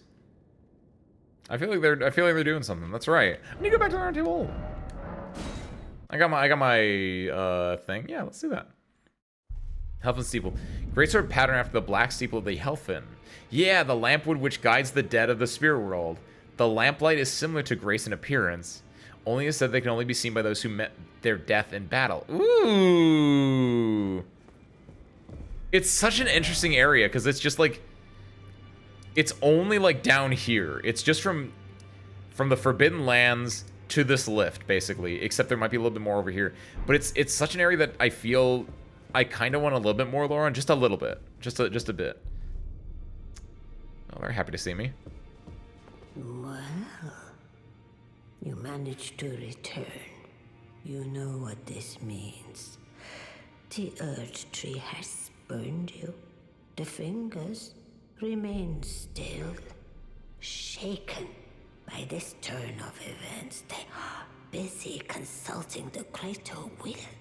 When they are finished, the fingers will again offer their guidance. But thousands, if not tens of thousands, of moons must first pass. No matter for me, but you. How will you ever manage to wait? My, oh my. She is old. The original Exorcist is still creepy. Yes, because at its heart, the original Exorcist is about like scary. It's not like jump scary horror. The original Exorcist is all about a mother just trying to help her daughter out. And the fear doesn't come from the supernatural as much as it comes from the feeling of hopelessness and helplessness that she has. At least for me. I like it more when my horror movies are a bit more grounded in that kind of aspect, where it's not just about, oh, there's a monster, oh, she's possessed. It's more like the feeling of helplessness, where it's usually like it's a means to a greater end. After the film got released, the mob actually loved the film and Coppola. Everyone's always doubting you, and then you drop it, and then it's like, you know what? You were a real one all along. North by Northwest. I guess the only Hitchcock movie I know is Psycho then. Heavens forbid. That is not the domain of mere men. I'm no mere The man. burning of the Erd tree is the first cardinal sin. What are you, a finger reader or And something? you Oh yeah, say wait. you seek the power of the rune of death too? The rune of death goes by two names. The other is destined death. The forbidden shadow plucked from the golden order upon its creation. Unleashing the rune now would be unthinkable. The fingers would never permit it. Nor would the greater will.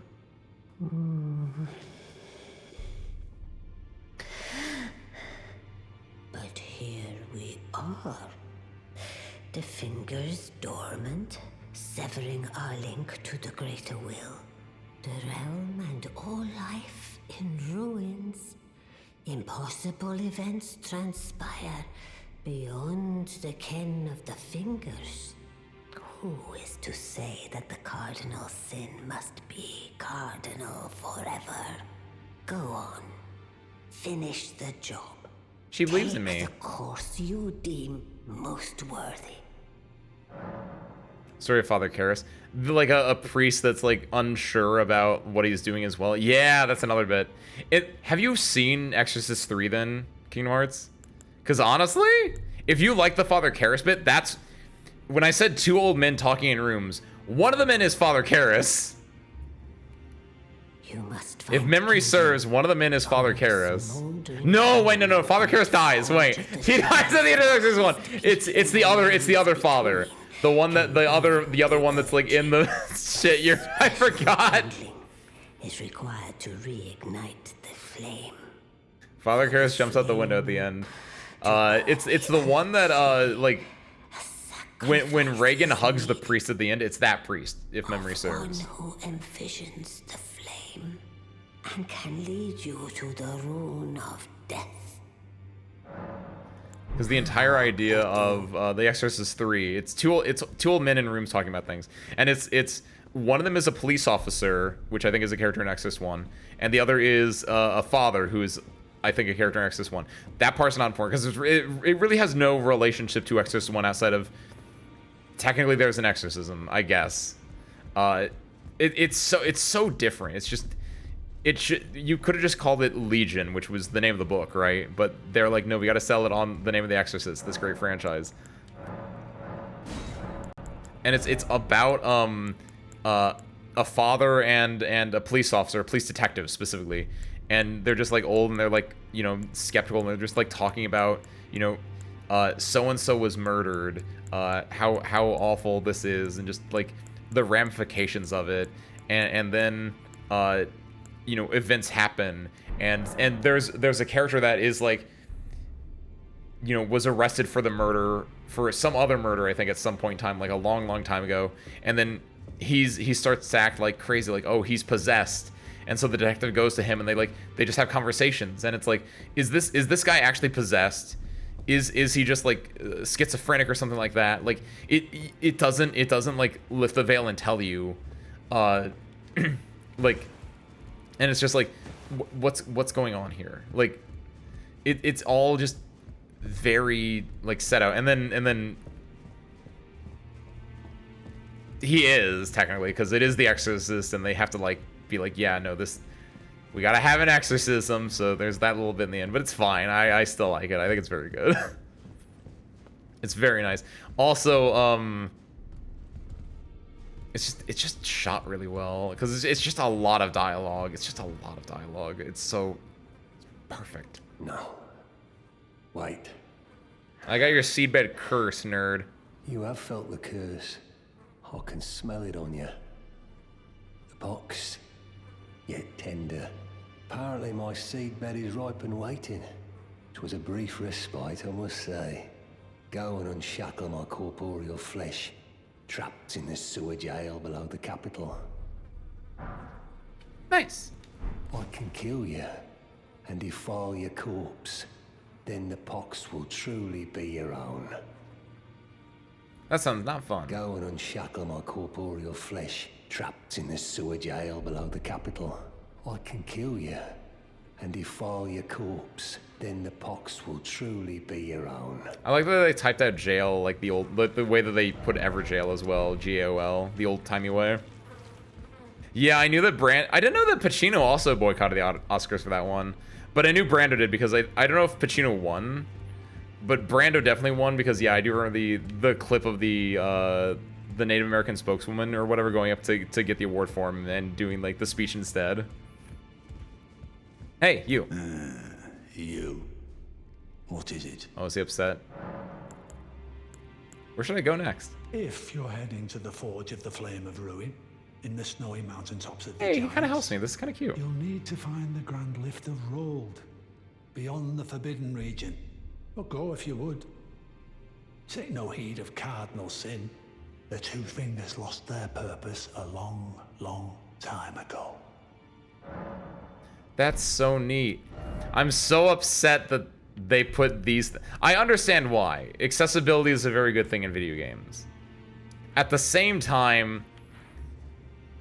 Okay, the other thing is, like, if I didn't know the Forbidden Lands, but he was just like, yeah, go to the Forbidden Region, go further on. And, like, also, there's, like, clearly this showing you where to go here, but obviously, like, yeah, if you get here, it's like, how do I get over here? Like, sure, I get it. I get everything, but just like, man... I like having to... I like having to have people like tell me where to go. What is it? Some Elder Scrolls. There we go. I was gonna say Elden Scrolls because I've been playing Elden Ring. Some Elder Scrolls 3 stuff. Gotta stop. By all means. I am all up for more learning like interesting trivia about movies and stuff, especially for movies that I enjoy. Right? Can I? Hey, I should probably level you up a little bit. I don't have money. We're probably not gonna be going for too much longer today, though. I'm probably gonna go to, honestly, I'm probably just gonna go and get to the mountaintop map and call it there. These are expansive. Mountaintop, maybe grab, see if there's a Somber 8, just somewhere up there.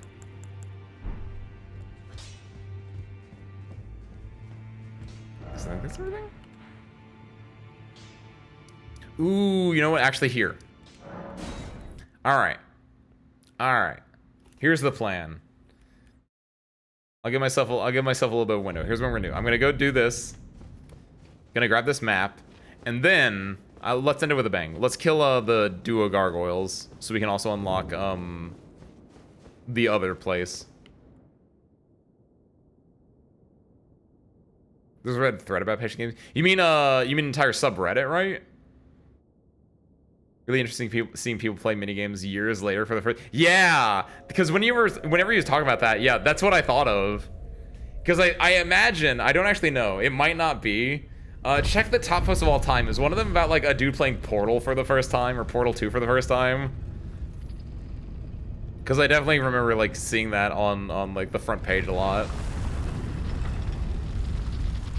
And I think it's really adorable as well. Plants vs. Zombies 1? Honestly, that's real. Because as someone who was like a kid when Plants vs. Zombies came out, not even a kid, I was probably in like middle school or whatever. But as someone who like doesn't want to spend money, it's like I don't want to buy this game. This game doesn't look like it like I should pay money for it. So like I would patient gamer the heck out of that one. Don't want to pay more than like 50 cents on it. Difficulty curve was perfect. Really, it was that good? Wait.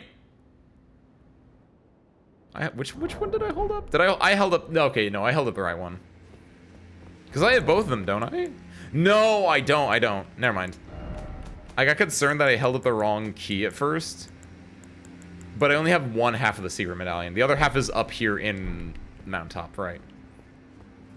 This place is so cool. I love it. You're up like the highest you can be, so you get this beautiful, like almost always nighttime. It's blue. It's just, they're my colors. The beautiful blues and whites and just the sky. This right here is just so... That's a fun skybox. It's one that you don't really get to appreciate a lot because you don't see just a giant open, like... Usually you have, like, the Erdtree or something, like, blocking your view, or you have mountains or something like that, but... Just look at that skybox. I just kind of want to, like... Oh, it's so nice. This is the life right here.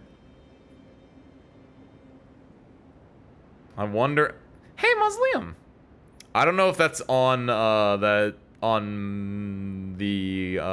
Millennia's boss room, looking at it. That's probably at, Loretta's boss room, if I had to guess.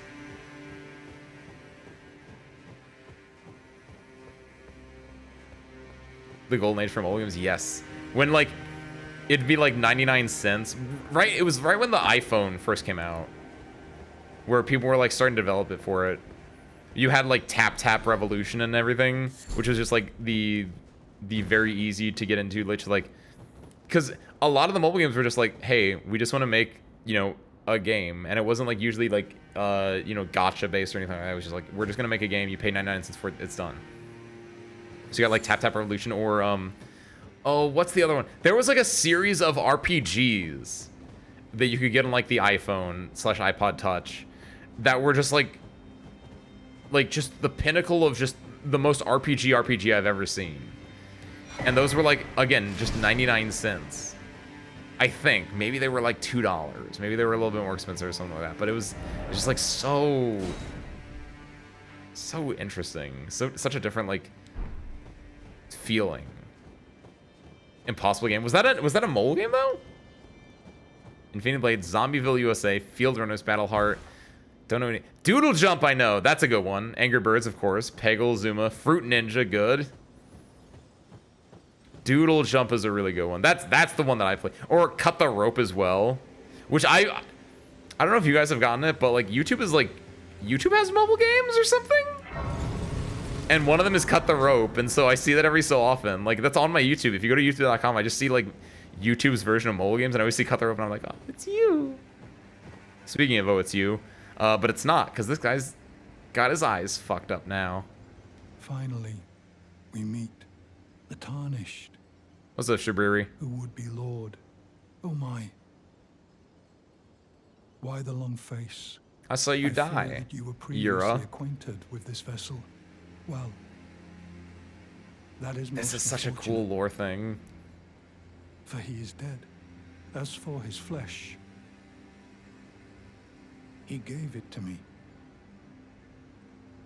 Shabriri, I hope you can make your peace with that. So cool. It's so weird and cool and awesome. The idea that, like, so you meet, I just said Yura. You meet Bloody Finger Hunter Yura over here, and he says, hey, don't go fight that dragon, and you go fight that dragon. And then you go over here, and he helps you fight off a Bloody Finger. And then on your journey, you go over here, and you help him fight off a Bloody Finger. Or help him go hunt one. And then you go here, and now Yura's dead, and you can go avenge him by killing the Bloody Finger that killed him.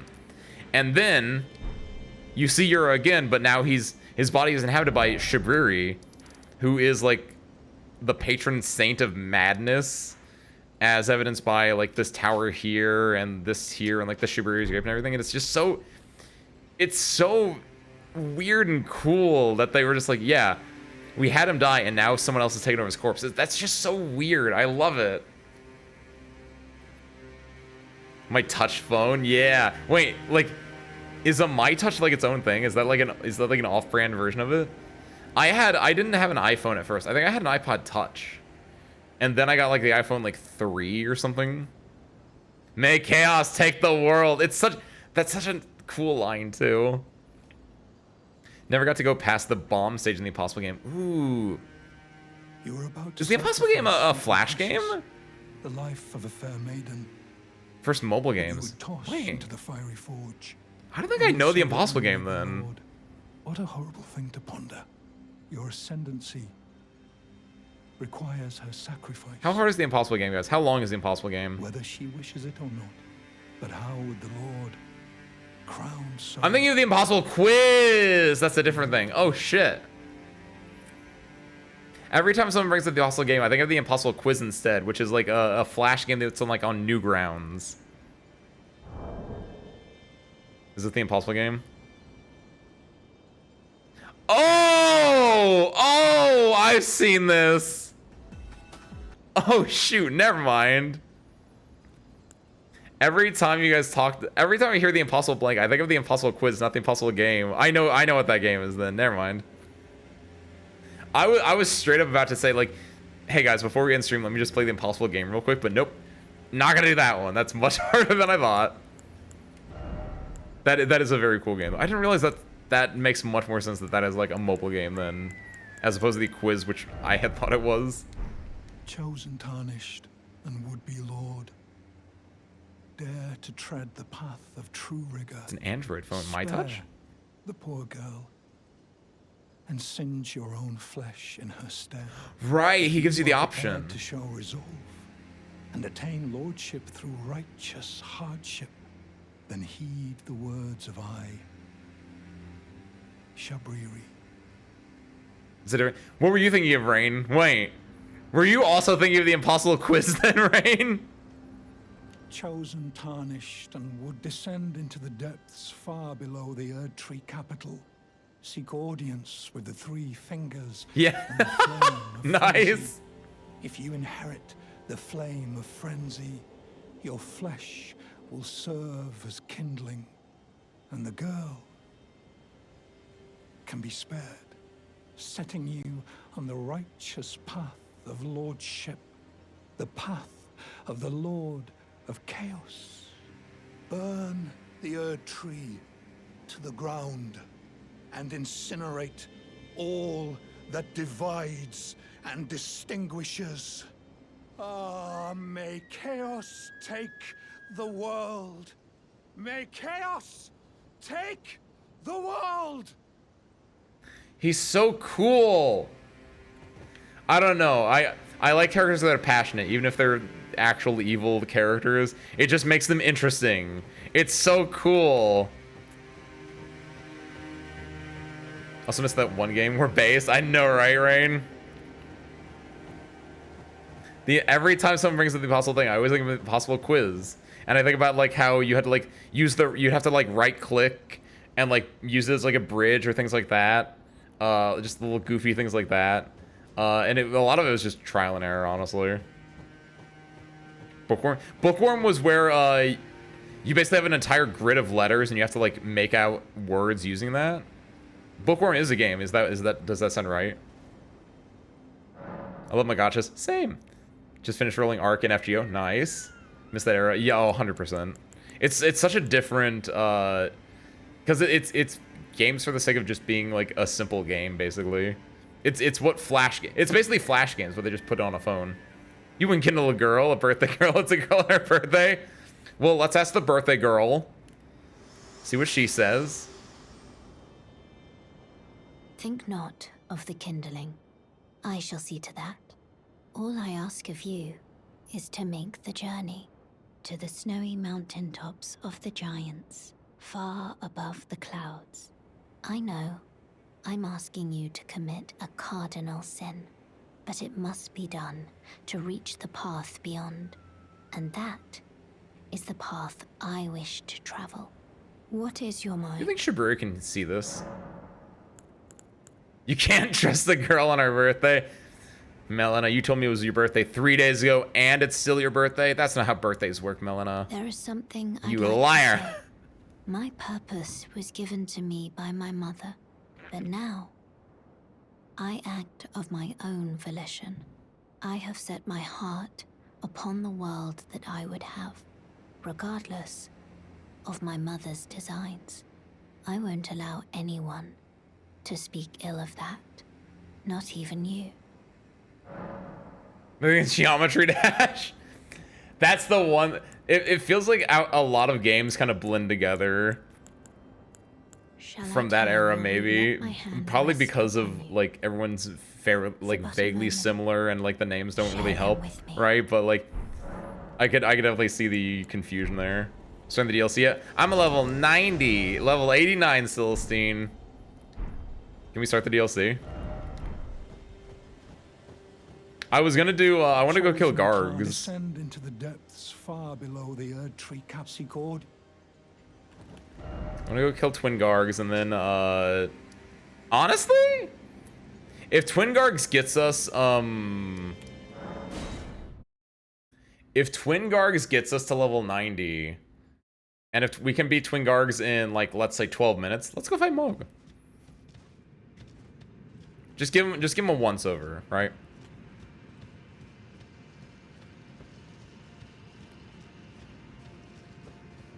I said this is how I wanted to end. I wanted to kill a boss to wrap things up because we did the we're at the mountaintops. We got a map. Everything else to do in mountaintops is, you know, a lot. Mostly running. Mostly you just kind of run to the giant if you want to, which part of me kind of wants to. But the other part of me is like, I don't want to, you know, burn Melina just yet. So instead, let's go and do these guys, wrap things up, and then maybe if we're really based and really sick and really awesome and really cool, and we kill them like super fast, maybe we mess around when we try to fight Moog, right?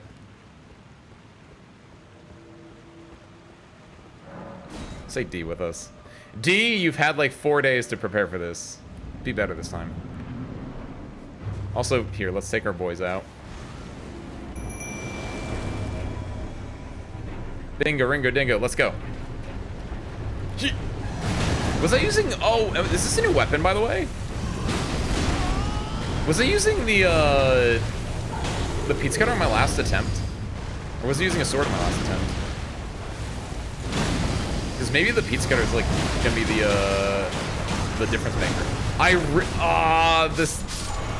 If it didn't have the poison, I feel like this fight would not be that bad, but that poison doing multiple ticks as well to just like does not feel good at all.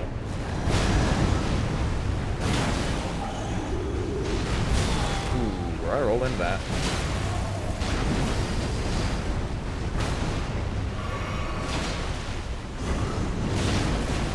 Uh-oh. Maybe I do want to lock on. No, no. No, I didn't even get the... I wanted to get the stagger. Yeah, he's kind of low on health, and D's not that, like, low on health himself. We might be able to kill, Yeah? No. Yeah! Oh, this might be it! This might be it! Call it a comeback.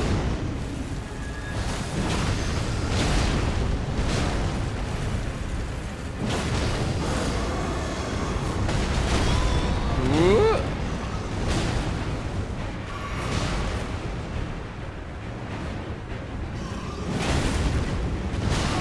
Ah.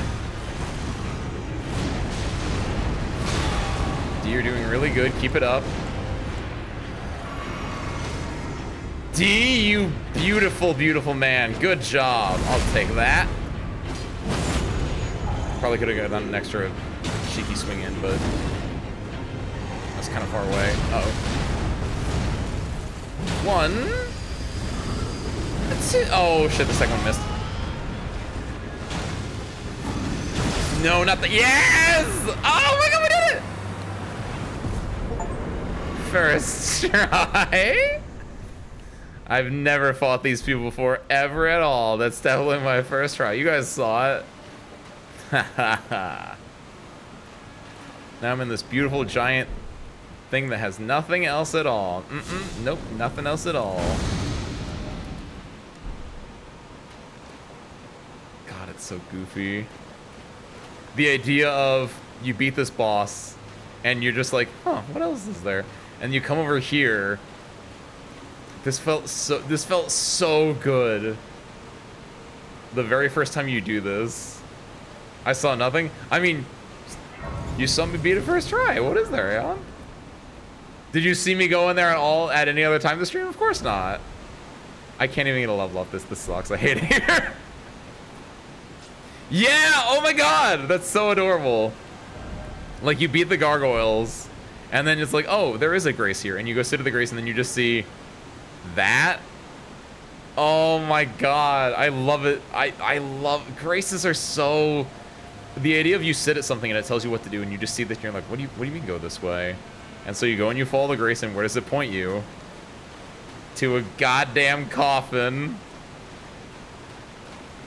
Then you go and you do your best DS1 impression.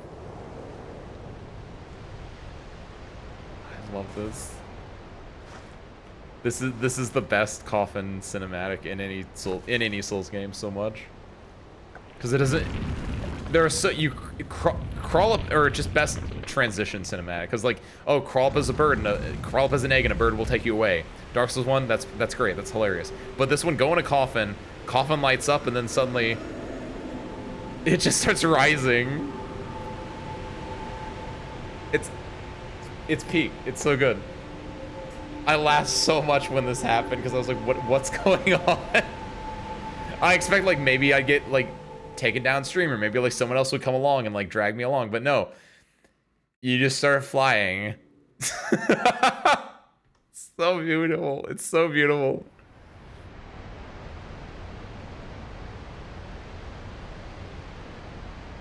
And then you get put out in hell, or into purgatory? Purgatory might be a better word for it. Oh shit, what happened?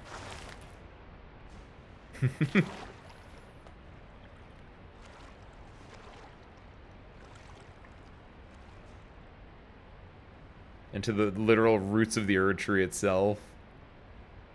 Just giant grasping vines, or I guess just roots, yeah. The deep root depths, that's what this place is called.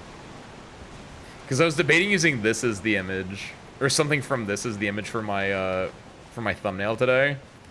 But I didn't know what this place was called, so I just went with Leandel.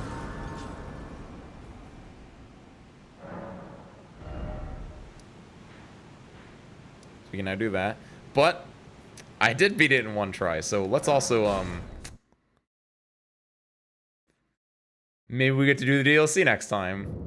Maybe we get to do a little funny. Just good. You know what? What's the worst thing that can happen? Just do a little do a tiny little boss run.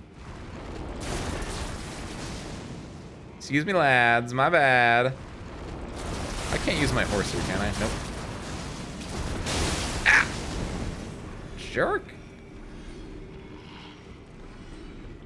If you got an infection, don't come into work.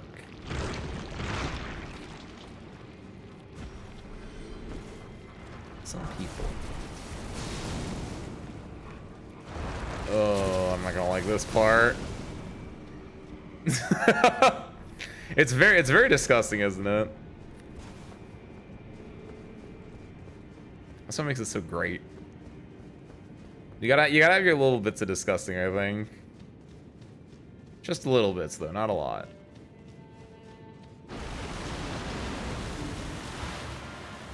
I went down a dead end. Hey, there's a shopkeep here.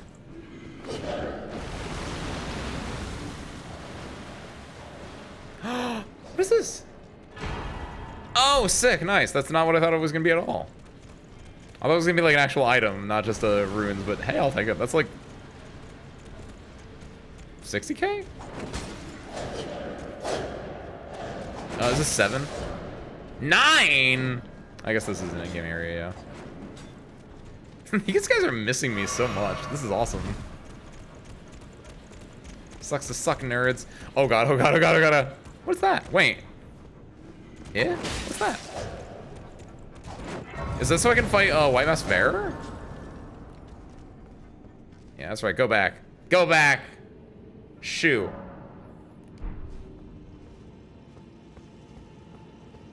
Donkey Kong Country. Oh my god. That's Impatient Game. That's from like... That's from when I was a kid. That's what I had. My first console was a SNES. And I had Donkey Kong Country. I had the Super Mario Brothers, like... All-Stars, where you could play 1, 2, Lost Levels, and 3. And then I had, Super Mario World. And those are, like, the 3 games that I had. I think every so often we rented Mario Kart from, like, the video store. And I think I played Legend of Zelda once at my cousin's house. That was actually on the NES, not the SNES, actually. So that one doesn't count, I guess, technically. But still. I don't want to do this. Let's do it. Oh, just retro games via emulation. Game modes that you just had to be there to understand. Focus. You're right. We get one chance at this.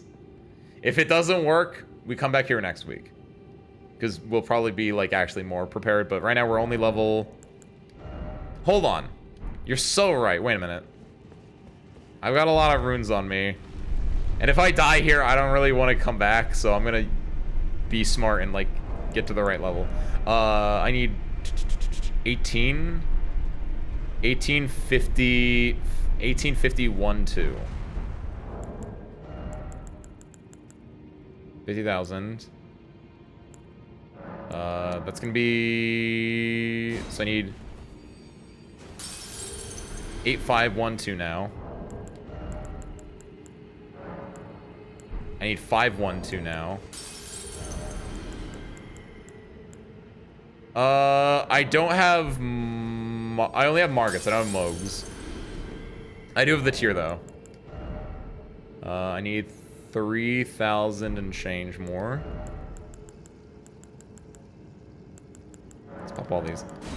We should have enough. And if I don't, I can just maybe knock one of these guys out.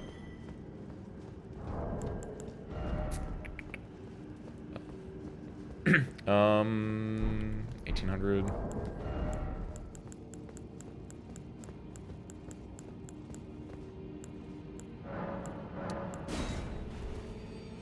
Should be 16, right? I need literally just the next rune I have. There we go. Seeing Donkey Kong Country screenshots in Nintendo Power and wondering what trick they pulled to pretend the game actually looked like that. Oh my god, I forgot that those used to be like stunning, mind-blowing graphics. That's so weird to think about. I guess I just level up strength at this point, right? My faith is probably good. I probably don't need more than 30 at this point. Unless I want to really, really go at it. Dex actually scales a little bit harder than strength at this point for that.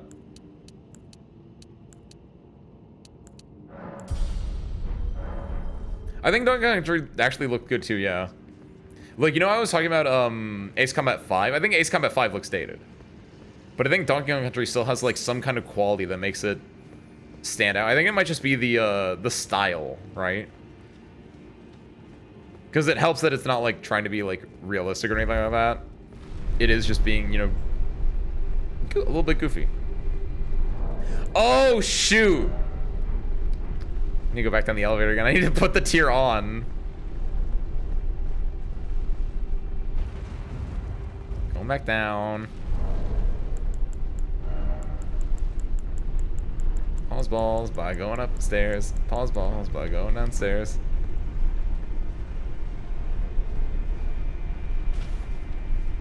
And that elevator operator is probably really upset with me. Just like, oh, I gotta go up. No, I gotta go down. No, I gotta go up. Pause mode by going upstairs.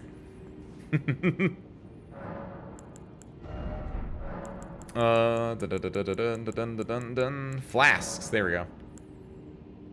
Nope. Physic. There we go. That's the one. Give me Lord of Blood. And give me...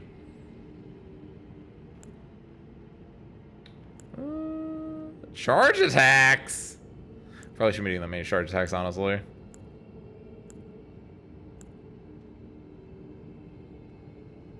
Do I want to drop... how long does this last for? I wish it told you how long it lasted for. I think theoretically I'm going to pop it like midway through the fight. I'm going to do this one, I think. That's probably fine. I don't have any like super crazy ones because I guess I haven't been going to that many trees. You only need it once? You only need it once, but I'm just trying to think like if I pop it right when the fight begins, will it last that long? Because I saw, will it last like that long for me? For Joe Schmo, for Ace Windfall here. Because I was watching like when speedrunners do it, if they're doing it where they're actually gonna like take it and not just drink through it, they can pop it at the very beginning of the fight. Because they'll just, you know, whittle Moog down quick enough that when he's doing Tres Duo Unum or whatever, it'll still be active because I think it's active for like 3 minutes, 5 minutes. But I don't know if I'm that good. Okay. All right. Service crew, this is the last thing we're doing today. So we're focusing up. We're taking a sip. We're rocking. We're rolling. Let's go.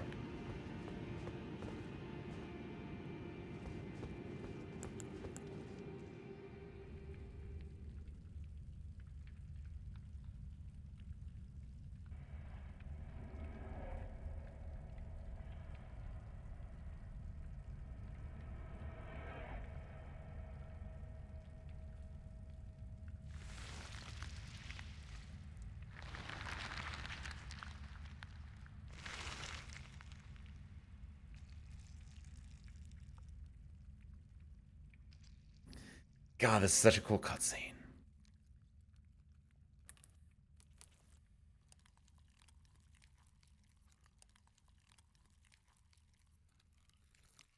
Part of me wanted to hold off on this fight until I was sure I was gonna do it, and we were gonna do this for the first thing of the DLC. But like,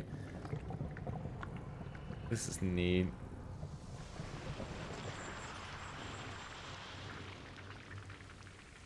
There he is.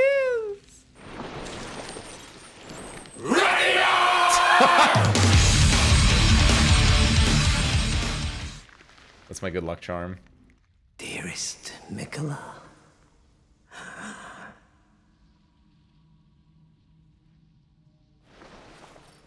you must abide alone a while. He's so... I don't want to say gentle because that does not... That's Welcome, honored guest. Yeah, like the change of tone there. To the birthplace of our dynasty. Alright. Let's do this.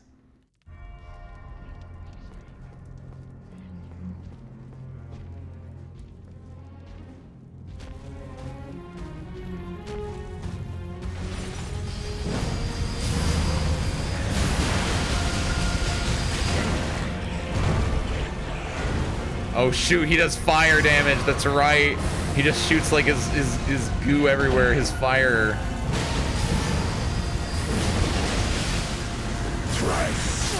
Oh fuck!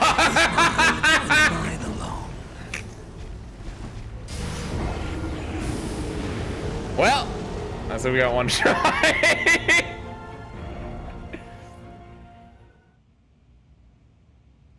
There's a steak. Okay, if there's a steak America right there.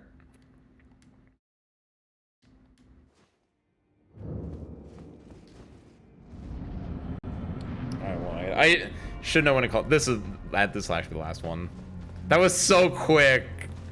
I feel like I could do it. I could do it. I could do it.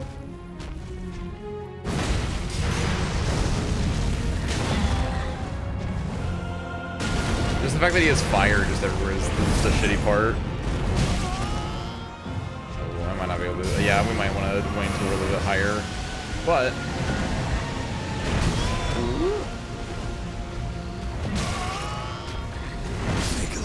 Okay, yeah, we're done. Doing DLC next week? Probably the following is my guess then. Because probably what we'll do next week is let's set this up. Let's get our ideas in motion. So, we have access to Moog. We have access to Fire Giant because we just have to do a run directly to Fire Giant, right? We gotta run. We have access to Estelle. Because we're right here, we just have to run into and do we just have to go get to the coffin. We're good there. So we have access to one. We have access to Fia's champions, and theoretically Fortisex, but probably I don't want to do Fortisex. We have access to Rykard. I don't really want to do Rykard right now because I don't want to mess with that quest. But we have access to a fair amount of bosses, and what we might do in the next week is boss rush them. Fire Giant is a definite. Estelle is a definite. We can also probably do... We can probably do some world bosses too, right? At some point, we probably want to do this thing with Ronnie, but... Wait, do you need to do this with Ronnie? What do you get up here at Ronnie's body? You get the Curse Mark of Death, right? What is that used for? Is that used for Fia's quest? Yeah, it's probably used for Fia's quest, isn't it? You give it to Fia, and she transforms into the Rune of Mending, probably. That sounds right. Because she puts death back in the Golden Order, is what she does. Yeah, so she probably needs the Rune of Death from Ronnie's body. Yeah! Is that what it is? Am I right? Nice. Nice. Yeah, I think we have access to a lot of people, and we can also do this thing as well. Yeah, she puts... Because Godwin... Oh, is Godwin still alive down there? I know his corpse is there, but is it like, Ah, the lore. I didn't know that. I guess I didn't really... I forgot that he was like... Yeah, his body is alive, but his soul isn't. That's the weird thing. Yeah, not his soul. Yeah. Because that's why it's still growing. That's why it's like postulating out in what is this place? In Stormvale and everything. She split the rune in two. So she has the one that kills the body, and then wait, oh, does that mean this dude only has the one that kills the spirit? I guess that's why it manifests as like the blood flame or whatever it is. Ooh, you're right. Yeah, let's swap that back. Not that it really matters. I barely use my physic as is, but you know, I'll need it one time at least. I feel like I'm not utilizing my physic as much as I should be, but I think I need to go grab like things. Bubble Tear is probably the best one I have. Like if I was going for like, assuming that it lasts like 3 to 5 minutes, like I should probably be using these things. The Twiggy, the charge attacks ones. Because I was looking at that one, but I was like, I don't know. I do like my charge attacks, but I just wasn't sure if I could get good charge attacks off. Not really important, though. Oh, keep your runes? Oh, yeah, this is a Twiggy one, but you're talking about the... Oh, no, that's clearly spiked. It says spiked right there. Whoops, my bad. Yeah, the other one. The one that keeps your runes. That's not a bad one, actually. I feel like that's a bit of a cop-out one, though, where it's just like... It's alright. It's like mine though, where it's like it's not like utilizing the good parts where it's like damage negation or doing more damage kind of stuff is what I feel like this is best at. Keeping your runes are like healing or getting mana feels like it's the weaker option of it, but still. Pop flask after 2 flasks. You got a drinking problem there, it sounds like. Holy Well plus a DLC one. Ooh. That is, I didn't even think about them putting physics in the DLC. Sekiro block? What does that mean? I'm actually really interested. I don't want to know. I have ideas in my head, and those are interesting enough for me for now. Oh, we can use this at some point too. We should probably go try to like put on other people's runes at some point because we have the option to do that as well. We have access to this one, which I think this is Mogan Morgott. This is Mikola Melania. Or no, this is Riker's Great Rune. Melania is this one, which you get from a teleporter somewhere? You get from on top of the bridge, I think, actually. This is Ronnie and nothing else. This is Godric's, which we already have. This is Radahn's. Yeah, nice. All right.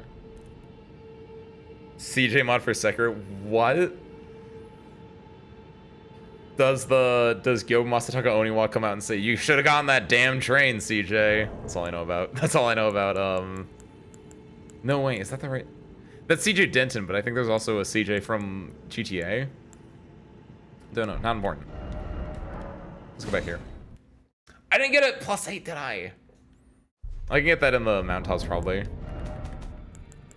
Unfortunate. Okay, cool. Well, with that, service crew, I'm calling it quits for the night. Let's go in. Let's go back here. Guys, look at this cool, it's not gonna blind me. Watch this. See, they changed it. That's so cool.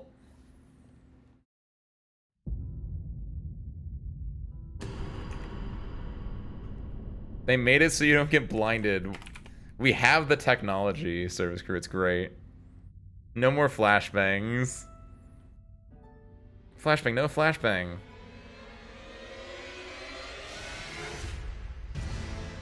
Alright, let's see.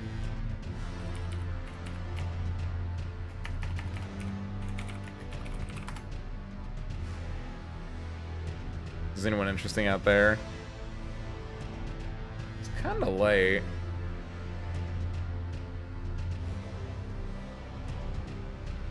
Lord Inver Gortash? What? That is so specific. What did you mean by who is Lord Inver Gortash? Is it a Freerin character or who is that? Who is Lord Inver? Where's my phone? Your ass really just said my character looks like blank. Fuck!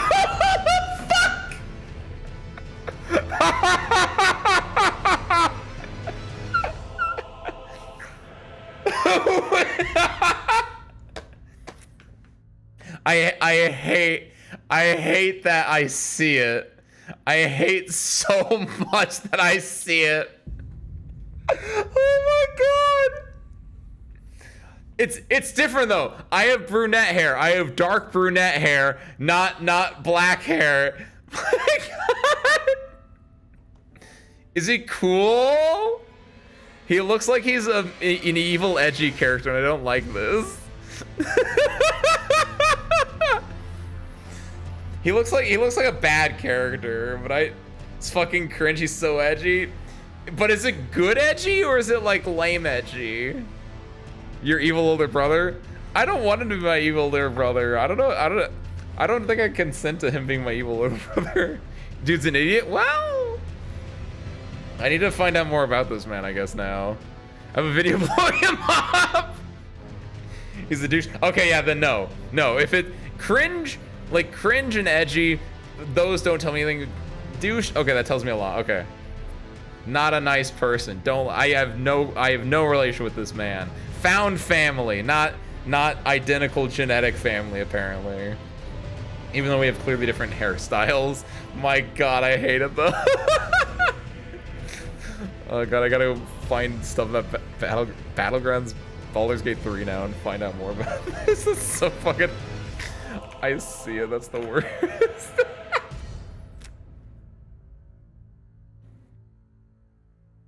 Can you sleep with me? I wouldn't teed up. Gonna play Baldur's Gate 3, make myself in it again, just so I can have the self-cessed ending. Oh, Ace, you can't say that. It's so late in the night.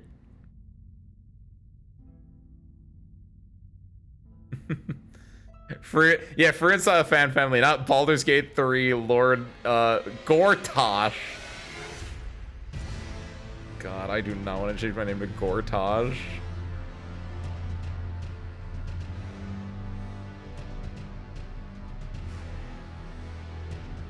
Alright, so screw you guys. You guys got any recommendations? Otherwise, I think I'm shooting you out into the void tonight. Or we can go do an Elden Ring stream. But I didn't want to go look at the Elden Ring streams because I feel like 90% of them are probably gonna be the DLC. And I don't want to be like, hey, have my viewers, bye. I hear playing the DLC. I don't want to watch this. Talk about your Freerin feelings.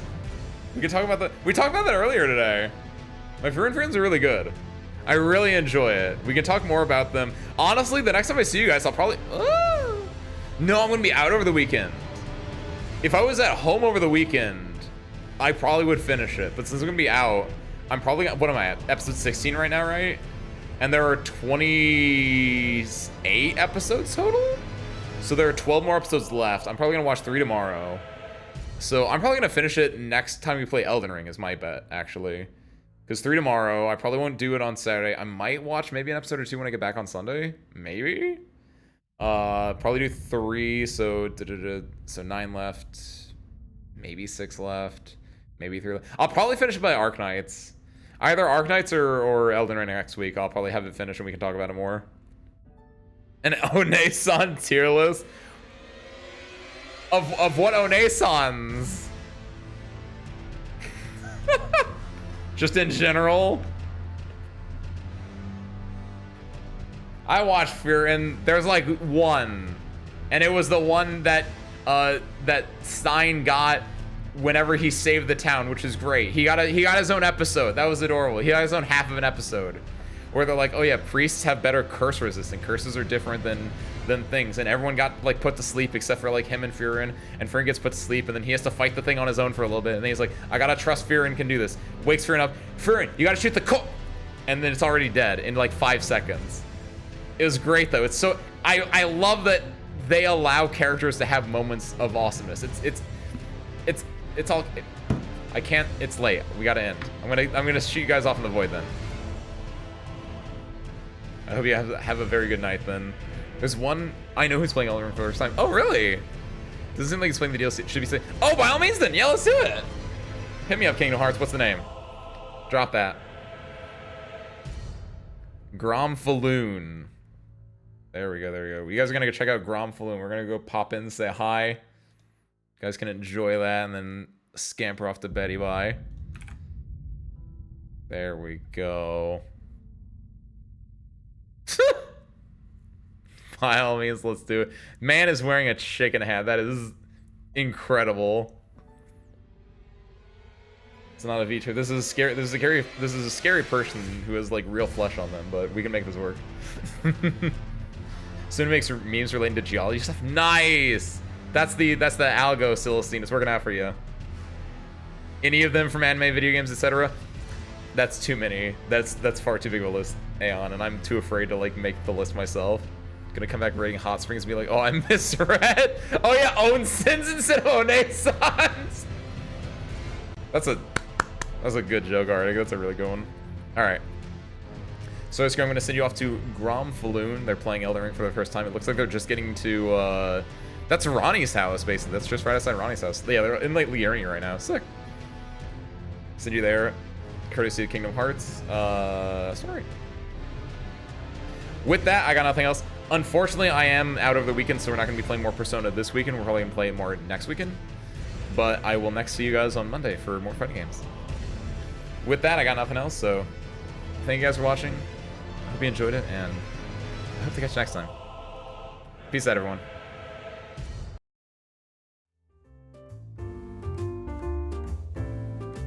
Okay, go say hi in 3, a 2, a 1. See you there.